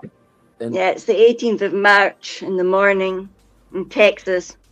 Yeah, that would be literally, and if you watched it long enough, you'd probably see the snorkel drop out of that squarish base cloud down there. It was the day of that storm, so. Wow. Yeah, here's some pictures from Thunder. That storm is the day I believe that Nepesity came in for a close pass, and all those tornadoes came off the lower out left-hand side of the base cloud of Nepesity. And I watched a whole bunch of those films, and I saw it over and over again, and I went, oh my God, that's got to be a Nepesity close pass. But here we go on an adventure. I love Cat in the Hat. I do like the new Cat in the Hat cartoon. I do. Oh yeah. I don't watch it often, but I do. I will, if I run across it, I will actually sit and watch it. Okay, let's see. So these are from, I believe she said she's in the UK, I think. If you're here, Thunder, let me know. Probably sleeping. It's now 4 a.m. Well, you got to go to bed there, young lady. You should go to bed. We'll come back to this in a second. And we are at our end of our showtime here too, so we should do a few more and then wind her up. Okay, we can do that. Because we're trying to keep them short, folks. We're trying not to run 7 hours long and 9 hours long anymore. Right. That way we leave a little more room for you guys to rush back next week, and be sure to listen to the next show so that we can share. Yeah, we'll have to get the cliffhangers, eh? I know. Oh no, people are. I know, Amy. It doesn't feel like 4 hours. It never feels like 4 hours, 5-6 hours. I know. Hey, I'm fine for a vote. If anybody wants to keep going, I can. I'm not ready to get off yet, but I was Sabrina, trying to. She's like, you still have 40 people here on YouTube. Yeah, we do. We have about 65 people watching right now. Well, we can run as long as you have pictures for Rebecca, and when you run out of things to do, let me know and we can quit. Okay. I sent you a bunch of pictures. Isn't there a bunch of cool pictures? I have not been able to trim them yet. It was kind of a late minute idea, but I'm working on them. Jillian, well, that's a good girl. Yes, sorry, Sam? You need to go to bed. Yeah, for sure, Jillian. I'm You're gonna a trooper, have her Jillian. start choosing. I'm off. I don't go to work, so it's okay. Okay. All right. Well, we're going to mess with your sleep cycle, but that's okay. All right. Yeah. Thank you. You know, Amy, too. When I For sleep the- in my chair, then you can roll me out. No, you Yeah, look like Just a few blank minutes me ago out you were. there. You know, yeah. Okay. Just trying to be mom. You're You know. looking a little droopy eyed there. Yeah, I am, but I've got droopy eyes anyway, like I said.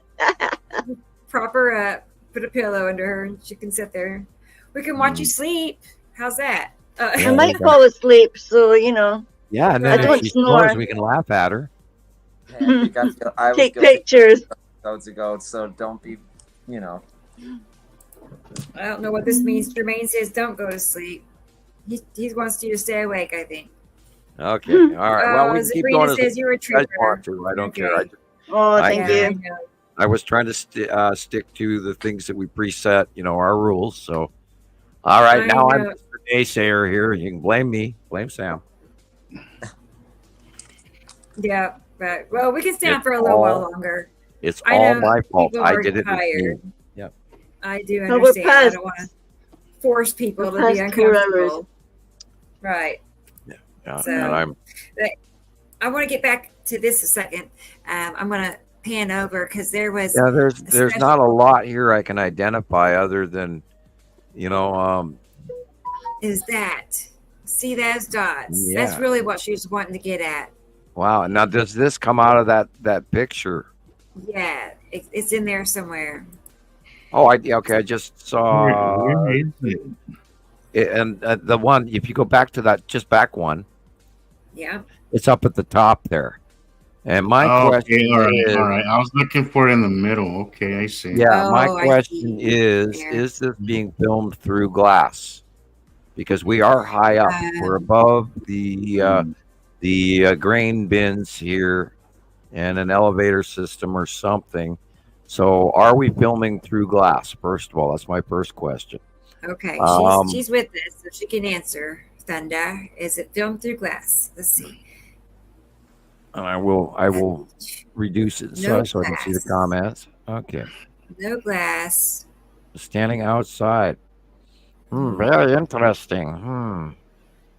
Green dots like that. Well, I'm going to have to almost tell you that it's a spacecraft Oh, because wow. nothing else like that other than spacecraft. And I've seen those Okay. flying saucers. I've been in one, Whoa. and that looks like Oh, windows. Iffy, look at that now. That looks like a lander saucer with only one series of wild. windows. Now, the one I stood next to had 2 rows of windows. Well, I mean, if you look behind that, there's a pretty, what I'm not gonna say long box, but it looks like a rectangular. It could even be the deck of a Star Star Destroyer and conning tower in that white. That could be an entire Star Destroyer going across, and we're seeing a window array in the side of a Star Destroyer. Look all the way from one end of the picture to the other, and that white cloud on the left could be the conning tower.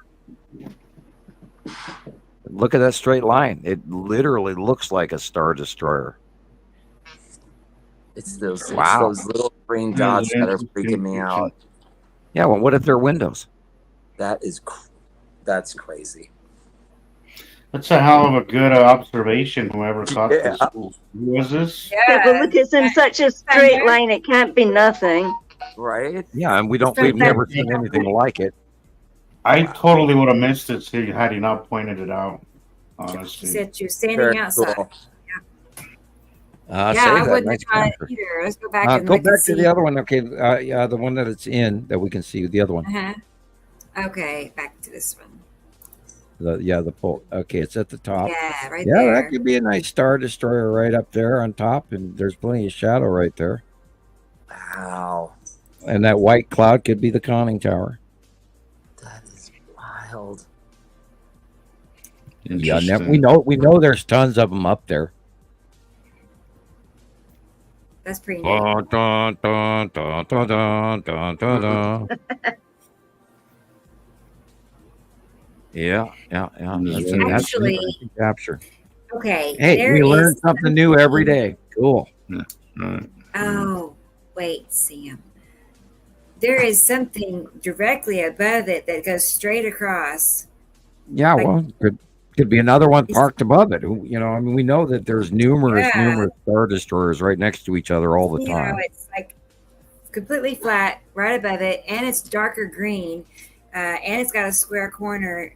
We see little ones, we see big ones, we see some of them just floating over, you know, the nearby city. I've seen them myself by eye traveling at night over the forest, and the animals run away from them, and they're quiet as hell, and they're like 3 to 4 football fields long or bigger. I mean, I had no way to measure that, you know, but we saw it. Yeah. We saw one in the 80s directly over the top of us, and I mean, it was absolutely Star Wars, and you just, you know, and your brain's going, no way, you know, because you know, and you know, you've seen the movie Star Wars, and oh my God, there, you know, there's 4 of us standing there at our campfire, and we all 4 saw it, and it's just like, oh, and then all the animals are running out of the forest in the middle of the night, that moose, and all of that, and this is, you know, our abduction tale, and then the lander came down, and the big circle of light and all of that, and the rest is history. And for those of you who haven't heard that story, I'm going to leave you hanging, and I'll probably tell it again some other day. It is in some of my Radio Wasteland stories, and it's in some of our backstories as well. I think I talked about it on a previous podcast or something. Give you something to look for. Definitely. Yeah, the great abduction tale. I know we've covered it in our twin solar system talk Yeah, videos. yeah, and which is why I was taken aside and talked to, and why I'm partially doing what I'm doing today, and why you guys are all listening. Yeah, cool pictures, Thunder. It was in Washington. He said. Thank you. Yeah, it's always nice to see something we don't know. Yeah, I'm gonna play with that picture for a minute and see what else shows up. I'm gonna see what else I can see. Oh, the one with those straight lines in. Yeah, there's something else going on there. Yeah, and as long as it wasn't filmed through glass, well, then, you know. Yeah, that was the level of reality to it. Something of structure and intelligence. Like, what's going on with that? Very weird. Yeah, well, guys, you know, I mean, Christ, there are higher advanced races parked right over the top of Earth right now, have been for years, and I can't believe that all of Earth doesn't know about it by now. And, you know, yeah, I'm good, but I mean, am I that good? I think people just don't want to. I don't know what they're doing. I think a lot of people know that there's other beings and all this. I just think people don't want to know, or they're just too. I see them so often, so plainly every day, and there's a guy laying down a sea trail right there at the bottom. I see him so often by eye and in videos and year after year at Montana Skywatcher, and you know I'm in awe that I'm seeing it and nobody else is, and that blows me away. It really does. It really messes with me, doesn't it? It messes with you. It messes with me all the time. Yeah. And every time that I'm out taking pictures and I see something, I always look around. It never fails. Like, I just always look around in awe. And I look around, is anybody else? Please be this the one time that somebody else is watching with me. And I don't think there's been, I mean, there's been a couple of times where I see people, you know, looking up, but it's really rare. Really rare. Or hopefully somebody will walk up to you and go, "What are you looking at?" That would be great. Oh, that's fun. Yeah. When they say, "What are you looking at?" or they look at you like, I see something too. What do you see? The last time somebody did that, they thought I was taking a selfie. They didn't even know I was taking I was recording myself. Or they think you're taking a picture of them. I've had that happen several times. And that's why I've gone through 2 'cause boxes of cards, my original ones and everything, and now the gold Montana Skywatcher 2 cards, and I had that information printed up on it. And then you can, if you can even just carry on a couple of moments of that conversation, you hand them the card, and it says Nibiru is here, and then it says, you know, but you guys know what it says. It's a way to get you to go home and type the name in. Now, granted, nowadays you come up with a bad bunch of junk. But back then when we started, there was nothing about Nibiru except a few minor videos, and now there's hundreds, if not thousands. Woo, that was interesting. They opened the floodgates to Nibiru misinformation. Did you guys hear that loud sound? Yes. Yeah. That was I don't know what interesting. it was. Who sneezed? Maybe it's our crew that is watching us. Maybe they dropped their donut on the phone.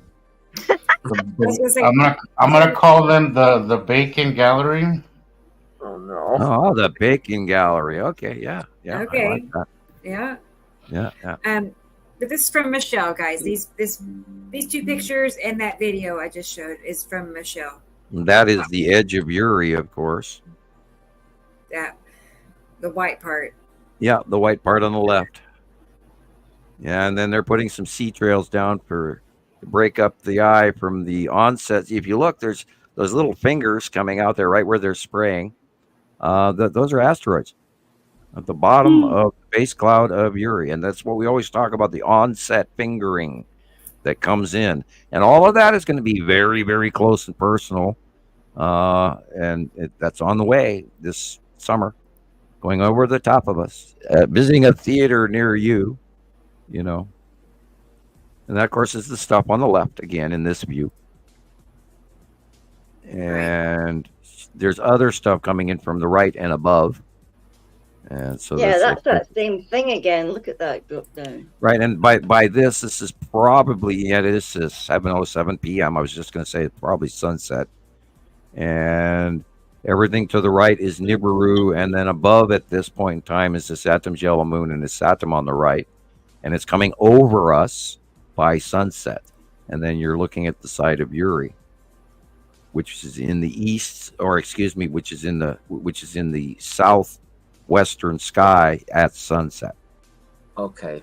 That's and then if you look over due south, you'll probably get an opportunity to, if you look underneath Uri, you can probably see Saru over to the southwest by south. Because that's where Saru should be, is behind Uri. And at sunset, maybe you'll have a better southerly view of it. I don't know if you see a really strong illuminated orange base cloud at the horizon, then you're probably seeing Saru. Or a dark green-blue body. There's their video again. It's a hard call on what's going on and how to describe it now that they've gotten so damn big that they all blend into each other. And it's a mind, where you're grabbing the palm on your hand on the middle of your forehead going, oh, I can't, I think I got the Saru base cloud facing south, so I'll post it on Facebook tonight and see what you guys think about it. Okay. So you can kind of see Uri like above it, and then you can kind of see another curve under it. And right, Saru should have a prominent curve, and it should be big. Yeah, and you showed us, like, when I was doing that walk a few episodes ago, I think it was last Tuesday, we got like just a little bit of the Saru base cloud and what it looks like. So I think I got it. I'll post it on Facebook tonight. It's really bright, and a lot of times it's orange and yellow. It's orange. Yeah, it's like orange and pink. Like it's Michelle. more orange than pinkish. It's pretty so cool. thick that it ends up illuminating a lot from the normal sunshine.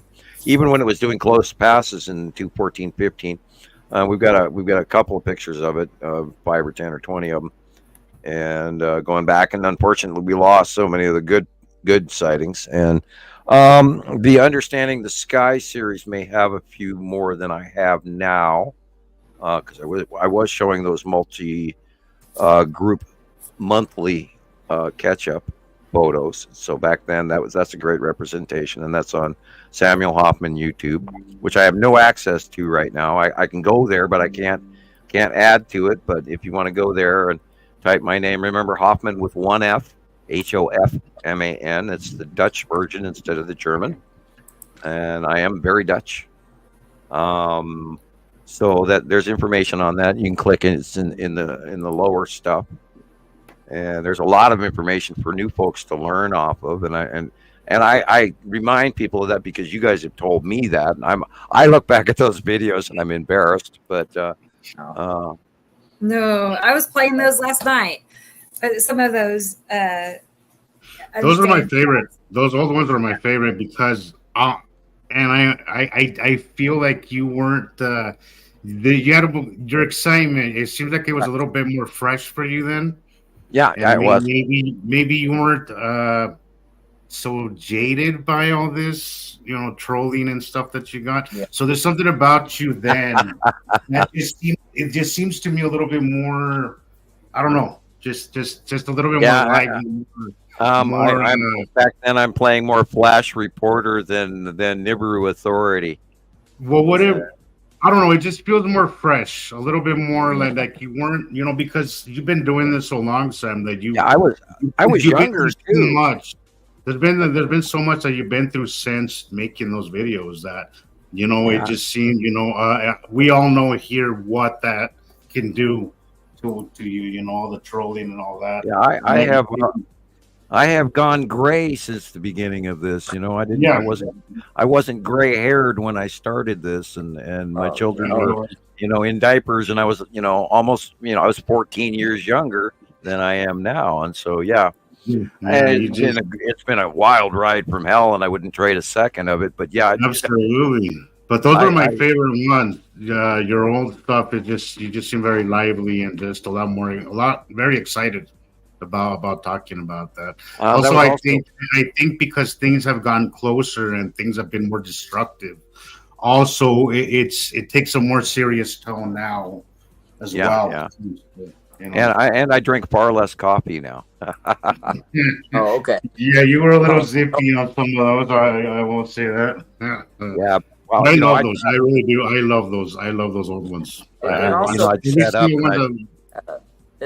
of those that you played. Sorry. Go ahead, Jesus. Every one of those that you played that night, I loved. Go ahead, Chris. That's all I'm done. I was just saying, it's like for us that haven't been there during that time, it allows us to go back to that time with you and kind of be there during that time when we haven't seen those planets come. And they're smaller back then too, and they're right.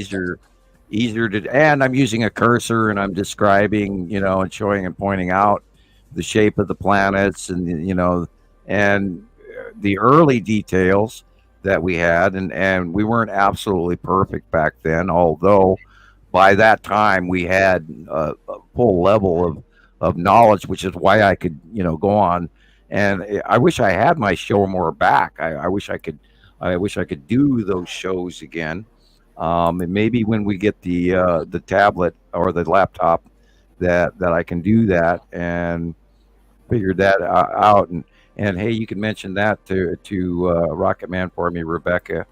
Okay. Is that show more is a really interesting way for me to record and then make a show using the week's photos that I'd gathered, and I can even upload. I have a memory stick full of most of pictures off this computer within the exception of a year, so I could even download all those older photos onto that laptop. I don't know if it would kill it or not, but because I have so many. But anyway, it's all going to be cool. That's what we can learn. But yeah, if I could get show more, it's a paid service, and I can't pay for it from here because I don't bank online. And you're already familiar with this, so you know how to use it more or less. Right, and I'm gonna have to maybe start dealing with if I do get a separate source away from the computer, then I could actually add a bank card. That way, with a separate account, that way I don't keep any money in there, so nobody can rob me. And then you could use a prepaid card. Put $100 on the card. Anyway, yeah. Right. We should talk about that another time. Anyway, back onto the pictures. I apologize. I hear you. Okay. I have a video from Alexander in Germany. Let me get it pulled up. Yay. We're all a fan of his work, I think. We love European sites.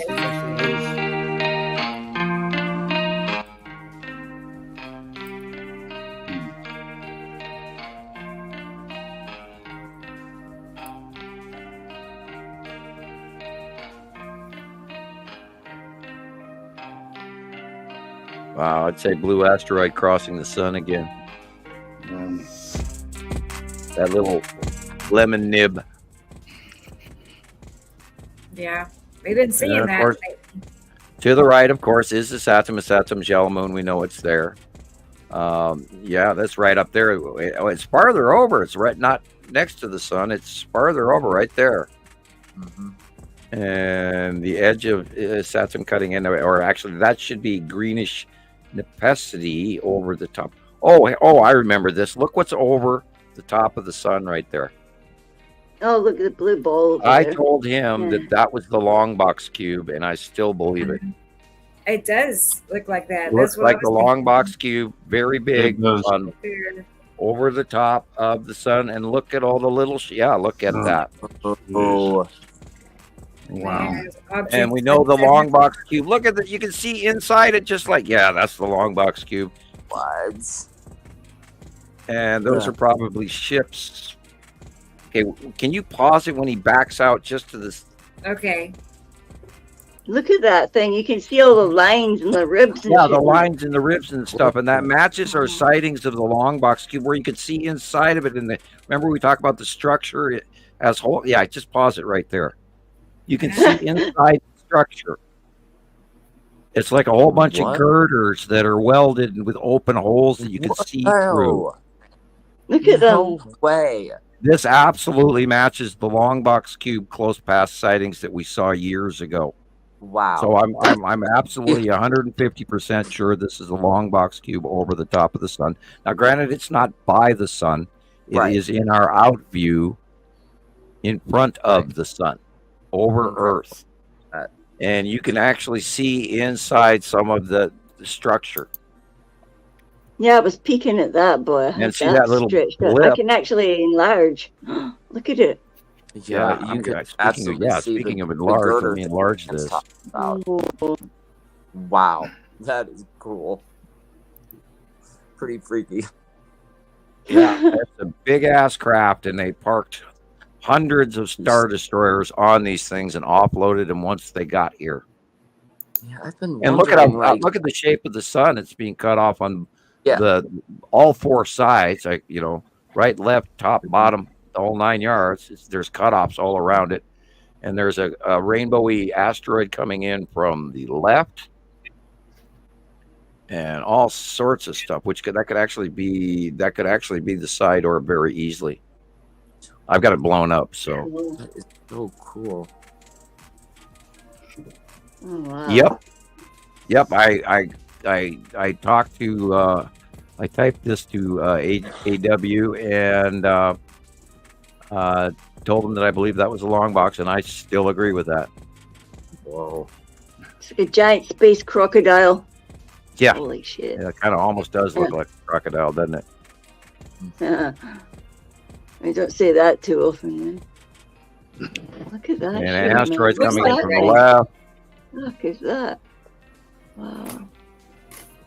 Yeah, well, we did see that there were several of the shots that came in where all of a sudden the long box cube was way closer to Earth, and we know it moves around. Whoa, It look at moves that. around more than the Texas cube. Yo. That is interesting. That is interesting. Then, let's see. And seeing inside the girders and the welding and or the the beams of the ship, and that matches what we saw years ago, and that's just really cool. Absolutely. I was wondering, we've been talking about doors opening on the long box cube. I've just been wondering what that was going to look like, and there it is. Yeah, I've been seeing the little skull guy in a couple of my shots. Yeah, there was some really good captures last week of the skull. The blue asteroid just fit perfectly in there. Wow. Yeah. Jeez, that was Look cool. at that thing. Oh. Nice. Look at that. He's doing Yeah, I his own didn't even- overlays now. Jeez. Huh. Damn. Yeah. How do you overlay like that? That's cool. It's an option on the apps that we use. I'm very happy that they're using the site drawings, and doing an excellent job. Thank you. You fully go ahead, use them. Excellent. Wonderful. Thank you. Yeah. Right. Amazing. It just tells us that other people are seeing it too. More and more people. Yeah, it just and then they you want could to just share put what it they right over Samuel's drawing and just look at it and go, well, now I know what's there. That's all right. And I'm going to point out again that I do not copy these drawings from any other pictures. I draw these straight out of my head. I haven't even turned the computer on before I go, and every 15th of the month, I sit down in my semi-dark living room, waiting for the sun to come up, and I scratch it out with my black pens and colored pencils. And I usually get it right on the first time. Sometimes I have to crunch it up a couple times, start over. But this is all drawn ahead of time, and they match time after time after time. And that is, after all, what I was recruited for, was being able to use these abilities to see things that are necessarily in front of us. And the rest is history. And if you want to question me at all, just go ahead and look at my track record. No worries. I know. I mean, there's just nobody can really compete with that, though. Really, all the how accurate it's been for so long. Yeah. I know. Yeah, you can't do that and not be. It's almost impossible what I'm doing. It is. It really is. It's supposed to be impossible. I mean, it's That's what makes it so magical, Really. Yep. It's a kind of magic. And people will they'll send me a picture from 2022 or 2019, and I'll go back and by the way, I published that again this week. The whole file with 200 and some odd drawings in it now. 297 I need to get one of those. I need a file like that of yours so I could put it I'll have to figure out how in to my send file that. and start making videos. I love that. And I can grab a picture from, as long as they have the date of when they captured it, and I go all the way back to that month, and then I hand them the site drawing for that month, and they still to this day match, and that's what's great about it, because we can go back as an informational log, which also backs up that these are absolutely accurate. And I love every second of it. And I always get this really, big Cheshire smile going, wow, I am doing this. It's cool. And like I said, I do not copy them off the computer in any way. These all come right out of my head. Wow.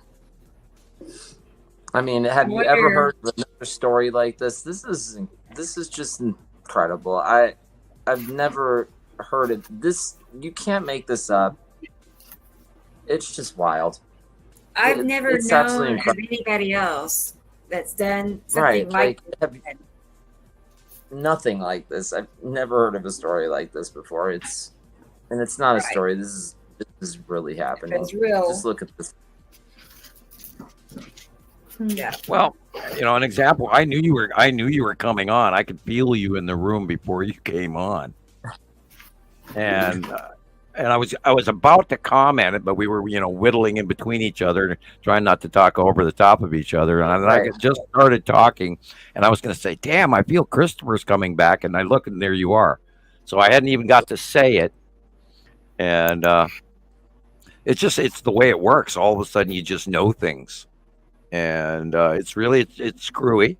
I love it. It's always a trip. I see things sometimes twice because I know it's coming. I see it coming, and then it happens. So that's twice. Right. And even with my kids, I know when they're about to walk out of their back room and ask for something, and I usually know ahead of time. And it's really cool, and it's gotten better ever since 2010 and the new Ascension and all that. We've talked a little bit about that. And we'll talk about it in future shows as well, about what's going on with the humans and why we're going through this and the new changes that are coming and how the normal average everyday life that we all live right now is not going to be the same either. And oh my God, look at that sky. Here it comes, and here it comes. Look at that green that just went over. Yep. Purple. And of course, there's the Pest City Rain Bomb, the Pest City Green, and then the Pest City Rain Bomb shortly after. And then look at the rotation Tendril. going Look at that tendril hanging down there. And remember, the real sky is at the horizon, and there's planets on the left and planets on the right, and the sun shines in between them, and it's being cut off by the larger planets. So you can see a definite blue edge on the right hand side for sure in that last shot. And this is a snail forming. This is Did you see the shadow? This is Atu going over. Yeah. Wow! Look how dark the house is. The light is gone. Look at it. This is Atu there coming goes over. the shadow. Look at it. Look at it. Look at it go. Inside the white stuff. And nobody notices it. Everybody thinks, oh, it's Kind of normal. like what I saw. You know how it just came out. I just saw it moving in there. Yeah, And just then it the gets all onsetting of a passing planet right over the top of us, right there. And there's the edge of it. And you can see the weather is completely separate from right to left. Wow. Oh, wow. Did you see that, Rebecca? How it almost created those upward finger movements like in your video? Okay. And that is yes. that is I mean, they necessity weren't big, based. right? But watch how it Yeah, just, we like, can see bubbles how it up. gets started right there. Those Wow. fingers.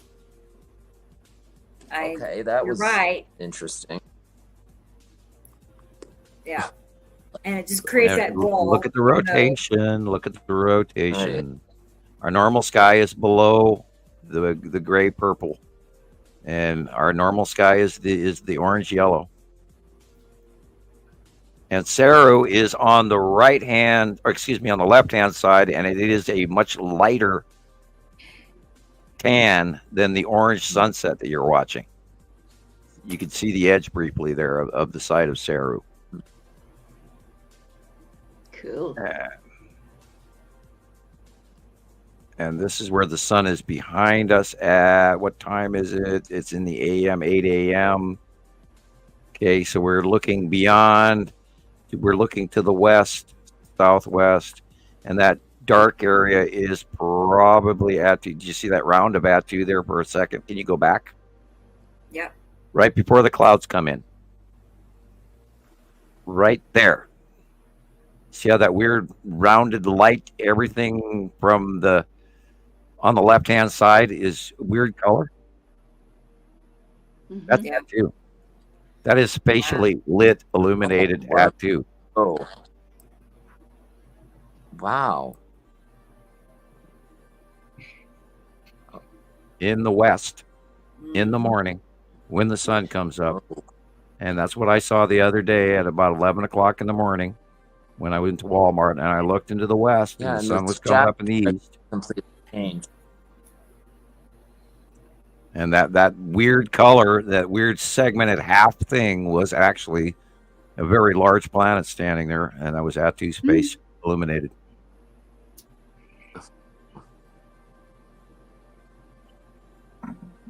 They're hard to see, but when you do see them, you can't forget it.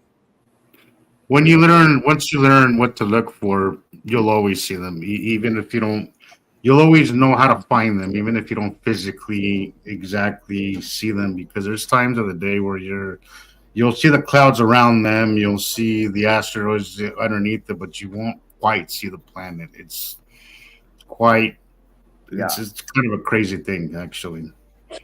That's 3 p.m. Look where the sun is at 3 p.m. in the southwest sky. How come?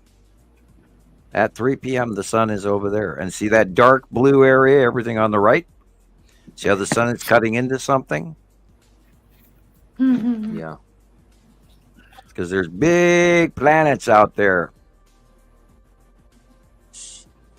And that's where on the right hand side, that's right there's the edge of Nibiru. There it is. Yeah. Whoa. Oh, that's beautiful. Oh, Yuri 2 on the other side. Yep. Or Saru. See how there's that triangle? See that triangle? That could be probably Saru on that line, straight line on the left. Look at the shadow line on the ground. Mm. Yeah. Whoa. Yeah. Go back the shadows. if you can to that shadow line on the ground. I would bet money that's Saru edge right there, shadow line. Right when just before the sun cut. Right, you're right there. See that? Look at it. Look at it. It Even goes on the ground, the dude. shadow. It's a straight shadow line right there. Straight line on the ground. And if too. you look, there's a light purple triangle between Nibiru and probably Saru. It's probably so huge that we don't even realize how close she is. She's probably right there all the time, and we don't even know it. Okay. No. That's an absolute shadow line. And then And it's it gone. drifts away now. Look at that. That was cool. That was Yeah, cool. well, ladies and Now I gentlemen, know why I we stayed have awake planets. so long.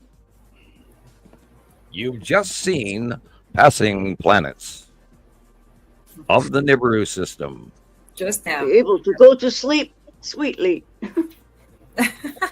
Dreaming of big blue You know, balls. I'm referring to that segment from The Day the Earth Stood Still, the 1957 version. Just a minute, ladies and gentlemen. I think something's about to happen. Yeah, the opening. I love that. Yep. Yeah, and I like radio. how he added that opening to the Radio Wasteland. Yeah, I loved it when they did that, and because I was one day, Chauncey and I were talking on the phone. We weren't doing a show that day.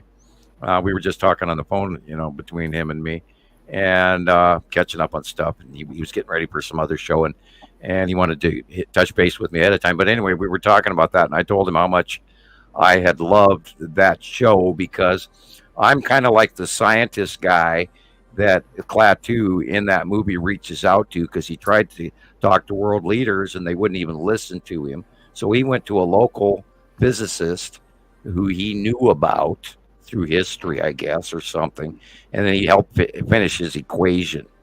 And that was what I kind of referenced myself as a guy that did equations that even Einstein couldn't finish. And to me, it was so simple, I didn't even realize the enormity of it at age 17. And yet here, you know, I'm in my 50s and 60s now. And now it has all the validity of the whole world. And so anyway, but that's the story behind why he started using segments from The Day the Earth Stood Still. And it was a great movie. I like that better than the new one. Way better. Anyway. Just a minute. Usually the classics are better, you know, than the newer stuff.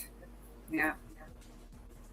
Like old dude versus new dude. Did you see that light thing that went across just before it started? Oh, this, Jillian? This video? No, right in the beginning, just before it started. Right beginning. Oh, look at the light in that one. There's that thing goes. Yeah. Look. So, No, even before that. No, before that. Huh? Right in the beginning. Yeah, watch. No, something came from the left and went over. I'm not sure. Is it Was those it like a golden light went? Look there, look. Look. Oh, What is Star that? Destroyer. It's a lonely Star Destroyer. Pay no attention to the man behind the curtain. Yeah, well, And look at that big orb there. Wow, wow. Look at that. Wow, look at that. We need a picture of that one. That's Tattoo and Yuri and man. the strong point is look at the shape of the size of the sun illumination, and it's being definitely cut off because there's objects in the way. Yeah, something's moving, right? People don't see them. I don't know. We keep saying that like stuck records. Well, the sun wouldn't come up and look like that if there wasn't something blocking it. It would come up and it would be this little brief good morning halo from the sun breaking the horizon, and then you'd see the sun, not this big bell flare that's, you know, from one end of the sky to the other. And people just say, "Oh, okay, I'm looking at the sun coming up," but no, look at the size of it. It's going all the way across, the whole picture, and that's because it's cut into.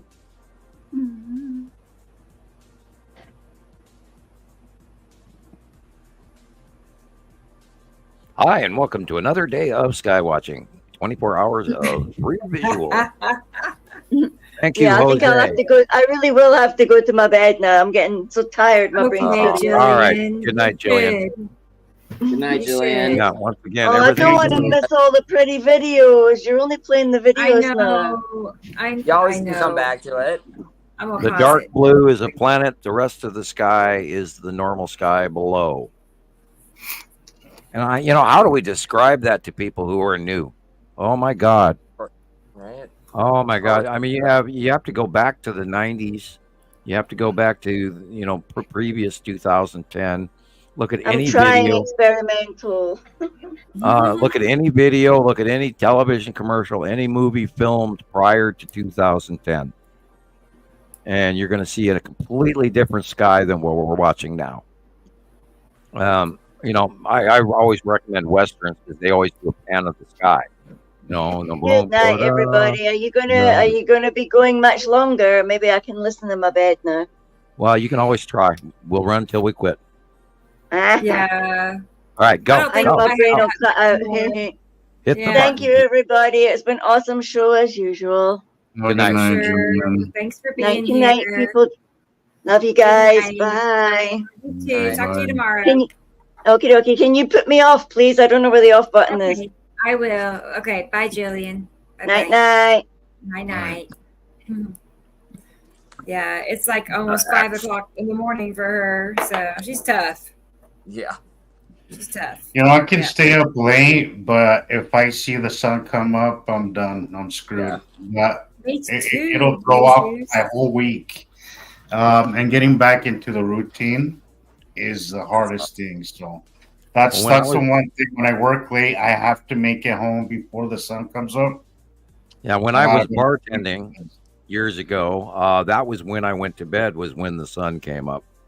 No, I can't. Because I was up all night long, and then you'd get ready for work, and you want your work to start in the morning, not in the afternoon or night. So I would always sleep through the day and get up about noon to 1 o'clock to 2 o'clock, depending on when I went into work, and then work like that was in the morning, and then wouldn't go to bed until the sun came up. And then for years I went back to my normal 5 o'clock in the morning wake up routine, because I used to do that when I used to water pipe as a teenager. I used to water farms, and we had to change pipe, and that was my farmer days. I used to help my dad do that. I used to help my dad do that. We grew corn and wheat and hops and all sorts of stuff up here. And now in that field, there's a super Walmart. Terrible. Times are changing. Times are changing. They killed the farm and put up a super Walmart. Right. Yeah, because that's more important. Fruit and vegetables come from. Yeah, isn't that where they grow them things? In the back room of the Walmart? I think so. Well, yeah, they're from Walmart. Let's see. Okay, so They grow in boxes. what else do we have? I don't know if I have a whole lot else that we haven't covered. I'll go back to my folder. And if you guys want to keep going, I mean, I'm fine. I'm open. I figured you would be, Sam. Sam is always up for it. I know. I'll be honest. I am kind of tired, guys. But we're right at 5 hours. Why don't we go ahead and wrap it up? We are at 5 hours and 20 That was seconds. a good show. We only went over one. We only went over 1 hour. Of what we had. That's true. It's not like 5 and 9 hours or whatever. 9 is our longest. That's insane. Gosh. That's insane. 9 hours. It's like 9 hours and 20 minutes or something. It was And then I got out of my chair and I tried to walk across the house, and I was going, okay, now you need to straighten out of the, my back wouldn't even. I sat in that chair for 9 hours straight. Yeah. And you guys still went on in the next few days. Yeah. Oh, yeah. Of Oh, yeah. course. Oh, Of yeah. course. Hey, you know, we're all obsessed here. I mean, we are absolutely out of our mind obsessed I with know. watching these planets. And that's the only way we could have ever compiled all this effort and work and running all of these sites and, you know, and visiting with each other regularly, because only through this obsession will we, you know, and then, you know, that is part of chasing the science. We really love it. Yeah. I don't know why. I just had an off day today. I'm not usually. I just had one of them days where I'm just like so low energy today. I don't know why. That was me I last week. was off yesterday. I never take 2 days off, and I took yesterday and today off, and I don't know if that made it worse. I just feel so tired today. I don't know why. No, I have not done nothing. I haven't done anything. Jesus, you're always so. I took a walk. I and you're took a always walk so around my busy. neighborhood. Okay. That's all I did, and I that's all I did today. So it's not like I did anything to make me tired. I'm just having an off day, I guess. I told you earlier that's kind of how I felt today. No particular reason. Yeah. I don't know. It just, you know, it's not there. Whatever that Yeah. is, it wasn't there. But Yeah. I feel like we managed well considering. Yeah, Are you almost yeah, done with 30 absolutely. days, We Rebecca? wouldn't know we were tired. What's that, Chris? Are you almost done with your 30 days, or? Yeah, I have. Today's day 24. Okay, that's So the 6 more days. 6 more days. So Yeah, and then and I tonight, encourage I'm gonna- I No, I encourage was gonna say everybody I'm to go to Rebecca's YouTube channel, because there's tons of work on there, and then of course on TikTok, which is what you're doing, and for Nibiru Followers Anonymous, and on YouTube, and there's tons of information there for you to watch, and this is of course where all the copies of our live programs go to. So then you can go back and catch up on your favorite shows, and don't forget to subscribe and hit the like button and notification bell and all that, and don't forget to hand a copy to your friends and say, these really crazy people, they may sound crazy, but they might know what they're talking about. And then we can always look forward to getting Chris's dad on here, and we can, you know, bribe him or shame him into coming on, even just for a few minutes. And Right. And if, you know, if he wants to call us nut jobs, that's okay too. I you know, just want him to know that his son hasn't lost his mind. Right. Maybe when I give him some actual cash. There you go. know, There you go. I owe him some dollars. Yeah, and then he's a professional guest. Right. Yeah. All right. Maybe Now when I tell start him, you know, well, what's his favorite restaurant? I mean, for fast food. You know what? I have no idea anymore. Okay, well, do I'll have your to- homework and let us know. Yeah. And then You're we'll, gonna you know, bribe we'll, him, Sam? well, what we'll do is, you know, we'll get him a, you know, even out of my pocket, I can, you know, buy him a, if you like Taco Bell or if you like Burger King or whatever, they have all those little gift cards, and then we'll get his address from you, and then we'll mail him a gift card and ask him to be a guest on our show. And then we'll guilt him into, hey, I got a free gift card from Taco Bell or whatever. You know, so maybe I oughta, you know, come in and do a cameo 5-minute spot and debate this philosophy thing with the possibility, or you know, and send him a copy of Symbols of an Alien Sky as well. Yeah, I already have that down. So. And tell him, start here. This is the premise that Mr. Hoffman works off of, and I'm not a crackpot, and then your friends are not crackpots. We're a wonderful group of people, and they invite him to you know, because he is who he is, and he's, you know, a professor, and we can discuss how academia would view this and all of that. Cool. It could be an interesting conversation. It could be. We'll see what happens. Okay. We will see. And I just want to tell Nicole that I saw your message about the new Atu's Moon folder, and it looks wonderful. I mean, it looks really, really good. So I'm going to make a note that we're going to start there for Saturday's show. Yeah, okay. that was- There's way that too was, many to see right now. There's That'll lots be of great for the shows. next show, and we had talked about Yes. how we will. Yeah. And So we're going to start there, and also I have some pictures that Robert in New Zealand sent me. So we'll start that as well with Robert. Okay, so we're already, creating our itinerary for Saturday's show, and as we was planned on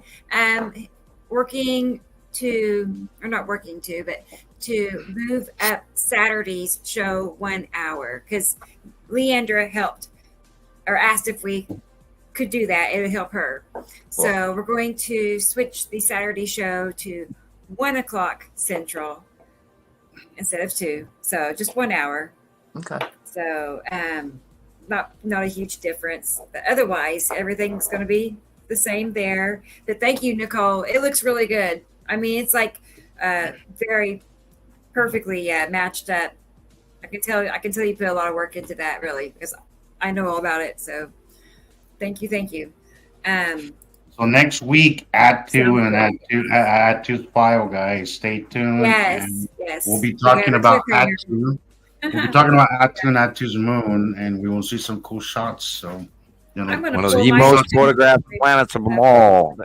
We have more pictures of Attu and Attu's moon than all of them combined. Yeah. The most photogenic. It's always amazed me because the purple stands out so strongly. That's most of why we're able to capture her and her white moon so often, is because it's so profusely different than the rest of them. Yeah. Right. It's not one that you're going to confuse with anybody else. So, yeah. I think that's the best, easiest planet to see right off the bat. First is Attu and Attu's moon. And it's all, and then recognizing the large ones after that that's another ball game currently. I mean, I'm even having trouble. I'm like spinning around 360s and going, what am I looking at? Anyway, I digress. All right, guys. Well, it's Star Wars time, Sam. Okay, cool. I gotta go play Star Wars. All right. All right. Good night, everybody. Good night, everybody. We'll see you guys guys. next show. Okay, we'll be back Saturday at 1 o'clock Central. Okay. Okay, bye guys. Good night. Bye.